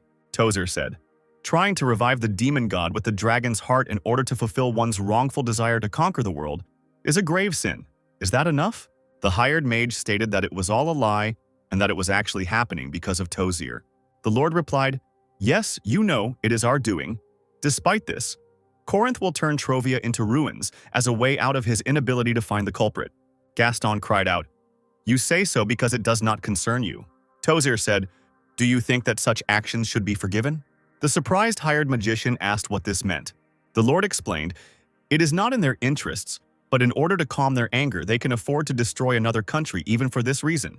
Gaston asked, should your actions be forgiven? Tozer replied, in order to survive, we stole the dragon's heart. Every year we sacrifice 200 women as hostages, but to avoid this miserable reality, we even risked the fall of another country for the sake of revenge against Corinth. But Corinth is different. They simply maintain their power at the expense of others. No, everything depends on the mood of the emperor. Agrippa III. An entire country can be destroyed at his whim. A child mercilessly tramples ants that have gathered around a tiny piece of cookie. Gaston shouted, answer the question, should your actions be forgiven? Kneeling before the hired mage, Tozier said, we have endangered you, but Corinth will destroy everything. Can't you understand the difference? I will ask in return, compare us thieves and Corinth, who will destroy such beauty? Who do you hate more? Who do you think will lend us a helping hand? Do you still hate us more because you consider us equal to the mighty Corinth? Gaston remained silent, giving the Lord an angry look. Mikhail attracted attention by calling it all sophistry. The blonde said, after the theft of the dragon's heart, innocent Trovia is in danger. This is an undeniable truth, but the destruction of Trovia by Corinth is an assumption, just your assumption. Tozer replied, true, but in time you will personally be convinced of the truth of my words. Jimmy said, I'm sorry, I don't think your conversation has led anywhere. Why are you trying to recruit us by openly discussing confidential matters of the country, especially when he has obtained enough information about us through magic? The Lord was silent, and the brown-haired man continued, I thought what the reason was. It was someone who owned part of the information, but now he is not here. Jimmy made a guess that the man was Dark. This statement somewhat alarmed Palshan. The leader said, that's right, you're using us to get a warrior-level master. Where is Dark? Mikhail said that it was strange, and Palshan asked why he thought so. The blonde replied that if he had information about Dark, then he should know that Dark lost his powers due to a spell. The leader continued, he also must know that Dark can regain the power that almost no one hopes to gain in their entire life within 10 years. Jimmy said, no, he'll be a great buy even before he's 10 years old. Mikhail asked what the brown-haired man was talking about and wanted to add that the guy was still too far from getting his strength back. But then Media interrupted him, screaming that everything was exactly as Jimmy said. Shaitan continued, yes, he definitely wants to pull Dark over to his side. The power that could one day destroy a country, the owner of the Waterlord. At that moment, the entire team turned to Jimmy with alarm. They guessed that Tozier had done something to their comrade, and Ronnie promised that as soon as he freed his hands, he would completely heal his friend with his abilities. The brown-haired guy with his nose in the air said that despite how he looked, he, like Raven, was an adept of the royal army, and the ash-haired guy himself decided to remain silent. The Lord smiled and said, you guessed it pretty quickly. Yes, the owner of the Waterlord is definitely part of my plan. Gaston noted that the Lord had not been convincing enough to recruit Lark to his side, and Tozier responded that persuasion without sincerity at best produced incomplete understanding. The hired mage said, and you think that sincerity works, don't even hope that I will cooperate if Trovia can be destroyed. The Lord said that he would then have to try to convince others, and Gaston replied, we are not Dark's only comrades. The rest, by coincidence, come from Trovia. Tozer said that he knew this and was already preparing for the meeting. Gaston didn't want to believe it. He felt anxiety growing from what he heard. Late in the evening, the Knights of Trovia arrived at the inn where the mercenaries they knew had previously stayed. However, there was someone completely different in the room, and he asked, are you Sidmian? There were several people in black robes in this place, and one of them had a bag, and there was also a magic circle in the middle of the room. Jared asked if they would try to lure him into this magic circle, and the stranger replied, lure? No, you will enter it yourself. Why should I bother?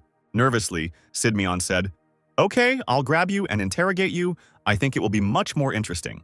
After these words, the ill-wisher threw a sack to the knight. Jared was a little puzzled by this action. Inside the bag, he saw familiar armor. Sidmion bared his teeth and asked, "What have you done to my comrades?" The man replied, "If you want to save their lives, calmly go into the magic circle. Do not bother me anymore." Meanwhile, Dark was in his room meditating. He felt the overwhelming chi flowing through the ring. The guy thought, in fact, I don't even need to use the calm of the North Sea. That's good. The Great Vacuum in the Devil Spirit technique is more effective when combined with other skills. I'll try to move in that direction. When morning came, Saren came into Dark's room with a tray of various goodies. Smiling sweetly, she asked if the lady would like some cookies, and Dark answered negatively. This made the girl shed tears, and a nervous Dark asked, "Seriously, are you going to cry all the time for no reason?" Unable to withstand such pressure, he began to stuff treats into his mouth and say, "I'm eating them. Look." The maid smiled, and Dark, chewing his food, asked, "What about comfortable clothes and shoes?" The girl's cat-like eyes widened. She became nervous and remained silent for a moment.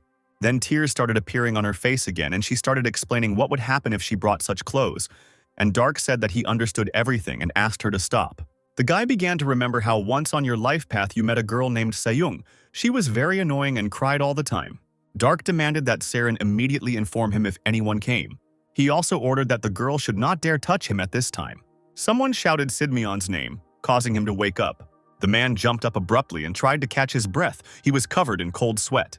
He saw Palshan in front of him and asked if the mercenary was really alive. Then his gaze fell on the hands that were in shackles. Having calmed down a little, Jared asked where they were, and Palshan answered, "We are in the castle of Kratos. As you can see, we are in prison." Someone nearby began to moo, which made the knight look in that direction. It was Simeon and Antonio who were also awakening. At some point, Sidmion felt something terrifying. Starting to worry again, Jared asked how this was possible. This also made Palshan worried, and he asked what was wrong.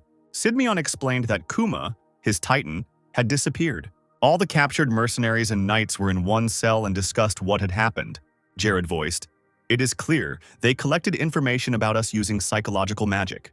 A worried Dominic noted that it seemed the contract with the Titans was not in effect. Sidmion clenched his fists and said that this prevented him from using mana, and that there was no way to escape from here. Jared noted that they didn't have time for that and asked Gaston if the information was true. The magician replied, "I can't guarantee it, but it doesn't seem like he had any reason to lie." The knight muttered under his breath, "Corinth, take my homeland. 1 month, we don't have time." A man in a robe stood guard at the door of the cell and yawned. Suddenly, Jared spoke to him. "I want to tell you something."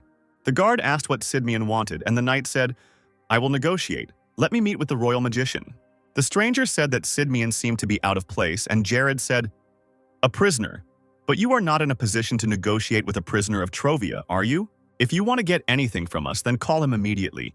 I don't want to talk to someone who has no authority." Taking off his hood, the guard told the knight to wait. After some time, Lord Tozer himself arrived, accompanied by him. The man asked, "Do you want to negotiate with us?"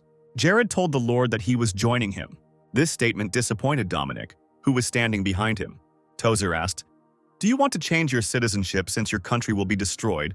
Little expected from a knight, but a very worthy choice. Is that your wish?" Sidmion asked to be sent to Trovia. The Lord replied, "I think I heard that you want to join us. I don't like empty words." Jared explained, "To my king, let me convey the message about Corinth's invasion. You don't have to return the Titan to me. I want to at least warn them to prevent the fall of the country." Dominic also joined in. "I will do it too. I will change my citizenship and do everything possible to prevent their fall. Give me a chance to at least fight for survival." Tozer was silent for a while, thinking about what he had heard. Then he said, "Gallardo, is this what the reckless courage of knights looks like?" The guard paused for a moment, then said hesitantly that he did not understand what the man was planning. And the Lord said to Gerard, "Do you two think that a couple of adepts will prevent the invasion of the great army of Corinth? Or are you a brilliant strategist who can change the course of the battle, no matter how unprofitable the war may be?" Sidmion said he understood what the Lord was talking about, but as a warrior, he could not simply watch his homeland perish. Tozer said, "I assure you, even if you leave, you will not be able to change the outcome. The number of victims will simply increase by 2 more lives." Enraged, Sidmion cried out, "Then why do you keep us here, not allowing us to help my homeland and stealing our titans? Do you think we will cooperate with you for long?" Then the Lord said that he would like to know something. Tozer asked, "As a knight, are you loyal to the king or the kingdom?" This statement puzzled Sidmian, and Dominic cried out, "It was absurd to divide the king and the kingdom as two different structures, nothing more than an insult." The Lord said, "If you have to abandon the king to save the kingdom, or rather bring prosperity, what will you do?" "I won't repeat myself twice, answer." Meanwhile, Dark was still busy stabilizing Chi's breathing. All sweaty, he thought. Just a little more, and I will open the passage for the flow of Chi. However, current endurance did not allow this to be done. Feeling exhausted, he sprawled out on the bed, alarming Siren. The maid asked if the mistress was okay, and at that moment Dark's stomach could be heard rumbling. After some time, he was already greedily eating the meat brought by the maid. Watching this, Siren thought that a lady shouldn't eat like this, but if she told Dark about it, he would most likely scold her. And the guy said, "Poor food, considering that this is a royal castle." Dark asked if even the king ate such food, and Siren replied, "If I tell her that he is not the king but our great emperor, will she scold me?" Feeling nervous, the boy said that he couldn't be an emperor without a colonial state, and also explained that he wouldn't scold the girl, and so asked her to tell him about their emperor. In response, Siren apologized for accidentally saying her thoughts out loud. After some time, all the dishes were eaten while the maid was telling stories. Dark voiced, "The king who became a role model through his actions, despite sometimes having to go through thorns, is better than Emperor Song." The maid didn't quite understand what he was talking about, but Dark continued, "I wonder if only in those times when I was called the Light of Nations, the Emperor was the same." Serene still didn't understand what all this meant, but she still answered hesitantly that she understood everything. And the guy said, "Okay, it doesn't concern me anymore." At that moment, he suddenly felt a strange approaching chi. Making the maid worry, Dark immediately rushed to the window. He pulled back the curtains and began to look around outside, looking for who was emitting the strange energy. Somewhere in the sunset sky, the guy saw a dragon flying towards them. The guy guessed that this was the very creature that he had been told about, but which he had never been able to see. To confirm his guess, Dark asked Siren, "Do your people call him a dragon?" The girl replied, "A dragon? No, it's just a wyvern." The boy was puzzled by this, and the girl explained, "A dragon cannot be tamed. This creature can raise an entire kingdom to the ground. He will never allow a single living soul to sit on his back." This again raised questions in the guy's head. Dark thought about his feelings and realized that the key came from the man who was on the wyvern's back. Looking down, the wyvern rider saw Tozer waiting for him. As the creature descended, its wings created streams of wind directed at the Lord. A few moments later, the wyvern was already standing in front of the man. The rider said, "Long time no see, Lord Tozer." Bowing his head, Tozer said, "It is an honor to stand next to the hope of the kingdom, Prince Rubinsky." At that moment, the fair-haired man dismounted from the creature. Finding himself on the ground and grinning, he said, "I'm a little disappointed. I was hoping to see your surprised face when I arrive." Tozer replied, "How the body becomes young again after reaching the level of a master, to be honest, I learned not so long ago." Rubinsky said it was curious and noted that Corinth would not have told a mage about it. And the Lord replied, "Since His Majesty must know, I will tell you." Tozer began to tell the prince everything that had recently happened. And everything that was said, Siren conveyed to Dark. The guy was amazed that she could hear what was being said at such a great distance. He called the girl's hearing incredible, and she, laughing, replied, "Not only I, but most zoomorphs have excellent hearing." Nervously biting his nail, Dark thought out loud, "They imprisoned Palshan and his team and collected all the information about them using magic, something that bastard did." Watching the prince, Dark thought, "Master, this feeling is definitely from Divine Awakening, Master. How do we distinguish Divine Awakening from Crimson?" At that moment, Rubinsky looked in the direction where Dark was. The guy assumed that the man noticed them. Then the prince said something. Dark asked what he was saying, and Siren replied, "The Master of Water, that's what he said." The boy was alarmed by this, and the girl said, "Oh, they went into the building." Dark thought, "No outside force can take it away even if your finger is cut off." That's what he said. "But I can't let my guard down around the Divine Awakening Master. There is no time, but since I managed to gather a large amount of Kai with the help of the Water Master." The guy turned to Siren and asked her for forgiveness, after which he waved his hand, clenching it into a fist. So he struck the girl several times at once. The alarmed maid was disappointed by this, and she stammered as she addressed her mistress. Siren was losing consciousness, and Dark was holding her to avoid noise. The boy then tore the dress he was wearing, making it more comfortable for fighting. Using the scraps he obtained, he gathered his hair into a ponytail and tied it in that position. Knight Silver continued to stand calmly, arms crossed in front of him, guarding Dark's room. Having finished transforming himself, the guy carried Saren to the bed. Approaching the window, he thought, Silver didn't notice anything. The sun is about to set. Several high-ranking people gathered in the conference room, where Rubinsky said, "We have long decided to attack Subashi first. Then, the forces of Chire will unite with us for the sake of the revival of the kingdom. There is only one problem. It is absolutely necessary to prevent Corinth from ruining our plans. Is this possible?" Nervously, Tozier replied, "It is important to conduct negotiations, but we will have to give up half of our war trophies. Of course, the amount of trophies that we received from the upper floors is just as impressive." The prince asked, "Does our homeland have anything that could satisfy them?" The magician said, "Without the dungeon that His Highness found for us, this would not have been possible. Thank you again. Thanks to His Highness's efforts, we were able to get this far, especially the Amphiros dungeon. It is as impressive as the legends say." Rubinsky asked not to flatter, then, slapping his hand on the table, said, "In any case, if Corinth does not disturb us, there will be no problems. Subashi's military force is very small compared to our country. In other words, we are attacking a weaker country.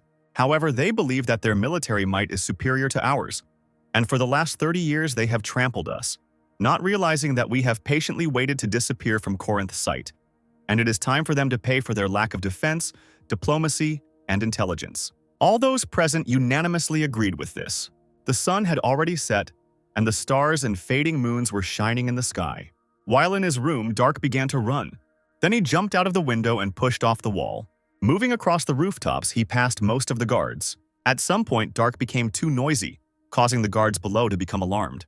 They looked up, where they presumably heard the noise. However, there was no one on the roof anymore. The knights decided that they had simply heard it wrong, and at that time, Dark was hanging from a window on the inside of the building. The boy felt relieved that he had not been discovered. Someone suddenly said, "I'm picking up mana particles." At that moment, Dark's fingers couldn't take it anymore and treacherously unclenched, causing him to fly down.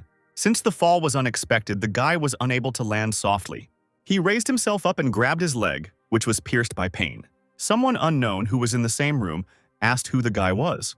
Dark was surprised and alarmed when he saw who was standing in front of him. It was the Blue Titan who introduced himself as Andromeda.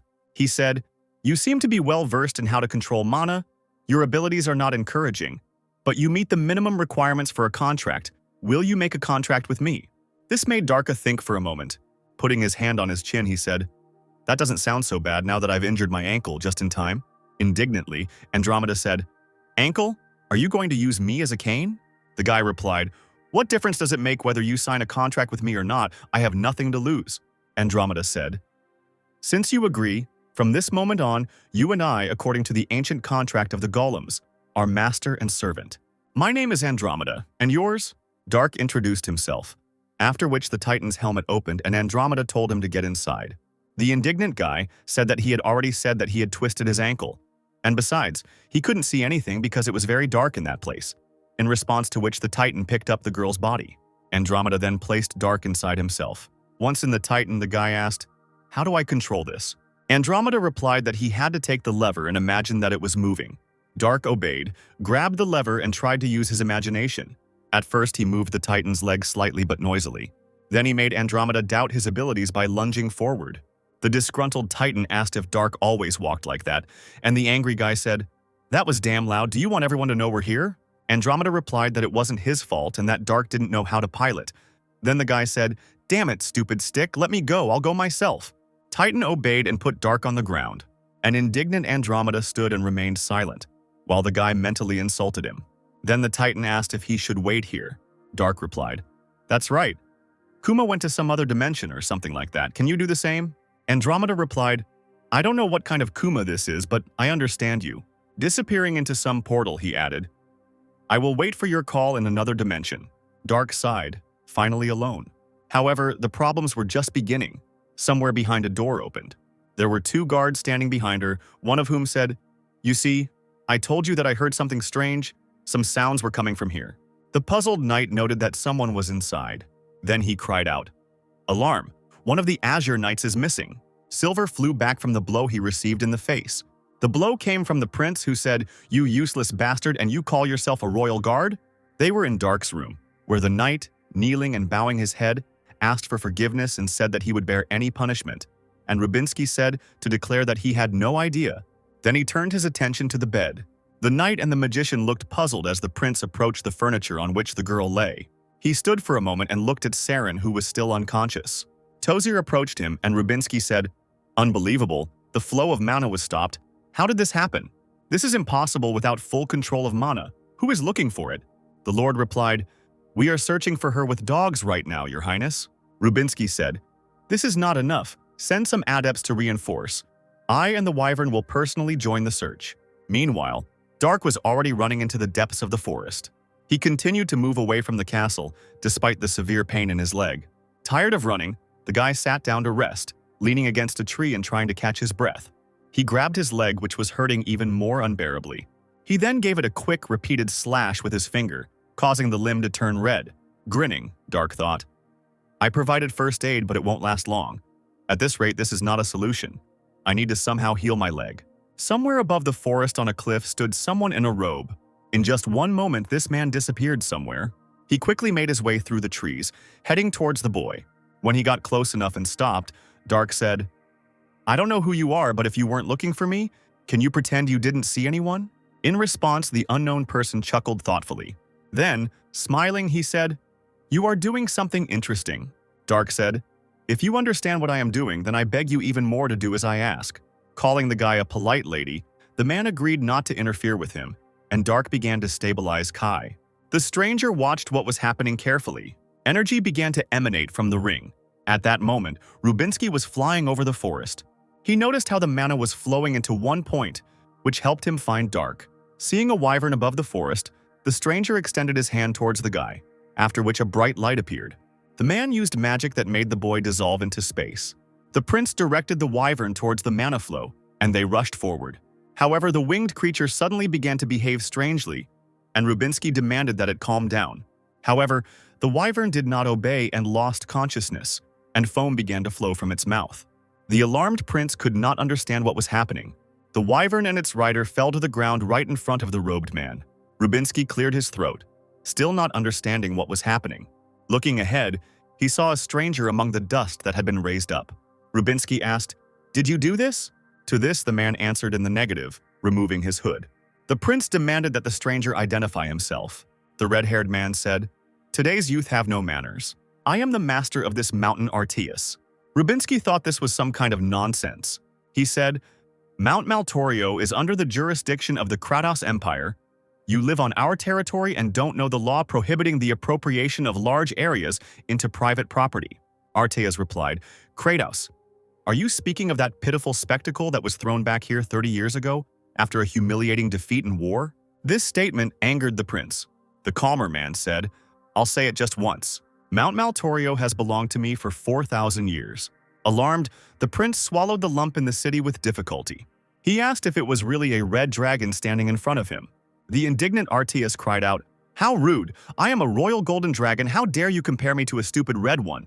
This puzzled Rubinsky somewhat, as he had based his conclusion on the man's hair color. Artias explained, "This hair color shows my friendliness." The prince said that the dragon did not look so friendly, and Artias was outraged that the man dared to contradict him, and Rubinsky asked for forgiveness for this.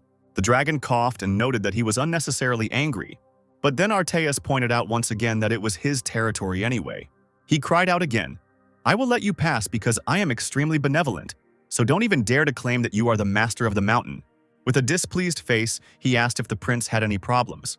Rubinsky remained silent, and Artias, calming down again, said, "If there are problems, fight me with all your military might. If all the knights of Kratos are like you, then it might be fun." The man said he would never fight a dragon, and the man told him to get lost in that case.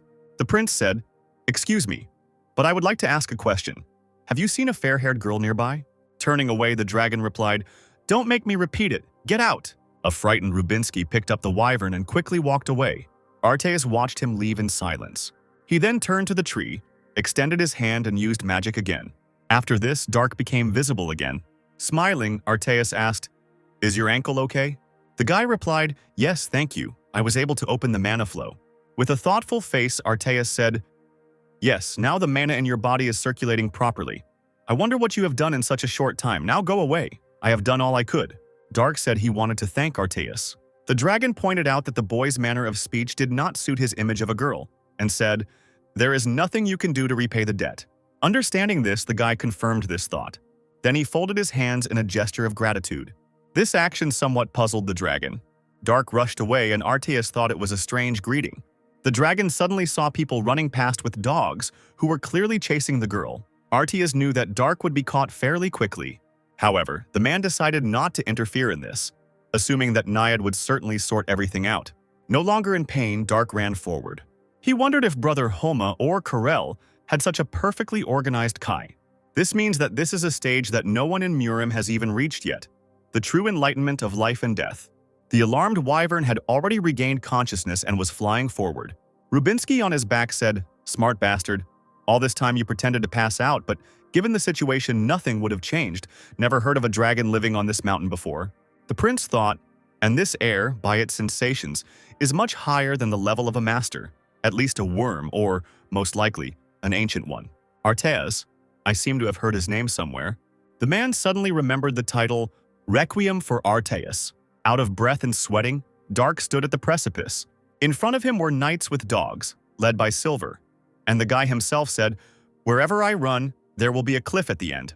An embittered Silver looked at the girl, remembering how the prince hit him because of her. He raised his hand back to repeat the same blow on Dark. However, the guy managed to react to this and dodge downwards. This angered the knight even more. He swung again, but this time with even greater fury.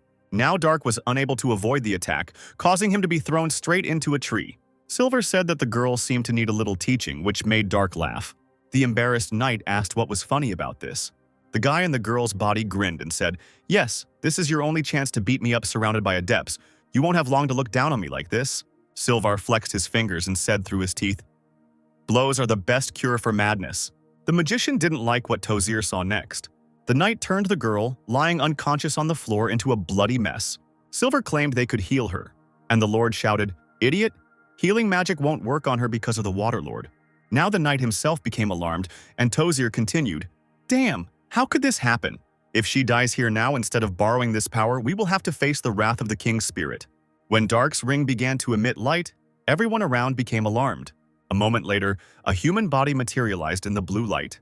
Silver guessed what it was and turned to Tozir for confirmation. The lord replied that it was the spirit of King Naiad. Meanwhile, Rubinsky reported to Frank that the golden dragon had taken a liking to Dark.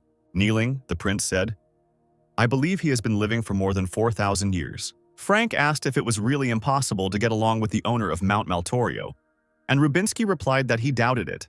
The prince explained, "Since we do not show hostility, he will not stand in our way.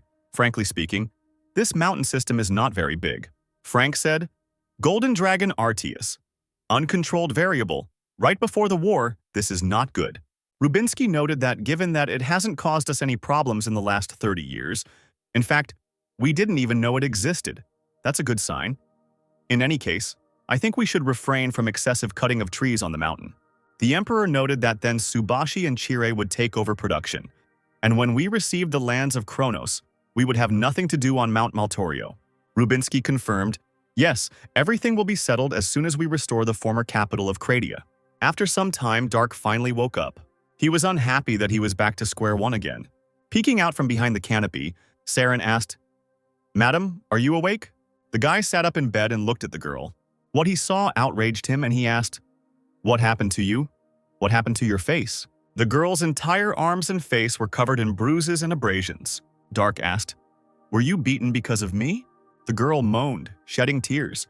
Then the maid buried her head in the boy's chest and said, "Please don't run away anymore. I thought I was going to die." Dark remained silent at this and stroked the girl's head. The doors to the room opened and Tozir and Silver walked inside. The guy gave them a displeased look. Throwing the girl away from him, who was now buried in the bed, Dark stood up and said, "If I run away, the girl will suffer, won't she? Wherever I go, there are people like you." Ignoring this, Tozir asked where the Azure Knight was, and the boy asked what they were talking about. The Lord clarified that Dark had stolen the Titan. The warrior replied, "Ah, so that's it. His name is Andromeda?" Tozir replied, "As I thought. If you heard his name, then you must have made a contract." The guy asked what was wrong with that, and the magician demanded that the Azure Knight be returned. Dark asked why he would do that. Tozir bared his teeth and replied, "He is not yours. He is our national treasure, and the only right decision would be to return him to where he belongs. The guy said, "This is not what I wanted to hear from someone who put his dirty hands on my property. These are your problems, not mine. If I can get my body back, I won't need something like titanium." Dark's face darkened, and he added, "And if you want it back, undo the spell." Not daring to answer anything, the magician remained silent for a while. Then he said that it was impossible. Tozier explained, "Nothing can be changed now, even if you kill me. The black magic that I cast on you is not so easy to undo." Dark cried out, "So let's check if this is true or not." The boy wanted to call Andromeda, but the knight interrupted him, saying that Dark could not pilot the Titan. The warrior was indignant. "What, I already controlled him and you dare to lie?" Silvar replied, "I already saw the trace, you only took one step. If you want to walk, it's okay. But if I summon my Titan and attack yours, what will happen then? It will start absorbing your mana to fight me. You will run out of mana and pass out from shock." Dark repeated this questioningly, and the knight confirmed, "Yes, you can imagine what we will do with your body." Then the Lord said, "Silver, that's enough. We're not going to do anything specific, but your mana flow will be seriously affected." Turning away and waving his hand, Dark replied, "Do as you wish. I am not going to return it to you." Not having received what he wanted, the magician sighed in disappointment. Then he said, "Great. And if so, would you like to make a contract with me?" The guy, interested in this, looked back at Tozier. The magician explained, "You don't have to return the Azure Knight to us, but in return, you will lend a helping hand together with the Lord of Water." Dark was silent for a moment, considering the proposal. He then replied, "Unfortunately, I know what incredible power the ring contains, but I have no idea how to control it." This surprised Tozier. He asked if Naiad hadn't taught Dark how to use it, and the guy replied, "Naiad, I've never met anyone with that name." The worried mage said, "Wait, you were chosen as the owner of the Waterlord, who even healed the injuries, and he still hasn't shown himself." Dark demanded that the magician stop whining, and explained that if he knew how to use the power of the ring, he would never have let himself be caught. But the Lord said, "In that case, let me teach you how to use this power. The Azure Knight naturally will also provide you with considerable help." The guy noted that these were unfair conditions. Dark and Tozier stood and pierced each other with their eyes. The Lord noted that the boy had unwavering courage. Somewhat surprising the guy, the magician said, "Okay, then I will try to find a way to undo the curse. No, I will also look for a way to send you back to your world." Dark replied, "For your information, if I return home without my power, it is the same as death." Tozier explained, "If you return to the same dimension, the power of the demonic god will cease to act. Your body will return to its previous state." The guy said then, "That's where we should have started, but can I trust you? I did my own research. And what if I say that I'm already close to a solution?" The Lord replied, "Your lies are no match for your courage. You have no one else to rely on, so you better rely on me as a court magician, for starters, who will really believe you if you say that you came from another dimension." Nervously, Dark called the magician a cunning bastard. Turning away and heading forward, Tozier said, "It seems you have already decided everything. In that case, follow me." Without hurrying to follow the Lord, the boy asked where they were going. Frank sat at his long dining table, none too pleased that he had to meekly make do with the usual military rations. As he looked forward, his gaze met Dark's. Trying to get into the mood for conversation, the king cleared his throat. He folded his hands in front of him and asked, "Is that you, Dark?" After a short silence, the guy answered positively. Frank asked, "Tozier, I think you said that you introduced us to her?" The magician said to the boy, "Where are your manners? We are in the presence of the great emperor." Dark declared that this man was not his emperor, and Frank asked, "Then be so kind as to tell me how I can become your emperor?" The boy replied, "Even though you are an emperor, you do not look like someone who is obsessed with his power over others." Frank said, "First of all, we are not even dependent. Besides, it is extremely desirable for the master of the Waterlord to have a title. Hierarchy is a simple thing. I give you a title and power, and in return you give me results. A simple contract, I would say." Tozier stood behind Dark and was nervous, and the guy said, "Not a confession of allegiance, but an agreement. How interesting." Trying to remain calm, the emperor waited for an answer. Dark said, "I don't see anything wrong with working for a man like you, but if you ruin my first impression of you, then our paths will diverge." Frank's resigned face flashed before the boy's eyes, as he had previously looked at the low-quality food on his table. Rising from the table, the emperor gave his consent. Then he told Dark to kneel before him. The guy grinned, but still sat on his knees. Frank approached him, pulled out his sword, and, alternately applying the blade to Dark's shoulders, began his speech. I, Frank von Greyet, grant the title of Baron to Dark. From this day on, you will regain your former glory. As my left hand, you will enjoy prosperity and glory at my side. The guy continued.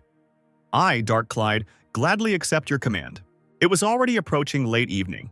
A sentry stood on the wall of one of the fortresses and yawned from boredom. Somewhere in the distance, he noticed something suspicious. The knight looked more closely, trying to understand what was happening in this darkness. Clouds of dust suddenly rose up at the tree line. What emerged later alarmed the sentry. A squad of titans was heading straight towards the fortress. The lookout began to stutter and shout, saying that they were under attack. He announced that it was an ambush by the titans. Someone was already giving the command to load the catapults. Following the order, the knights pulled the tight bowstrings of the ballistas, loading them with arrows. Another command was given and arrows flew at the enemies. One of the arrows flew right past the titan. She touched his shoulder, damaging the armor. Another titan shouted, "Ponich, get back, Caproxia, deal with the catapults." The order was given again, causing the arrows to fly forward. At that moment, the red titan seemed to multiply. His shields prevented the projectiles from touching his comrades. The alarmed commander ordered the guns to be loaded again. Just as the captain was about to give a new order, a huge titan flew towards him. This weapon destroyed not only the commander but also part of the wall. Palshan and the other mercenaries were still in the prison cell, dozing. Suddenly, the door opened, letting in a bright light that made the group leader cover his face with his hands. The silhouette of the girl in the doorway grinned and said, "You look even better than before. It looks like Tozier fed you well." Palshan laughed in response, and Mikhail said, "The same can be said about you, and in addition, you even have new luxurious clothes." The mercenary leader was indignant. "Forget about clothes, we can hardly wash ourselves properly, Dark." Many titans were already crowded at the gate. A small part of the wall was destroyed. One knight barely managed to avoid being hit by a flail on a stone building. Jumping to his feet, he demanded that the gate be defended. However, it was already too late. One of the titans destroyed it with a blow from his mace. Just as this same titan was about to give his order, a morning star flew into him, crushing him to the ground. The golden titans arrived, one of whom shouted, "Pathetic mountain bandits, still hoping that these lands belong to you. Call upon the Mace of Justice." The other enemy titans also summoned the same weapons. The lookout shouted for reinforcements to come to them. Suddenly a shadow loomed over the knight, and the man turned around and became alarmed. A red giant jumped onto this wall. This could not fail to attract the attention of the golden titan. Red stated, "Subashi is our first step towards returning Krataus to his homeland." This giant was controlled by Prince Rubinsky himself. After his words, he instantly made a jump. He swung his sword in flight. The area was flooded with blue light. A stream of mana followed, destroying several titans at once. Then Palshan approached the hole in the wall with a group of people. He commanded a squad of mercenaries to attack. All these people rushed forward with a cry after Palshan. The king was informed. The Knights of the Silver Cross crossed the northern border. Baron Andre and his knights, who defended our border, were killed in battle. Feeling anxious about his hopeless situation, the king covered his face with his hands, and the people in the hall began to whisper. The man continued, "Toria, with Corinth's support, has attacked the western gate. It's only a matter of time before they reach us." With difficulty, His Majesty said, "The 700-year history of Trovia will end here." The prince, putting his hand on his chest, cried out, "Your Majesty, I will defend this place until my last breath. Together with the royal knights, we will protect the castle." The king replied, "Sidmion and Dominic are not here. How do you plan to defend yourself against the titans with only 6 giants at your disposal?" The guy said, "They will not accept our surrender. We have no other choice but to fight to the end." Suddenly, someone entered the room and said that they had another option. People started talking immediately, saying that they had finally arrived. Before the king stood Jared, Dominic, Simeon, and Antonio. The alarmed prince declared, "Your Majesty, the strongest knights of our country have returned. Now we can." However, the king interrupted him, saying that Sidmion was late, and the knight replied, "Knight Jared Sidmion has returned without completing his mission. We dare to ask only for a fair punishment." The same was repeated by the knight Dominic Rowell. The king asked if the knights had found the dragon's heart. Sidmion replied that he had come to report that the current situation was under control. Then he told the latest news. Someone cried out, "Just now, Your Majesty, we must inform Corinth of Kratos' crime. When Corinth learns the truth, they will recall the army." The king replied, "Are you also stupid, Corinth, who declared the destruction of our country, will not stop his death march? Now Corinth will advance, regardless of the complexity of the situation with the dragon's heart." Sidmeon, tell me about the chance we have left. The knight hesitated for a moment before answering. Quite suddenly, he rose from his knees. Someone from the crowd cried out what Sidmeon was doing because he was showing disrespect towards the king. Everyone demanded that the knight kneel. His Majesty silenced everyone, allowing Jared to get his say in. The knight did not want to say his next words at all. Bowing his head, Sidmeon asked His Majesty to abdicate. This outraged everyone present. The prince was also dissatisfied with such a treacherous proposal. Interrupting the indignation, the king placed his hand on his son's shoulder. The boy looked back at his father, gloomy, guessing what this meant. The saddened man said he had to do it. Another wall of the castle was destroyed by enemies. From the resulting hole, gray tyrants appeared, led by a blue one. In the hall, they found a green and gold giant. The invaders guessed that it was probably the royal titan of Trovia, Feroin. But it seemed strange that there was only one of him. An inexplicable tension suddenly hung in the atmosphere. The blue titan screamed, "An ordinary titan with a power of 1-0 will not change anything." He commanded everyone to attack, and the warriors rushed at Feroin. Several powerful blows from the enemies completely destroyed the titan. He didn't even try to avoid the blows, and now he just fell to the ground. The blue giant was unhappy that the enemy didn't even resist. He expected something more. When the helmet of the defeated man opened, those present were surprised. Before them was the already dead king of Trovia. Meanwhile, in Krathaus Castle, a magic circle formed in one of the halls. In just one moment, a group of people appeared in it. Among them was a young lad, the king's son. Alarming him, someone asked, "Are you the prince of Trovia?" Frank asked this question surrounded by knights. The guy replied, "Yes, and you must be the Emperor of Krathaus." The man said, "Yes, I am Frank von Greyet." The next moment, frightening the prince, the knights pointed their swords at him. The boy frowned and remained silent for a while. Earlier, he shouted, "This is absurd. Krathaus brought us all this nightmare. Why should they become our rulers?" Jared replied, "This is the only way to save our country." The prince continued to shout, "Where is your pride as a royal warrior of Trovia? As a prince, I do not intend to fulfill the wishes of our enemies." Making the boy nervous, the knight said, "Enemies, you say? I will never forgive Krathaus for killing my brother. But not as a brother, but as a royal warrior. I am ready to kiss their feet and become their most devoted hunting dog." Clenching his fist and placing his hand on his chest, the knight continued, "For the restoration of Trovia, this is my pride. And when our country rises from its knees without any doubt, I will make them answer for everything." Looking at the emperor with disdain, the young man began to approach him. Once close enough, the guy dropped to one knee. Then he said, "Prince of Trovia Ortolan Chu Bernhard, I ask for protection from Krathaus, and I swear to become a loyal subject of Krathaus." Frank replied that he gave permission for this. While in prison, Palshan shouted out the name of a comrade. Dark stood in the doorway, dressed in the clothes of a male imperial confidant, and grinned. Alarmed, Media asked, "What happened? Are you serious about joining Krathaus?" The guy replied, "Something like that. In any case, I received the title of Baron." This somewhat surprised the mercenaries that Dark passed by. The guy stopped next to Gaston. The magician sat hunched over and was clearly in an unfriendly mood. Gaston said, "I don't hate you for your decision. You're not a Trovian after all, but I think it will be difficult for us to remain friends." Dark replied that he understood everything and he was sorry. A silence hung over them, making the atmosphere oppressive. Not wanting to admit it, Palshan also said that they gave out information about their mission even under the spell. And Dark turned to him and replied, "I know everything. It seems like it will be hard for you to continue working as mercenaries, right? According to Tozir, they are forming a mercenary unit. I have recommended all of you as officers."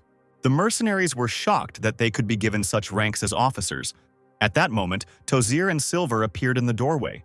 The Lord confirmed, "Yes, Dark vouched for you. You have become a real problem for our knights and of all people. Some of you are smart enough. As the adepts of the Royal Knight Academy, I hope you all will become part of our management system." Jimmy said, smiling, that he was flattered. Palshan and Media started arguing loudly among themselves, and the brown-haired man thought, "Why are you all arguing?" The mercenaries' dispute was suddenly interrupted by Silver. He said, "Our emperor said that if you succeed in the brewing war, you will become permanent members of the army." This made Palshan think for a moment. Then the leader of the group said, "Okay, it seems I have no choice. This is not such a bad offer." At that moment, he looked at Gaston, who had turned away from them all. Dark said, "Ah, yes," the emperor gently hinted at something. Palshan asked what exactly, and the guy, without rushing, told about it. What he heard interested Gaston and made him turn around. Palshan was right in the thick of the battle, cutting down his opponents. One of the enemy knights attacked him from behind. The mercenary would hardly have had time to avoid this attack. However, a lightning strike struck the enemy. Turning to the magician, Palshan thanked him for saving him. It was Gaston, who was already breathing heavily. He didn't respond to the thanks. The magician recalled the words that Dark had recently spoken. The boy explained that the Emperor of Krataus had hinted to him about Trovia's independence. A meeting was held in the ruined castle, during which someone reported Subashi's troops had created a formation on the Narion plain. Considering the numbers, they must have drawn forces from the border of Chire, a detachment of infantry, 2 detachments of cavalry, 1 mercenary, a fleet, and the king's knights. They hired as many mercenaries as possible and sent their forces to Narion. Holding a pointer in his hand, Rubinsky said, "They have concentrated troops on the border with Chire. Apparently they are going to retreat." Someone from those gathered answered, "It was we who noticed the Knights of the Crayon flag among the opponents." Another said, "As we expected, the Subashi are well aware that they are the next target." The first man also clarified, "There are only 23 Titans. If they reinforce them with 15 Titans of Crayon Knights, then we can assume that this is their entire military power." Folding his hands in front of him and leaning on the pointer, the prince said, "The united forces of Subashi and Chire. This battle will decide our fate in the war." Dark was unconscious for some time. He was alarmed when he woke up.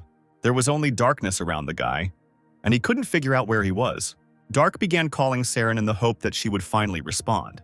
The guy assumed that it was Tozier's antics again. Suddenly, someone smiled and said, "You are developing at an amazing speed." Dark screamed, "What?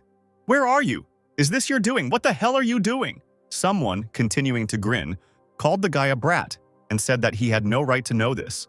This angered Dark. Although he was nervous, the guy promised to grind the creature into dust.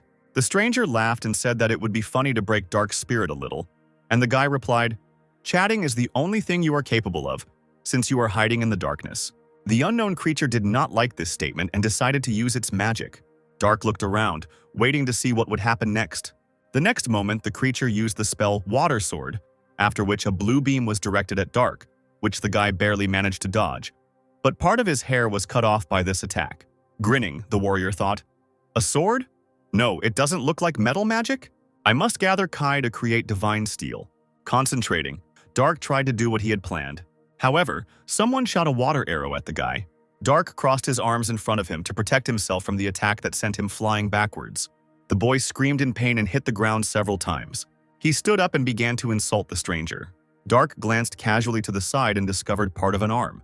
Only now did he realize that his limb had been torn off. At that moment, the creature launched a water hammer.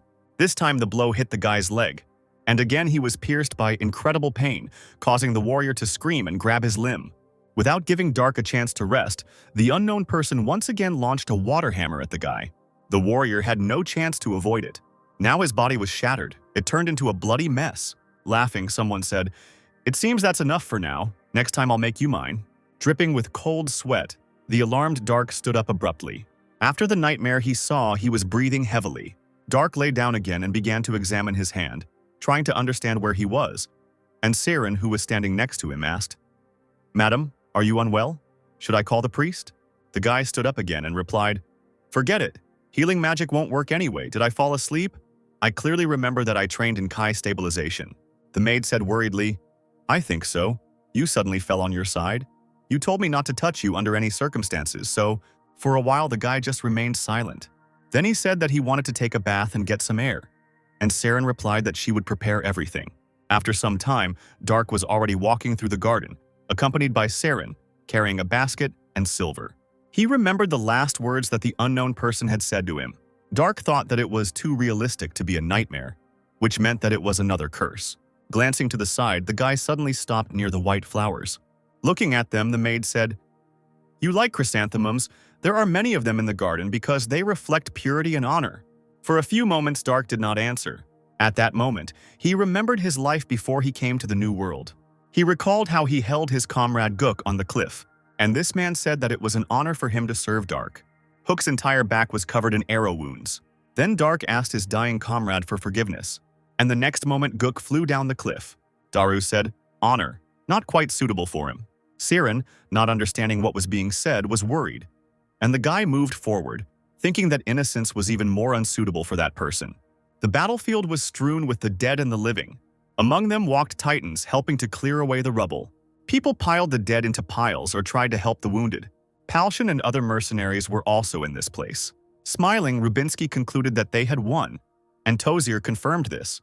The prince said, "I'm surprised you can still stand on your own 2 feet after using so many high-level spells." Tozier replied that he could rest peacefully even after death. And Rubinsky continued to speak, Subashi was finished, and Chire would soon be too. After the loss of their main forces and having only the support forces of the Knights of the Knee at their disposal, they would no longer be able to defend themselves. The magician supported the prince's words. He said, unable to hold back his tears, that they had finally reclaimed their country's name. The prince replied, "We have only just begun, and you are already crying. They say that people become more emotional with age." Tozier noted that Rubinsky was older than him, and the prince asked who said that, because now, in the eyes of others, he was old enough to be the magician's son. In that case, Tozier said that Rubinsky should be more formal towards him, but the prince, smiling, replied that the man was dreaming. Finding himself in an unknown dark space again, Dark was breathing heavily. He cried out that his clothes were still the same, but he was indignant because his sword was missing. Someone said that dirt like iron could not have arisen in this place, so the girl had to imagine. And Dark cried out, "It's funny to demand that I become your slave. How impudent!" The stranger said that in that case he would simply force Dark, then threw a water sword at him.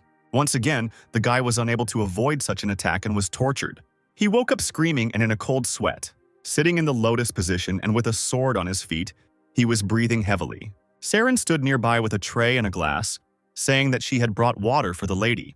Dark radiated discontent as he drank the liquid furiously. Wiping his lips with his hand, he looked at the saber on his legs, frightening the maid. The enraged guy threw the weapon past her. The blade was heading quickly towards the doors and Dark was screaming that holding it on his belt was not helping. He also didn't have the strength to squeeze it in his hand. Lightly grazing the cheek of Silver, who entered the room, the sword crashed into the door. Saren became alarmed by this, and the knight asked what the boy was doing. Dark replied that he had done nothing of the sort, and Silver asked again and grabbed the hilt of his sword. The next moment he threw the gun at the guy. Passing Siren, the blade rushed towards Dark, who was sitting calmly in his place. Suddenly, the flight of the weapon was interrupted. Dark recalled a recent conversation with the maid. The guy said, "You are free. You will no longer be beaten or threatened for your work. I spoke with the Emperor, so you can go wherever you want." However, Siren didn't want this at all. She fell to her knees and cried out, "Please don't leave me. I will try, please." Dark looked at the girl, feeling awkward and sorry for her. He also dropped to one knee and said, "You have been tamed too well." At this moment, the worried girl clutched her apron so tightly that her hands shook.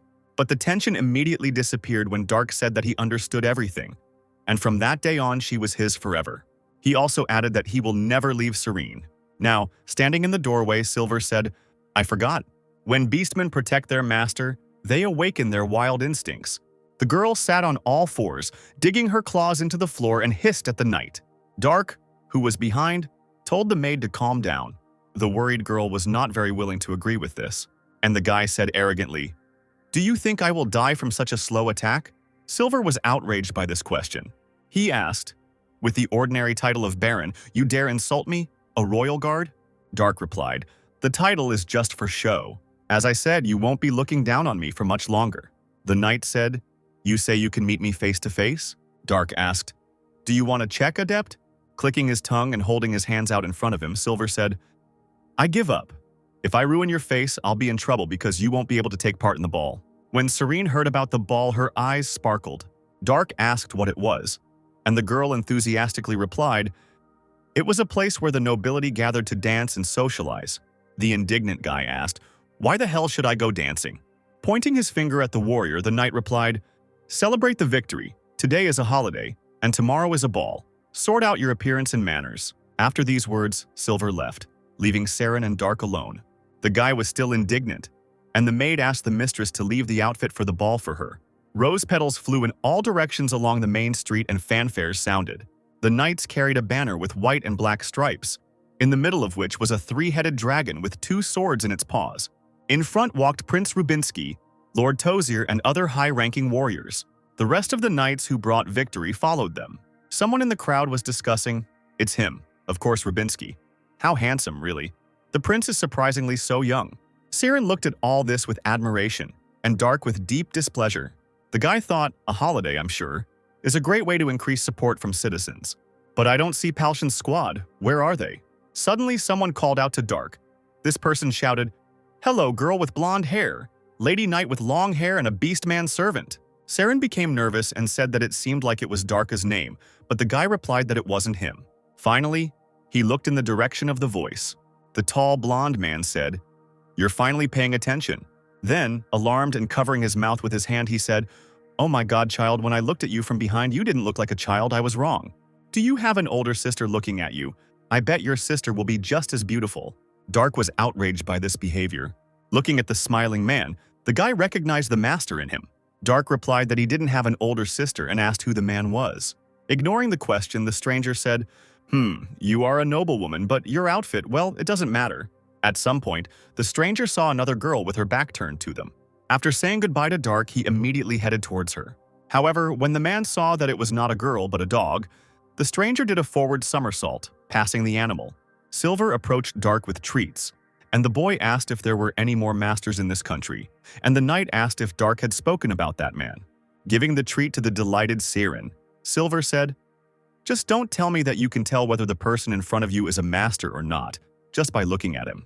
Dark replied that the knight was free to believe whatever he wanted, and the man replied that he would report this to the chief. The guy asked if Silver was going to report everything to Tozir, and also noted that he would also go to the magician.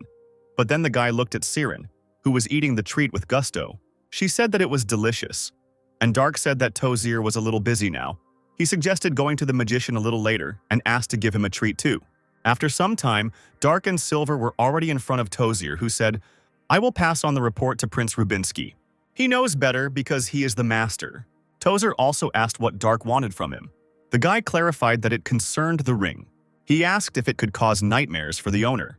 Unsure of this, the Lord repeated the key word questioningly. Then he opened one of the books, trying to find the answer to the question. The man looked through the old pages for a while, after which he replied that there were no such entries in them. Darren added, "But since there are only a few entries here, we can't be sure." The Lord asked, "And why do you think that the nightmares were caused by the Lord of Water? Firstly, what kind of nightmare did you have?" Dark looked at the ring, not daring to tell about it. But he still began to explain to the magician what the matter was. Folding his hands in front of him and bowing his head, Tozir said, "That is true. The voice you heard definitely belongs to Naiad." Darren confirmed that it was clear from the name of the spells alone. And Dark, running his hand through his hair out of concern, said, "He did a lot of damage to my body and mind. I can hold out a little longer, but I don't know how long." The Lord said, "I didn't think you could be so weak. Firstly, these are not dreams." This statement surprised the guy and made him ask questions. The magician explained, "When you realize that you are in a dream, you can do whatever you want there. We call it lucid dreaming. But if I believe your words, even though you are aware that you are in a dream, you cannot resist the voice.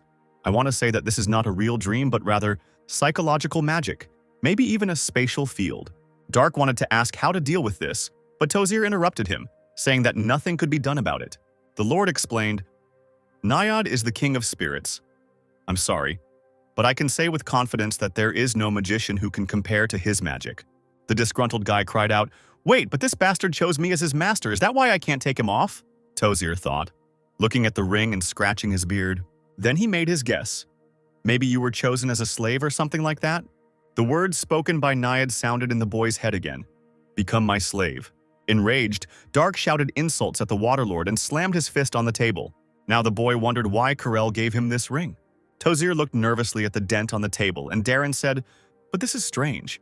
If the spiritual king decided so, then he would have no problem brainwashing the Baron right now. Why is he forcing him to submit of his own free will?"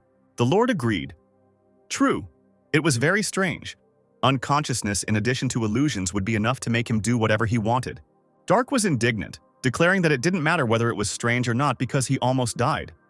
And at that moment Silver said, "I don't know much about magic, but it reminded me of the night training school, where when the instructors trained the newbies, they would abuse them, beating and insulting them." Tozir thought about it, and Dark repeated questioningly, "Training knights?" Silver replied, "Trash, pig, slave, and all that stuff. They will never treat you like a human being.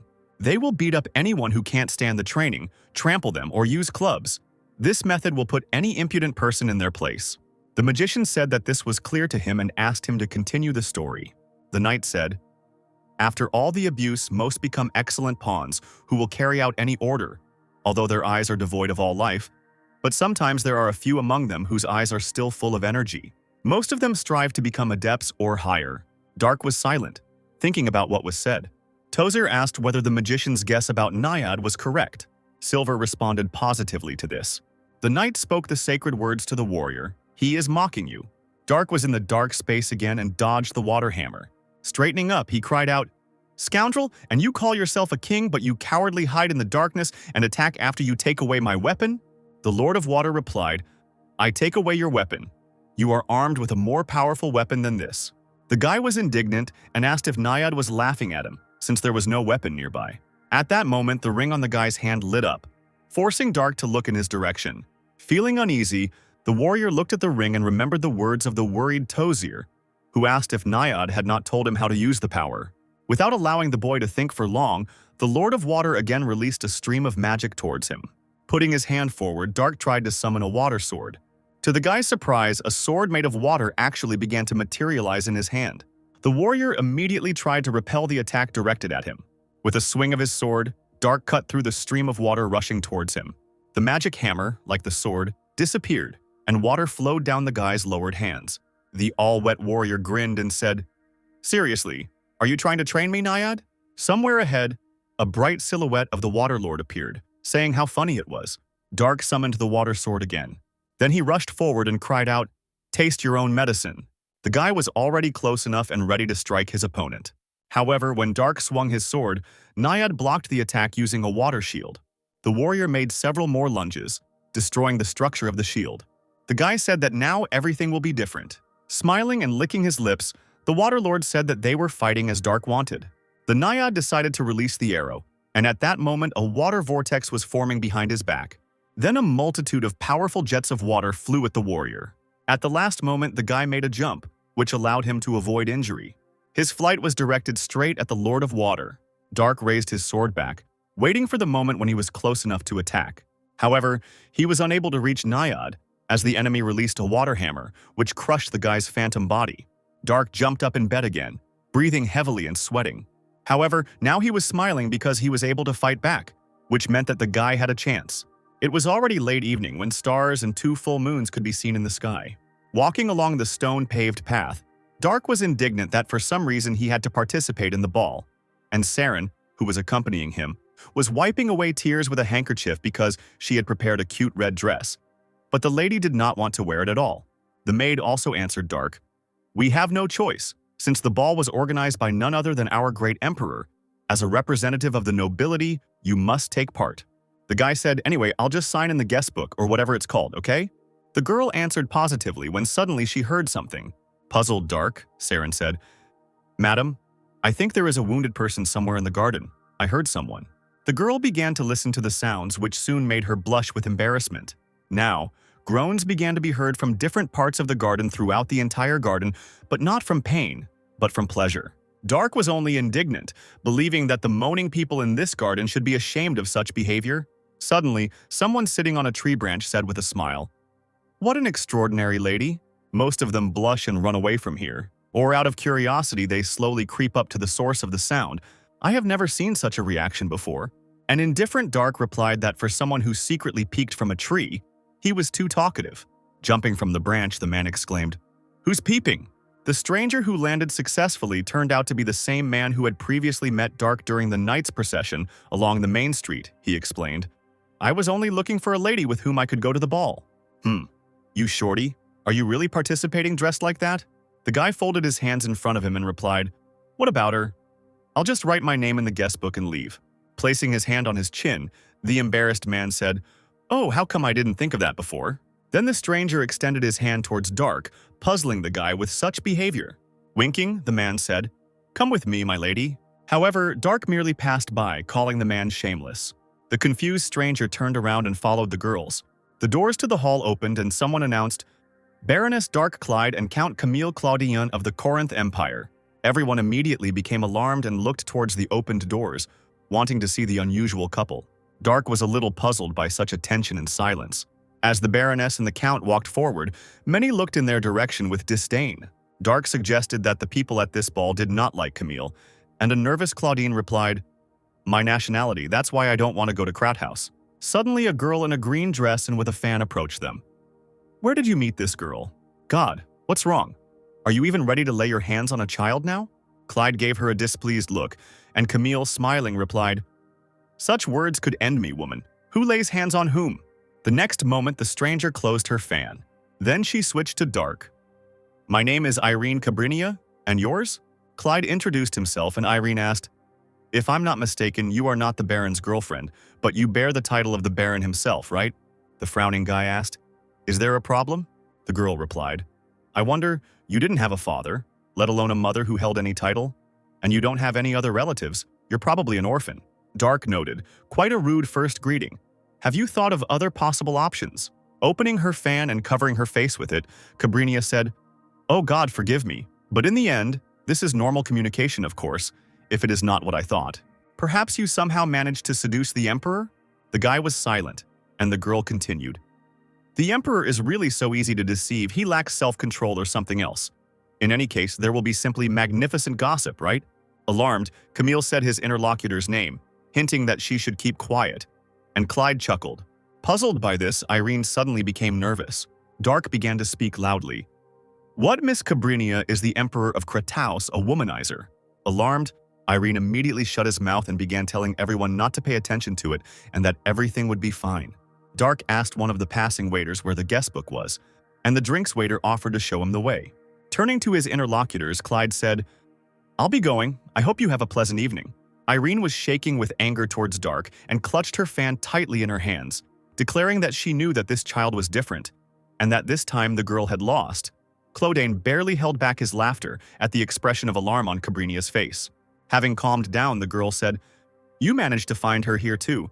It seemed to me that you were only interested in the sword." Wiping away tears of laughter, Camille asked what the girl was talking about. Cabrinia stood in a stupor, and the Count stubbornly did not understand what was being discussed and asked what Irene meant.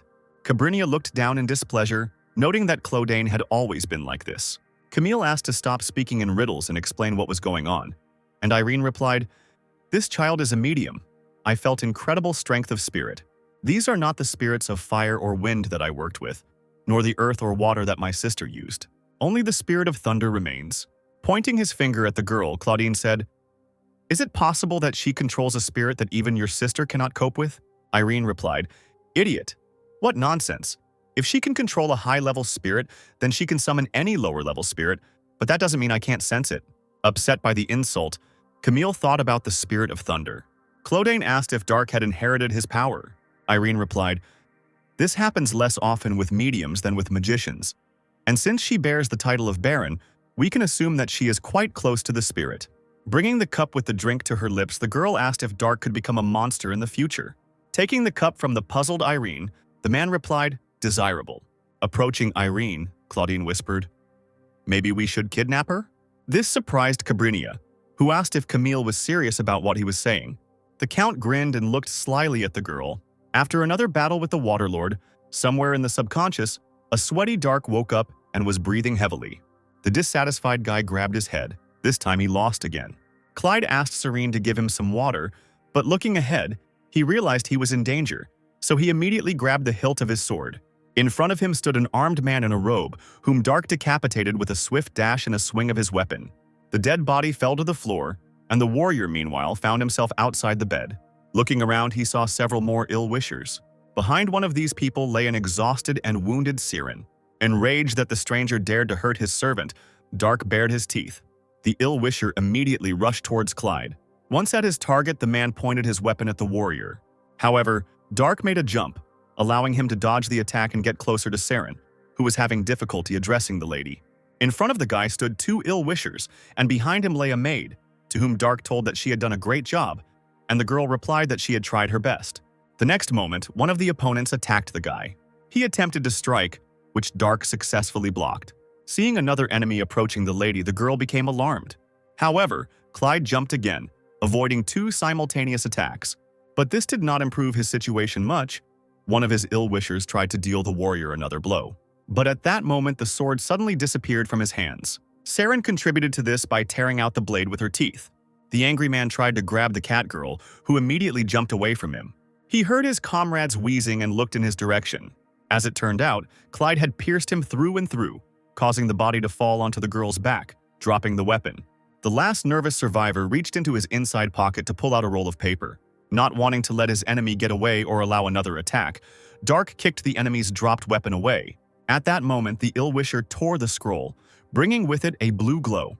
Clyde kicked his foot, causing the enemy's blade to launch into the opponent, who was then disappearing. Unfortunately for Dark, the weapon stuck into the wall, never reaching the ill-wisher. Clyde was not happy that he had missed the stranger. He assumed that the man had used some kind of teleportation device, which meant that it would be difficult to track him down. A maid ran up to the boy, asking if everything was okay with the mistress. Ignoring the question and looking out the window, Dark said, "And you? You were wounded." Siren replied, "Yes, I'm fine. We heal our wounds quickly." Nervously biting his nail, Clyde thought, "I shouldn't have chased Silver away. Because of Naiad, my body was in complete disarray." He then told the girl to hand over the dead scum to Darren and find out where they came from. The escaped ill-wisher, having found himself safe, reported that they had failed. Casting a displeased glance at his subordinate, Camille asked what the reason was. The man replied, "The beast woman's fighting skills are better than we thought. Her devotion to her mistress is unusually strong. We spent quite a lot of time because her—" Clodane interrupted his speech and said, "So, a loyal beast man is a rare phenomenon, how interesting. But the main reason is, did you lose to the spirit?" After a short silence, the subordinate explained that the girl had used a sword. This statement interested Camille somewhat. The alarmed man continued to report, "Yes, the skill of our target is comparable to that of an adept. She decapitated the first one with one movement and killed the second one in 3. Clodane was surprised that some girl could be an adept. Irene, who came up from behind, said, "There are several records where mediums use a sword, but not a single one where a medium could compare with an adept. Are you sure you understood correctly?" The subordinate replied, "I am sure I can swear on the name of my family." Smiling, Cabrinia noted that it was unfortunate. Scaring the man, she said, "Our hunting dog has just failed a mission and is justifying it with the family knighthood title." Suddenly, a fire salamander appeared next to him, summoned to kill the man who asked why they decided to do this to him. The girl replied, "I'm sorry, but an uninvited guest was on your tail." A moment later, the room was illuminated by the light of a flame that was burning the subordinate alive. All that was left of him was a skeleton, on whose skull Irene stepped, breaking it into pieces. Cabrinia also said, "We will at least justify the name of your family, Sylph. Please clean up." While the fairy was cleaning up the remains of the man, Irene said, "This child, she is something much more than we expected. We must take her with us at any cost." Relaxing in his chair, Camille agreed. Somewhere nearby on the roof was Prince Rubinsky, thinking, "He is from Corinth, Camille Clodin. I must thank her for recognizing him as a master. This time I will let her destroy the evidence." Somewhere in the mountains, in the middle of the forest, the sounds of metal being struck could be heard. The black-haired menacing man swung his sword intending to destroy his opponent. However, Palshan's strike was faster. The man fell to his knees from the damage he received and then lay flat on the ground. The sweaty Palshan breathed a sigh of relief. Lowering his sword onto his shoulders, the group leader noted that everyone was now dead. And Mikkel, running his hand through his hair, said, "Another cleanup. The monsters have been destroyed. All that remains is to take care of the bandits. How much longer do we have to work to the point of exhaustion?" Media replied, "Well, they just understand how to use their mercenaries. There are idiots who hire them as useless security." Gaston asked, "Aren't they trying to recoup their money?" Raven noted that for now, they just needed to wait until they were enlisted in the regular army. And Jimmy fell to the ground and said, "In any case, I only want one thing, to rest a little." An inspired Palshan said that when they were enlisted in the regular army, they could visit their Baron Dark, to which the other mercenaries agreed. Mikkel said he was curious about what Clyde was doing now. The group leader replied that he was most likely training to become a master again. Meanwhile, Darren reported to Dark, "We were unable to find any leads. We tried to track their route, but nothing worked." Clyde noted that magic is not omnipotent, and now nothing can be done. And the magician asked, "But are you okay? It seems that your condition is worse than ever."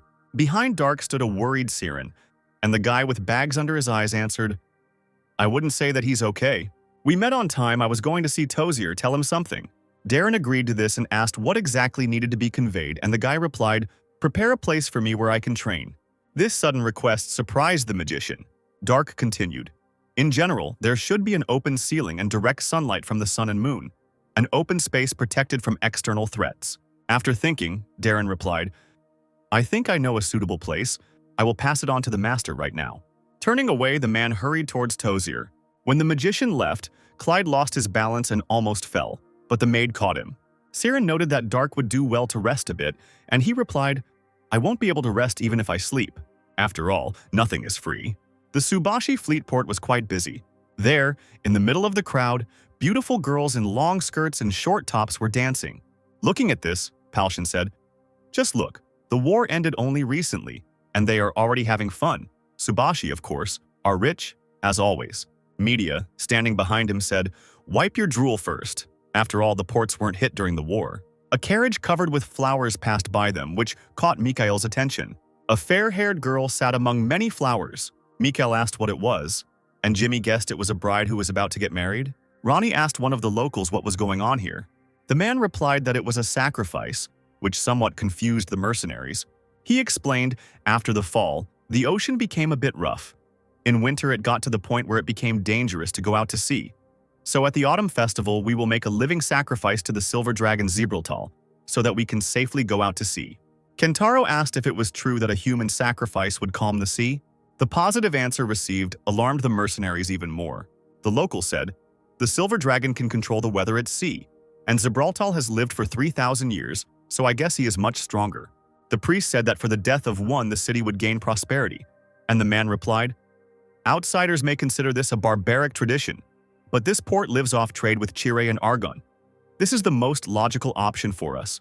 Mikhail said, Indeed, as expected from a port city, for the life of one virgin they will receive the power of a silver dragon, quite cheaply. Media was outraged by this, and the mercenary explained, I don't agree with them, but I understand why you are so surprised. As Ronnie watched the carriage drive away, he thought about the silver dragon. While in one of the towers with many windows, Dark asked, Is this the place your student spoke of? Tozier answered, Yes, it used to be a magic tower, but now it is empty, so use it as you wish. There are a lot of soldiers around here, so I suppose it's safe, but if you want, I can call a few adepts for security. Dark replied, No need. Silver at the front door is enough. He is the most capable adept of all. A nervous Silvar, looking out from behind the door, asked, Weren't you the one who told me to get out because I was useless? Clyde confirmed this and asked for forgiveness, which surprised the knight. Dark said, I apologize, this may seem impudent, but I need your strength. Confused and worried, Silver scratched the back of his head and replied that he understood everything. When it was already getting dark, Clyde visited the magic tower again. He took off his uniform, folded it carefully and placed it on the floor along with his sword, after which he changed into light clothes. The guy thought, Serene will like this kind of clothes. I have no choice, this is best for airflow. He sat in the middle of the room, assuming the lotus position and preparing to stabilize the chi. Closing his eyes, Dark hoped that his choice was the right one. Dark energy headed towards the guy. Such was the technique of joyful enlightenment with piercing pain. Clyde continued to think, There is a risk of being consumed by demonic flames. Frankly speaking, it is better to take a risk than to become a slave. I also take advantage of the calm of the North Sea. Silver, standing at the door, became alarmed and looked up. He saw how black energy was thickening above the tower, and the knight himself was overcome by an eerie feeling. Meanwhile, the sky turned blood red. Somewhere in the forest, in the roots of a large tree, there was a stone passage. A golden dragon emerged from this passage. Artias looked up at the red sky, realizing that this was the work of a demonic god. This time, Dark woke up on the seashore, not understanding where he was. A female figure appeared in the sea itself, not far from the Clyde.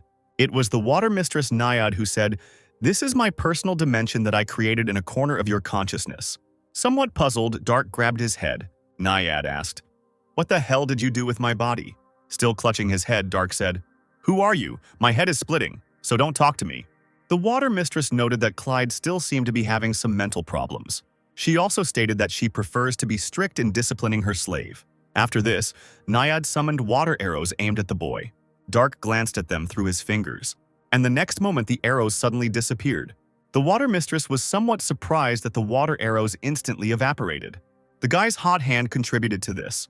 Grinning, Clyde began to laugh madly, and Naiad noted that the girl had gone crazy after all. Dark cried out, Thank you! I am completely renewed. Since I am being challenged, I cannot refuse. Clyde put his hand forward and decided to use the demon shot. Several fireballs immediately flew towards the Mistress of Water.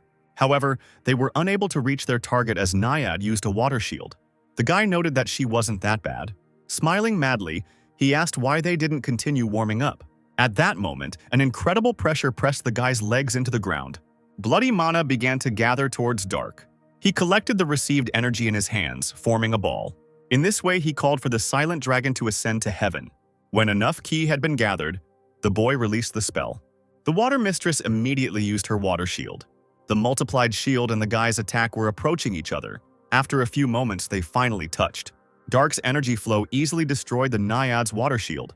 The wounded woman, stunned by this outcome, cried out, "This is only a mortal."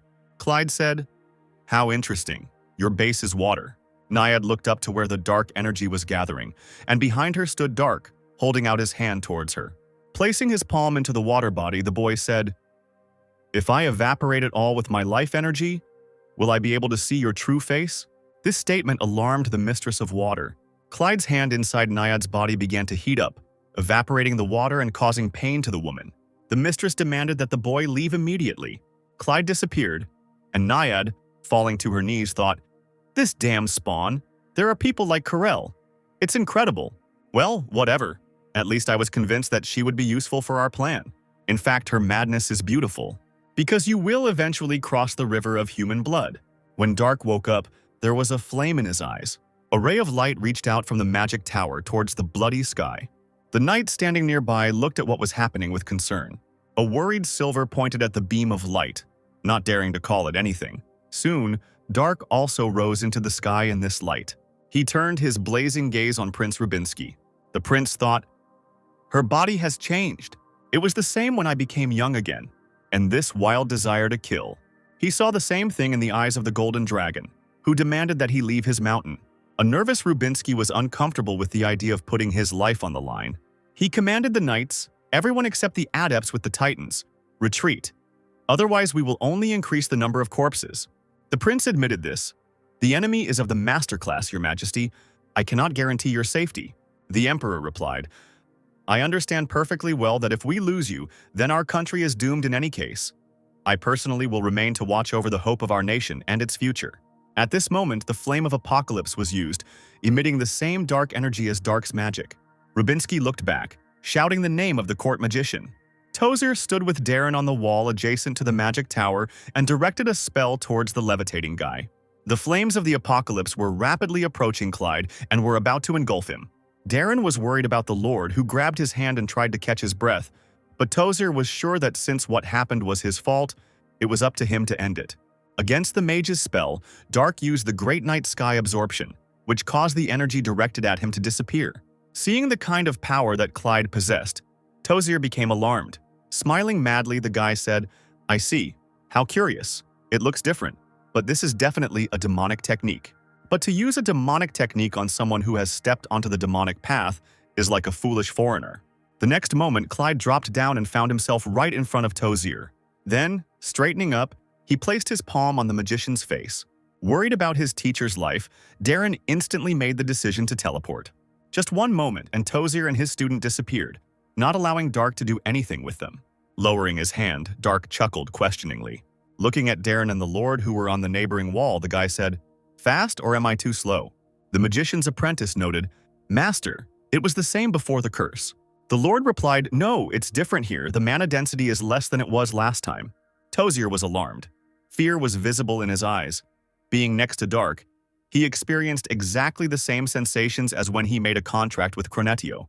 He could tell for sure that what stood before them was the demonic god himself. The Emperor commanded everyone to summon their titans. The sky was covered with several swirls. From them, the titans stepped onto the earth. Smiling, Dark said, "What interesting toys do you have?" Then the unarmed Clyde looked at Rubinsky, who was flying straight at him. Approaching the enemy, the prince slashed with his sword. However, Dark blocked the blow with his saber. The prince was surprised. He could not understand when the girl managed to grab the weapon. The grinning man tried to press on the sword so that Clyde would drop his saber. However, this did not happen, and Rubinsky was surprised how the girl was still standing with such a skinny arm. Dark said, A foreigner outside of Miram was able to reach the level of a demonic disciple. How interesting. The alarmed prince continued to press on his sword. But the next moment the girl threw away Rubinsky's weapon, and immediately after that she tried to strike the prince. Although with difficulty, Rubinsky still managed to dodge. He then swung his sword trying to wound Dark, but the enemy jumped up, avoiding the blade. Clyde said, "I will personally behead you. Take it as an honor." Dark intended to attack Rubinsky, but at that moment he felt movement behind him. The next moment, a Titan's sword fell on the guy. I know it's inappropriate to say this when we're on the brink of war, but I want to know what the limits of my abilities as a master are, and how capable I am. This is exactly what Rubinsky said earlier, but only now, looking at Dark, who reflected the Titan's powerful blow with the help of a magic shield, the prince doubted his words. The Titan that Silver was sitting inside was trying to apply enough force to his sword to at least be able to wound Clyde. The guy himself said, "It amuses me. In the West, they are capable of creating similar toys." Civilar cried out, "Alfred, honor!" Clyde looked to the side where another Titan was approaching him. The next moment, a spear flew at the enemy. Dark's saber soared upward and was already spinning somewhere in the sky. Clyde himself was also in the air after the jump. Silver, considering this an excellent moment, commanded to attack again.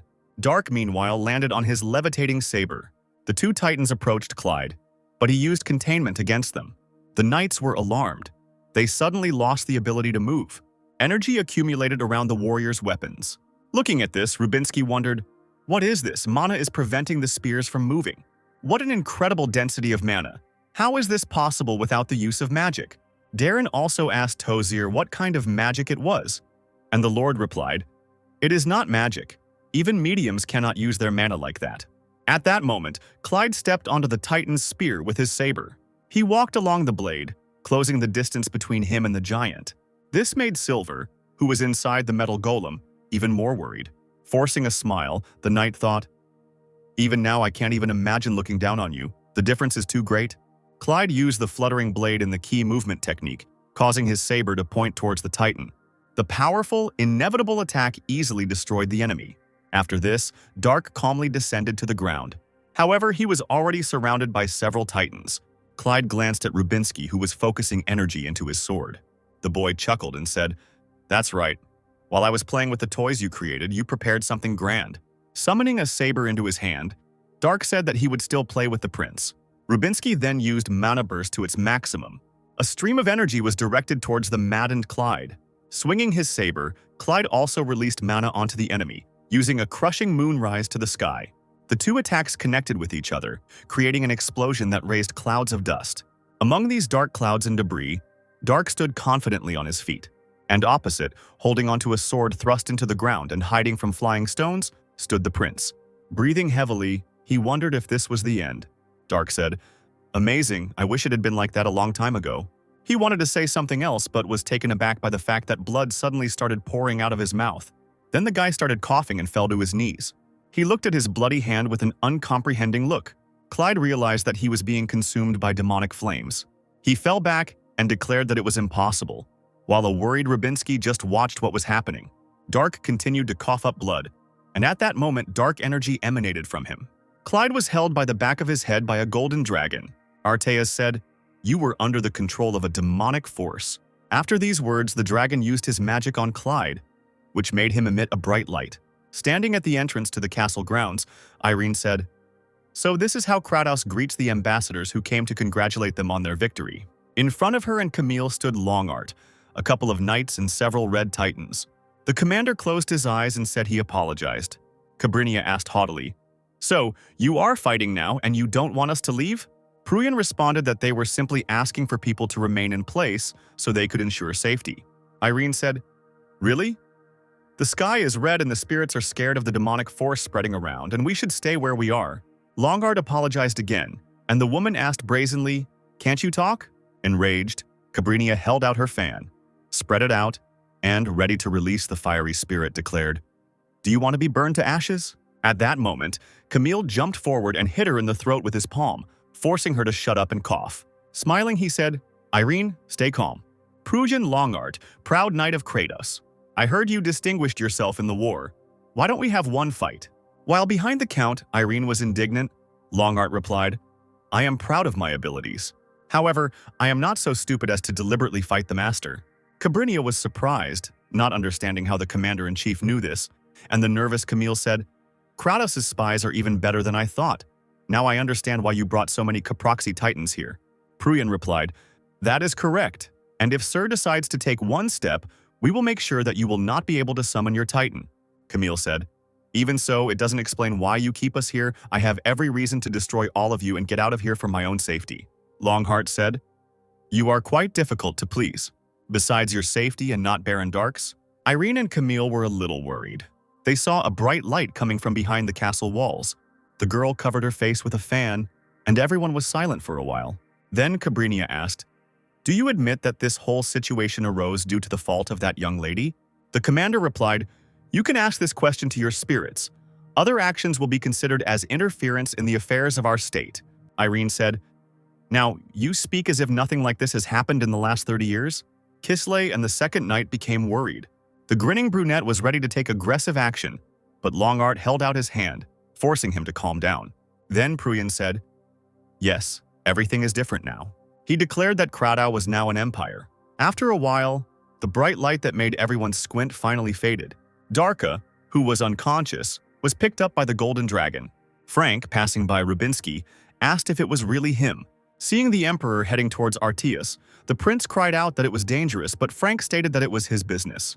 Coming closer to the dragon, the man said, I am the Emperor of Kratos, Frank von Greyet. And you? Artias looked at Frank and remained silent. He just smirked, after which the Red Titans surrounded him, pointing spears at him. One of them cried out, Show your manners and introduce yourself before our Emperor. However, Frank ordered them to calm down and lower their weapons. Then the man said, The wise Golden Dragon has no need to follow human laws. This made the mages anxious, causing Tozier to ask what all this meant. And Rubinsky, not understanding when these people managed to hide behind them, explained that it was a golden dragon. At least they were expecting it. This dragon has ruled Mount Maltorio for 4,000 years. An image of a child flashed before Artias' eyes, and the dragon declared that it remembered him. He said to the Emperor, The boy has grown quite a lot. You people grow too quickly, so it is difficult to recognize you. Frank replied, You must have seen me when I was young. Well, it doesn't matter anymore. Could you pass it on to me? The surprised dragon asked why he needed this. The Emperor explained that she had made a contract, and since she had broken her promise, he had the right to choose the appropriate punishment. Artias replied, If you want to claim that right, you should have defeated her with your own strength. I am the only one who could resolve this situation, so I will take care of her myself. If you still have any complaints, then calm your pride. Frank was silent for a moment, thinking about what had been said. Then he said, Okay, I prefer to trust the wisdom of the Golden Dragon, who lived for 4,000 years. The dragon replied, Excellent, in that case I'm leaving. Then he pushed off the ground and flew away. Approaching the Emperor, Tozier asked, Your Majesty, did you know about the existence of this dragon? Frank replied that he had learned about the dragon not long ago, and the Lord asked why, in that case, the Emperor had not yet told him about it. Frank asked whether he was obliged to report everything to the Imperial Magician, and Tozier became nervous and said that this was not what he meant. The Emperor said, I'm joking. I didn't expect him to personally intervene. I should have told you earlier. The Lord thanked Frank for his words. Then the Emperor said, Yes, at this moment I would like to listen to your advice. The mage replied, If a worm-class dragon really lives in these lands, we must make every effort to establish and maintain favorable relations with it. Our country does not have the means to fight a dragon as well. The man said, Maybe so. In any case, the loss of Baron Clyde as a resource is even worse, despite his instability. Prepare measures to make up for shortfalls in human resources. Meanwhile, the Golden Dragon carried Darka to his stone shelter somewhere on the mountain under a tree. The stone passage immediately gave way to a staircase leading downwards. Beyond it was a corridor with columns, at the end of which was a high arched door. There, in a bed with red bedding, lay Dark. Next to the same bed stood Artias, with a sad expression on his face. Looking at Clyde's ring, the dragon told the naiad to show himself. The decoration began to glow, after which a stream of water burst out of it. The water swirled, fell to the ground, and a silhouette began to appear from it. Taking on her final form, Naiad said, Long time no see, Artias. The dragon asked, What kind of masquerade is this? Since when have you taken the form of a human woman? The mistress of water asked. Do you prefer a man? Naiad stated that Artias should have been told about this right away. The The water began to swirl again, after which, instead of the woman, a very muscular man with a beard appeared. Flexing his muscles, he laughed and asked, "Well, aren't I beautiful?" Calling the water lord an idiot, the dragon sat down in the chair. Arteas asked, "What will you do with this child? Where is Karel? Is he dead?" Turning back into a woman, Naiad replied, "No way. This guy just handed me over to her for free. My pride is hurt." The dragon said, "Unlike other elves, he was unusually friendly with Ifrit. I bet he will be the only one in the history of elves." The Lord of Water began to complain that there was nothing good in this stupid mountain of muscles that burned everything around, and Arteas at that moment thought that it was clearly not the Naiad who should be talking about muscles. The woman asked, "What? Why are you looking at me like that?" The dragon, pointing at Dark, asked, "Okay, let's put aside empty chatter. What did you do with this child that brought her to this state?" The Naiad replied, "What did she do? She just went crazy and started doing whatever she wanted." Arteas asked, "For a child who hasn't even reached the level of an adept, the mana level is now comparable to a master, and the presence of a demonic god can be felt? I wouldn't say that she just went crazy like that, right?" The Mistress of Water insisted. "I tell you, she's crazy. She's not normal." The Naiad released a bubble of water into the air, and Arteas gave her a look that puzzled the water mistress. The dragon said, "Let's say we leave her alone, but we don't even know what might happen in the future." Naiad asked, "Since when does the tyrant Arteas care about people?" Arteas was silent again and looked strangely at the Mistress of Water. Naiad said, "And since you brainwashed her, we don't have to worry about her going crazy again." Arteas continued, but her memory also had to be erased. "Okay, that was the only way out, though." The woman said, "Over time, the memory will be restored on its own, however. We do not know how long it will take." "What?" "This child immediately caught your attention. Sorry to interfere, but I bet on her." The dragon suddenly remembered the moment when the girl said that she would repay his debt. Arteas said, "One way or another, you too can't do anything until she regains her memory. Until then, I will take care of her." The Naiad agreed to this, stating that she was not in the mood to teach the girl something like the basics of mana use, so the man could do what he wanted. And the dragon said, "This should be obvious, but don't you dare interfere while I'm in charge here." The water mistress said, "She is truly worthy of your attention, I understand. Call me as soon as her memories return, and don't even try to cheat." Arteas agreed as he approached the bed. The Naiad, transformed into water, went back into the ring. Again with a sad face, Arteas said that having saved her twice, he had some responsibility. After a while, Dark's eyes opened. Arteas drew attention to himself by saying that he had finally woken up. Clyde just looked at the dragon, not understanding what was happening. At first he wanted to say something, but he couldn't. Arteas said, "You are confused. You don't even know who you are." At that moment, Dark's stomach began to rumble furiously, indicating that the man was incredibly hungry. Then Arteas began to move away from the bed.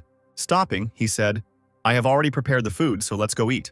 The dragon and Dark were sitting at a round table, in the middle of which lay a roasted boar. Smiling, Arteas told Clyde to eat before the food got cold. Dark looked at the meat silently and didn't understand what to do. Arteas asked what was wrong, then took the animal's leg and began to eat it. After that, Dark hesitantly reached out his hand towards the food. He tore off a leg from the roasted animal and began to bite it off just as the dragon did. And Arteas assumed that the girl had also forgotten how to eat. After some time, only bones remained of the creature. Wiping his mouth with a napkin, the dragon said that his name was Arteas, and asked what the girl's name was. Repeating the dragon's movements, Clyde said his name. Arteas was glad that Dark at least remembered his name, and he also told her to address him formally, to which Dark agreed. The man smiled and said, "Since you have amnesia, you will have to work hard to return to normal life. You will spend some time here." Clyde agreed with this, and then shuddered, feeling discomfort. The puzzled dragon asked what was wrong. Then he was embarrassed to hear a stream of liquid dripping onto the floor. Apologizing to the girl, he went down. This way he could see Dark's wet feet and the puddle underneath him. Feeling awkward, Arteas placed his hand on his forehead and said that he would need to teach the girl how to go to the toilet. Dark and Arteas were in the kitchen, where the once great warrior looked at the dragon in surprise and asked, "Cooking?" The man, rolling out the dough, replied, "Yes, cooking is one of the necessary skills for a well-bred lady." Dark asked again if he was really a well-mannered lady, and Arteas thought, judging by the fact that she was not used to going to the toilet while sitting, it seemed that her memories were erased so strongly that she did not even remember her gender. After some time, a freshly baked pie was already on the tray in Arteas's hands. An amazed Clyde said, "Wow, incredible, Mr. Arteas, you are magnificent." The dragon grinned smugly, but then Dark said, "So you are a well-bred lady." Arteas confessed, "Actually, I lived for some time as Zamran's wife, although I ran away after several decades." Looking at the food and drooling from a great desire to eat the delicacy, Dark asked how Arteas could become a lady and someone's wife if he was a man, and Arteas replied, "I am a dragon. Unlike people, I have no gender." The girl asked how it was that he had no gender, and the dragon replied, "That's right. It will be difficult for you as a human to understand. Just trust me." Clyde asked where that man named Zamran was then, and Arteas replied that he was certainly dead, since it happened 1,000 years ago, a statement that surprised Dark. Arteas explained that dragons' lives are much longer than human lives, because dragons are great creatures. Clyde exclaimed again admiringly, "Just as I thought. Mr. Arteas is simply incredible." When the girl said that golden dragons were the wisest among others, Arteas' self-esteem even increased. The dragon looked in surprise at something round and dark. He wondered what that piece of darkness was. Then it finally dawned on him that it was a burnt pancake in a frying pan, held by a girl who was unhappy with herself. The fire in the oven was blazing furiously, and Arteas was saying, "I told you that you need to watch the temperature well. Something that needs to be cooked for 5 minutes on low heat cannot be cooked in 1 minute on high heat." Dark apologized, and the dragon suggested trying again. Clyde poured some batter into the pan and placed it on the burner. He looked anxiously at the browning pancake, afraid of missing the moment again. 5 minutes later, Dark threw up a pancake, which began to turn over in the air. This time, the dough that fell back into the pan was fried properly. The delighted girl cried out that she had finally succeeded. The pancake was already lying on a plate on the table in front of Arteas, who cut off a piece of food. The dragon dropped the piece into his mouth and chewed slowly, tasting Clyde's creation. The girl looked at him and was nervous, waiting for the fateful verdict. Finally, Arteas said it was delicious, and Dark cried out in joy. Clyde rushed to hug the dragon, who, without reciprocating, grinned and noted that the girl seemed to be trying hard. Dark stated that it was all thanks to Mr. Arteas. Closing his eyes, the dragon smiled and sighed. A little later, the dragon gave the girl a pink cloth and a needle and said, "If you don't know, then sewing is a skill that you can't do without. With the help of this talent, you can patch up clothes, thereby saving money. Good sewing skills will greatly help the family's economy."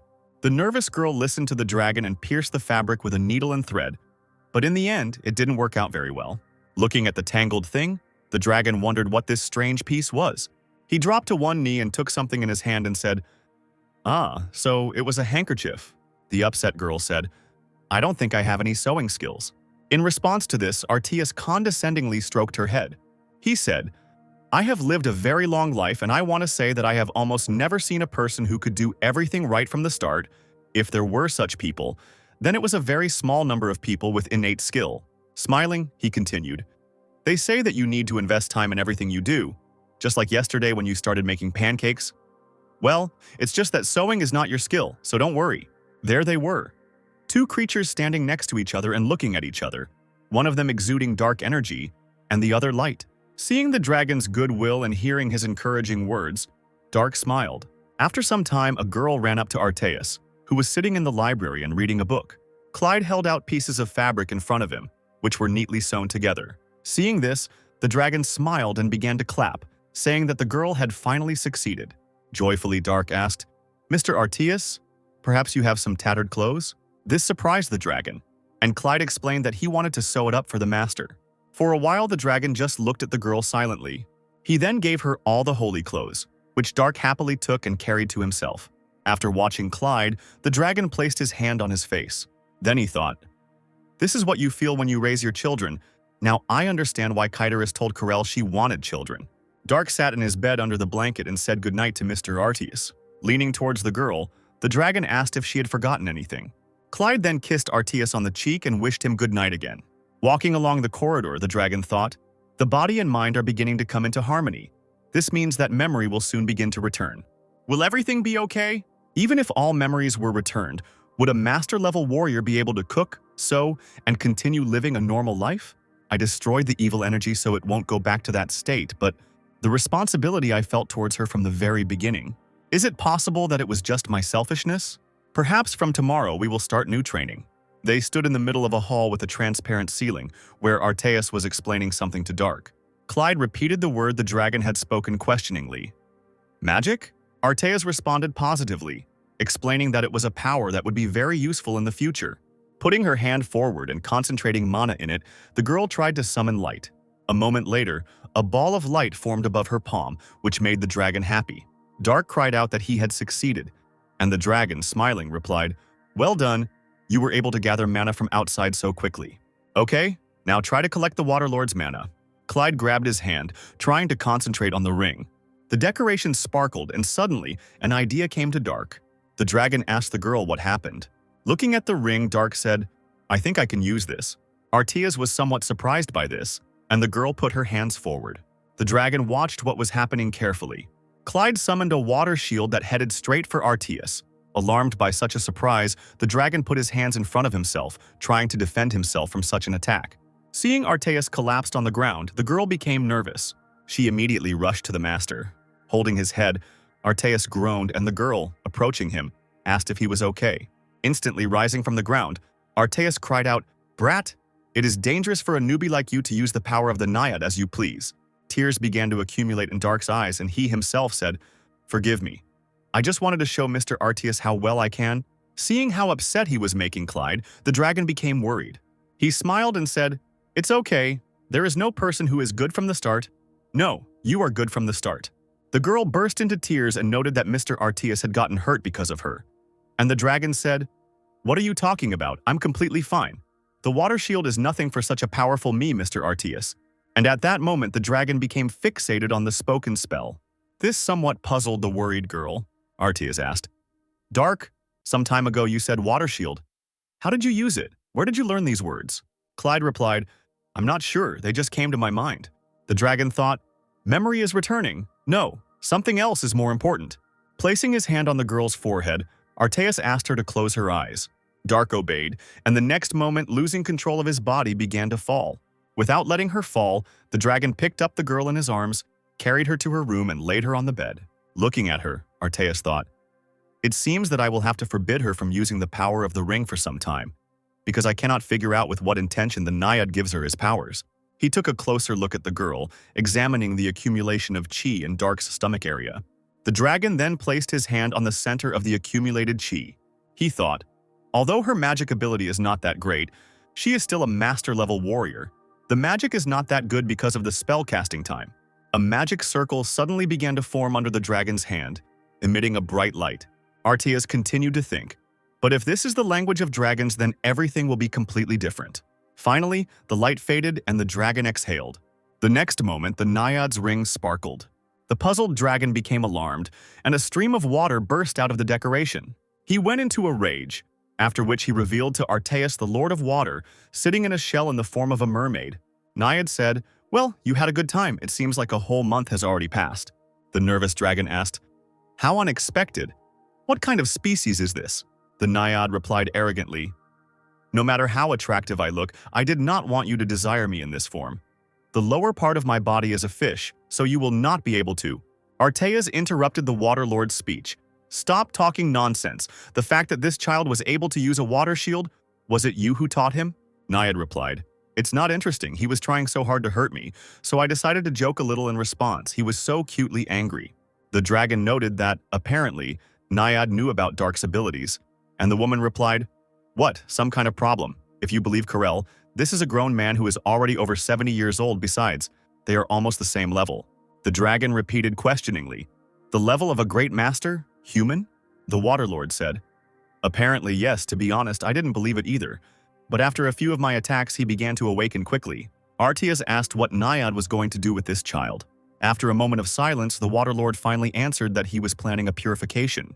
The dragon was somewhat puzzled by this. Naiad explained, "All the dirt, water pollution, and land destruction have been destroyed for several thousand years, and the population has only increased. It is time to reduce the number of people to carry out a cleansing. For starters, I think it would be enough to destroy about half of the entire population. What do you think, Artias?" The dragon was indignant. "Are you crazy? You think you can do all this alone in the human world where the power of the demonic gods has not even been fully established?" The Lord replied, "I said so. That is why I need that person, and of course, I have already talked about this with Tao." Artias said, "Tao, so you even involved the god of the earth. But the other gods will not turn a blind eye to this. Ifrit will stop you. and this will mean that Carol will not remain on the sidelines. You yourself should know that Carol's strongest titan, the Golden Knight, is not so simple. If Carol goes, then Kyderis will follow. And what are you going to do with the Arst? Naiad chuckled and said, You have less information than I thought, Arteus. It seems you know almost nothing about this child. I can handle Ifrit. Karsta isn't particularly interested in humans. Dao will deal with Kyderis, and Carol will be stopped by this kid. You knew this kid's titan is stronger than the Golden Knight. Carol will never be able to stop me. I didn't expect that you would be against this plan, because you thought that people were toys, nothing more. Although you didn't kill that many people, I think the number would reach 3 digits. So don't even think about stopping me, Golden Dragon. Arteas let out a heavy sigh and agreed. However, the dragon asked Naiad to give him a little time, at least 1 year. Turning to Dark, he said, Give me time to be with this child. The Naiad was silent and looked at the dragon with bewilderment. Arteas said, This strong boy, even when his memory returns, his soul will no longer be as defiled as before. But this soul is very sensitive. The destruction of half of his human essence will definitely cause harm. That's why I want to help so that his mentality doesn't suffer. The ruler thought for a moment and said, So you really have become attached to him. It will be interesting to watch. Grinning, Naiad agreed to give the dragon some time. Returning to the ring, Naiad said, Let's see what you can do in just 1 year. Taunting Arteas, the Water Lord told him to try hard. Arteas just remained silent, watching as the Naiad lost his form. The dragon was again in his library, reading books. At that moment, Dark came in and said that the food was ready. Closing the book, Arteas said, Okay, I understand. And then, with some alarm and sadness, he looked at Clyde, realizing that everything had changed. The dragon closed his eyes and smiled indulgently. After some time, Arteas and Dark were already sitting at a round table and eating. At the same time, Clyde felt a little uncomfortable and was in no hurry to eat. The dragon concluded, So your memory has returned to you. Dark looked at Arteas with concern and, after a short silence, gave a positive answer. The dragon said, I don't care who you were or what you did before, nor am I going to hold you back, for dragons are creatures as lonely as they are powerful. Gloomy Dark, thinking, said, Loneliness. Do you think that only lonely people are strong? After finishing the entire meal, Arteas, wiping his mouth with a napkin, replied, Yes, I have learned this in my life. I was generous and was able to become a friend to a weak person. But it seems that it is difficult for a weak person to even think about accepting a strong person as a friend. Besides, if he can still think like that, he is no longer a weakling. In fact, I thought so until last month, but perhaps the loneliness of the strong man is to be blamed on his own sense of superiority, and not on the feeling of inferiority of the weak. Justifying this with the logic of his enormous power, he refuses what he should have accepted with a pure, innocent heart. This is similar to me. After thinking about all this, I realized something. It's true. I feel like you are just like a daughter to me, although I'm not sure how you feel about it after regaining your memory. Dark, who found it difficult to accept all this, lowered his head. Arteas was silent and looked at the girl with sadness. Then he smiled and said that he understood everything. Clyde, who had not eaten anything, sat in his place with his head bowed, and painful memories flashed before his eyes. The boy was a kidnapped orphan. He was lying on the ground and came to his senses when someone shouted, "Number 2044, get up!" A very large man loomed over him, instilling fear in the child. Without saying anything, Clyde obediently rose to his feet. The devilish techniques were training that accumulated internal energy. The man stated that Dark was moving on to the next stage and told the boy to follow him. Looking at the other dead children, Clyde obediently followed the man. The friends Dark used to play with were killed due to the energy flow inside his body being stopped. These terrible people grabbed the children by the hands roughly. They determined those who were suitable and those who were subsequently destroyed. The remaining ones were classified according to the thickness of the energy flows. As a teenager, Dark stood among other children who had met the same difficult fate and were turned into warriors. The man standing in front of them said, "The last training session is loneliness." This man commanded teenagers to kill each other. Looking at the other teenagers, Dark saw their eyes filled with rage and hatred, but ready to obey. There were no people among them with whom one could make friends. Even if there were any, almost all of them died. Breathing heavily and covered in blood, only Dark remained alive. The one who commanded them said, "Number 2044. From today on, you are the killer of the Black Shadow Squad." Dark looked at the scroll with the image of a certain man on it until someone spoke to him. This is a master who uses the strongest internal energy and single sword techniques. Kill him within 50 days without leaving a trace. Remembering all the details of the face he saw, Dark unconditionally agreed to carry out the order. After some time, this master was pierced by the blade of Clyde, who was hiding under the bed, causing his face to twist. At that moment, the man was lying in the chambers with a woman, through whom the blade also passed. The light in the room went out, as did the lives of two people. A certain man sat at the table and said, "Number 2044. Because you wear black clothes and fight with a black sword, you were nicknamed Mukyan, right?" Dark replied, "Yes, sir." The man continued, "That's right, with skills like yours, you can even give yourself a nickname. Now you are a first-rank assassin of the Black Shadow Squad." Obeying the high-ranking man, the boy bowed his head. Even if Dark was trusted, the killer was nothing more than a weapon. There was only one person with whom the young man could share his emotions. It was already deep winter, snow was falling all around, and young Clyde was approaching the man who was saying, "I think it would be a bit of a shame to use you only as a subject for killing. My name is Yubek, the magic sword. I don't know how long it will take, but from now on I will be your mentor." Dark folded his hands in front of him in a certain gesture, showing his respect and submission. At that moment, it was this man, Dark's mentor and teacher, who was the only one the young man could trust. Beck trained Clyde for several years, during which the boy showed quite good results. One day, when Dark had already matured, he and his mentor were sitting in the lotus position by a snow waterfall, as usual. The icicles began to melt from the spreading heat. Then the space filled with smoke as the heat coming from Clyde burned the clothes on him. Looking at the man, Beck asked how old he was. Hesitating to answer and looking at his body, Dark said that he was already 40. The mentor noted, "You have improved a lot, congratulations. Finally, the work has borne fruit." Thanks to this man, Clyde was able to take his first steps into the higher world. Perhaps that's even why it was the end. Their enormous difference could not continue to be contained within the relationship of mentor and student. One day, when Dark left his teacher's house, the man stopped at one of the taverns. One of his interlocutors asked, 43, you say? Judging by the fact that you look 20 and use the youth technique, do you have children?" Clyde replied, "No, thanks to the technique of solitude, I don't even dream about marriage." The surprised old man said that it was very bad, and regretted that such a young man as Dark would not have a continuation of the family line. The boy asked his grandfather what the technique of solitude was, assuming that it was some kind of incredible skill, to which the man remained silent in embarrassment, not ready for such a conversation with his grandson, because this technique was used on men who had not had sexual relations with women. The old man slammed the table and cried out, "When you grow up, you'll find out. Adults talk, why do you keep interfering?" Calmly drinking his drink, Dark watched his interlocutors and the boy shouted, "I'm also an adult now. If you don't tell me what kind of technology this is, I'll tell Grandma how all you do all the time is drink." The worried grandfather answered Yong Seok that this was not possible, and the boy looked at him, raised his nose and said that the man was already late. Clyde couldn't understand this kind of relationship. One day, right before his eyes, a little girl stole freshly cooked byozi, still steaming. She ran away as fast as she could to avoid being caught by the man who followed her, shouting that the girl was a thief. Unable to keep track of her feet, she tripped and fell, dropping one of the byozi.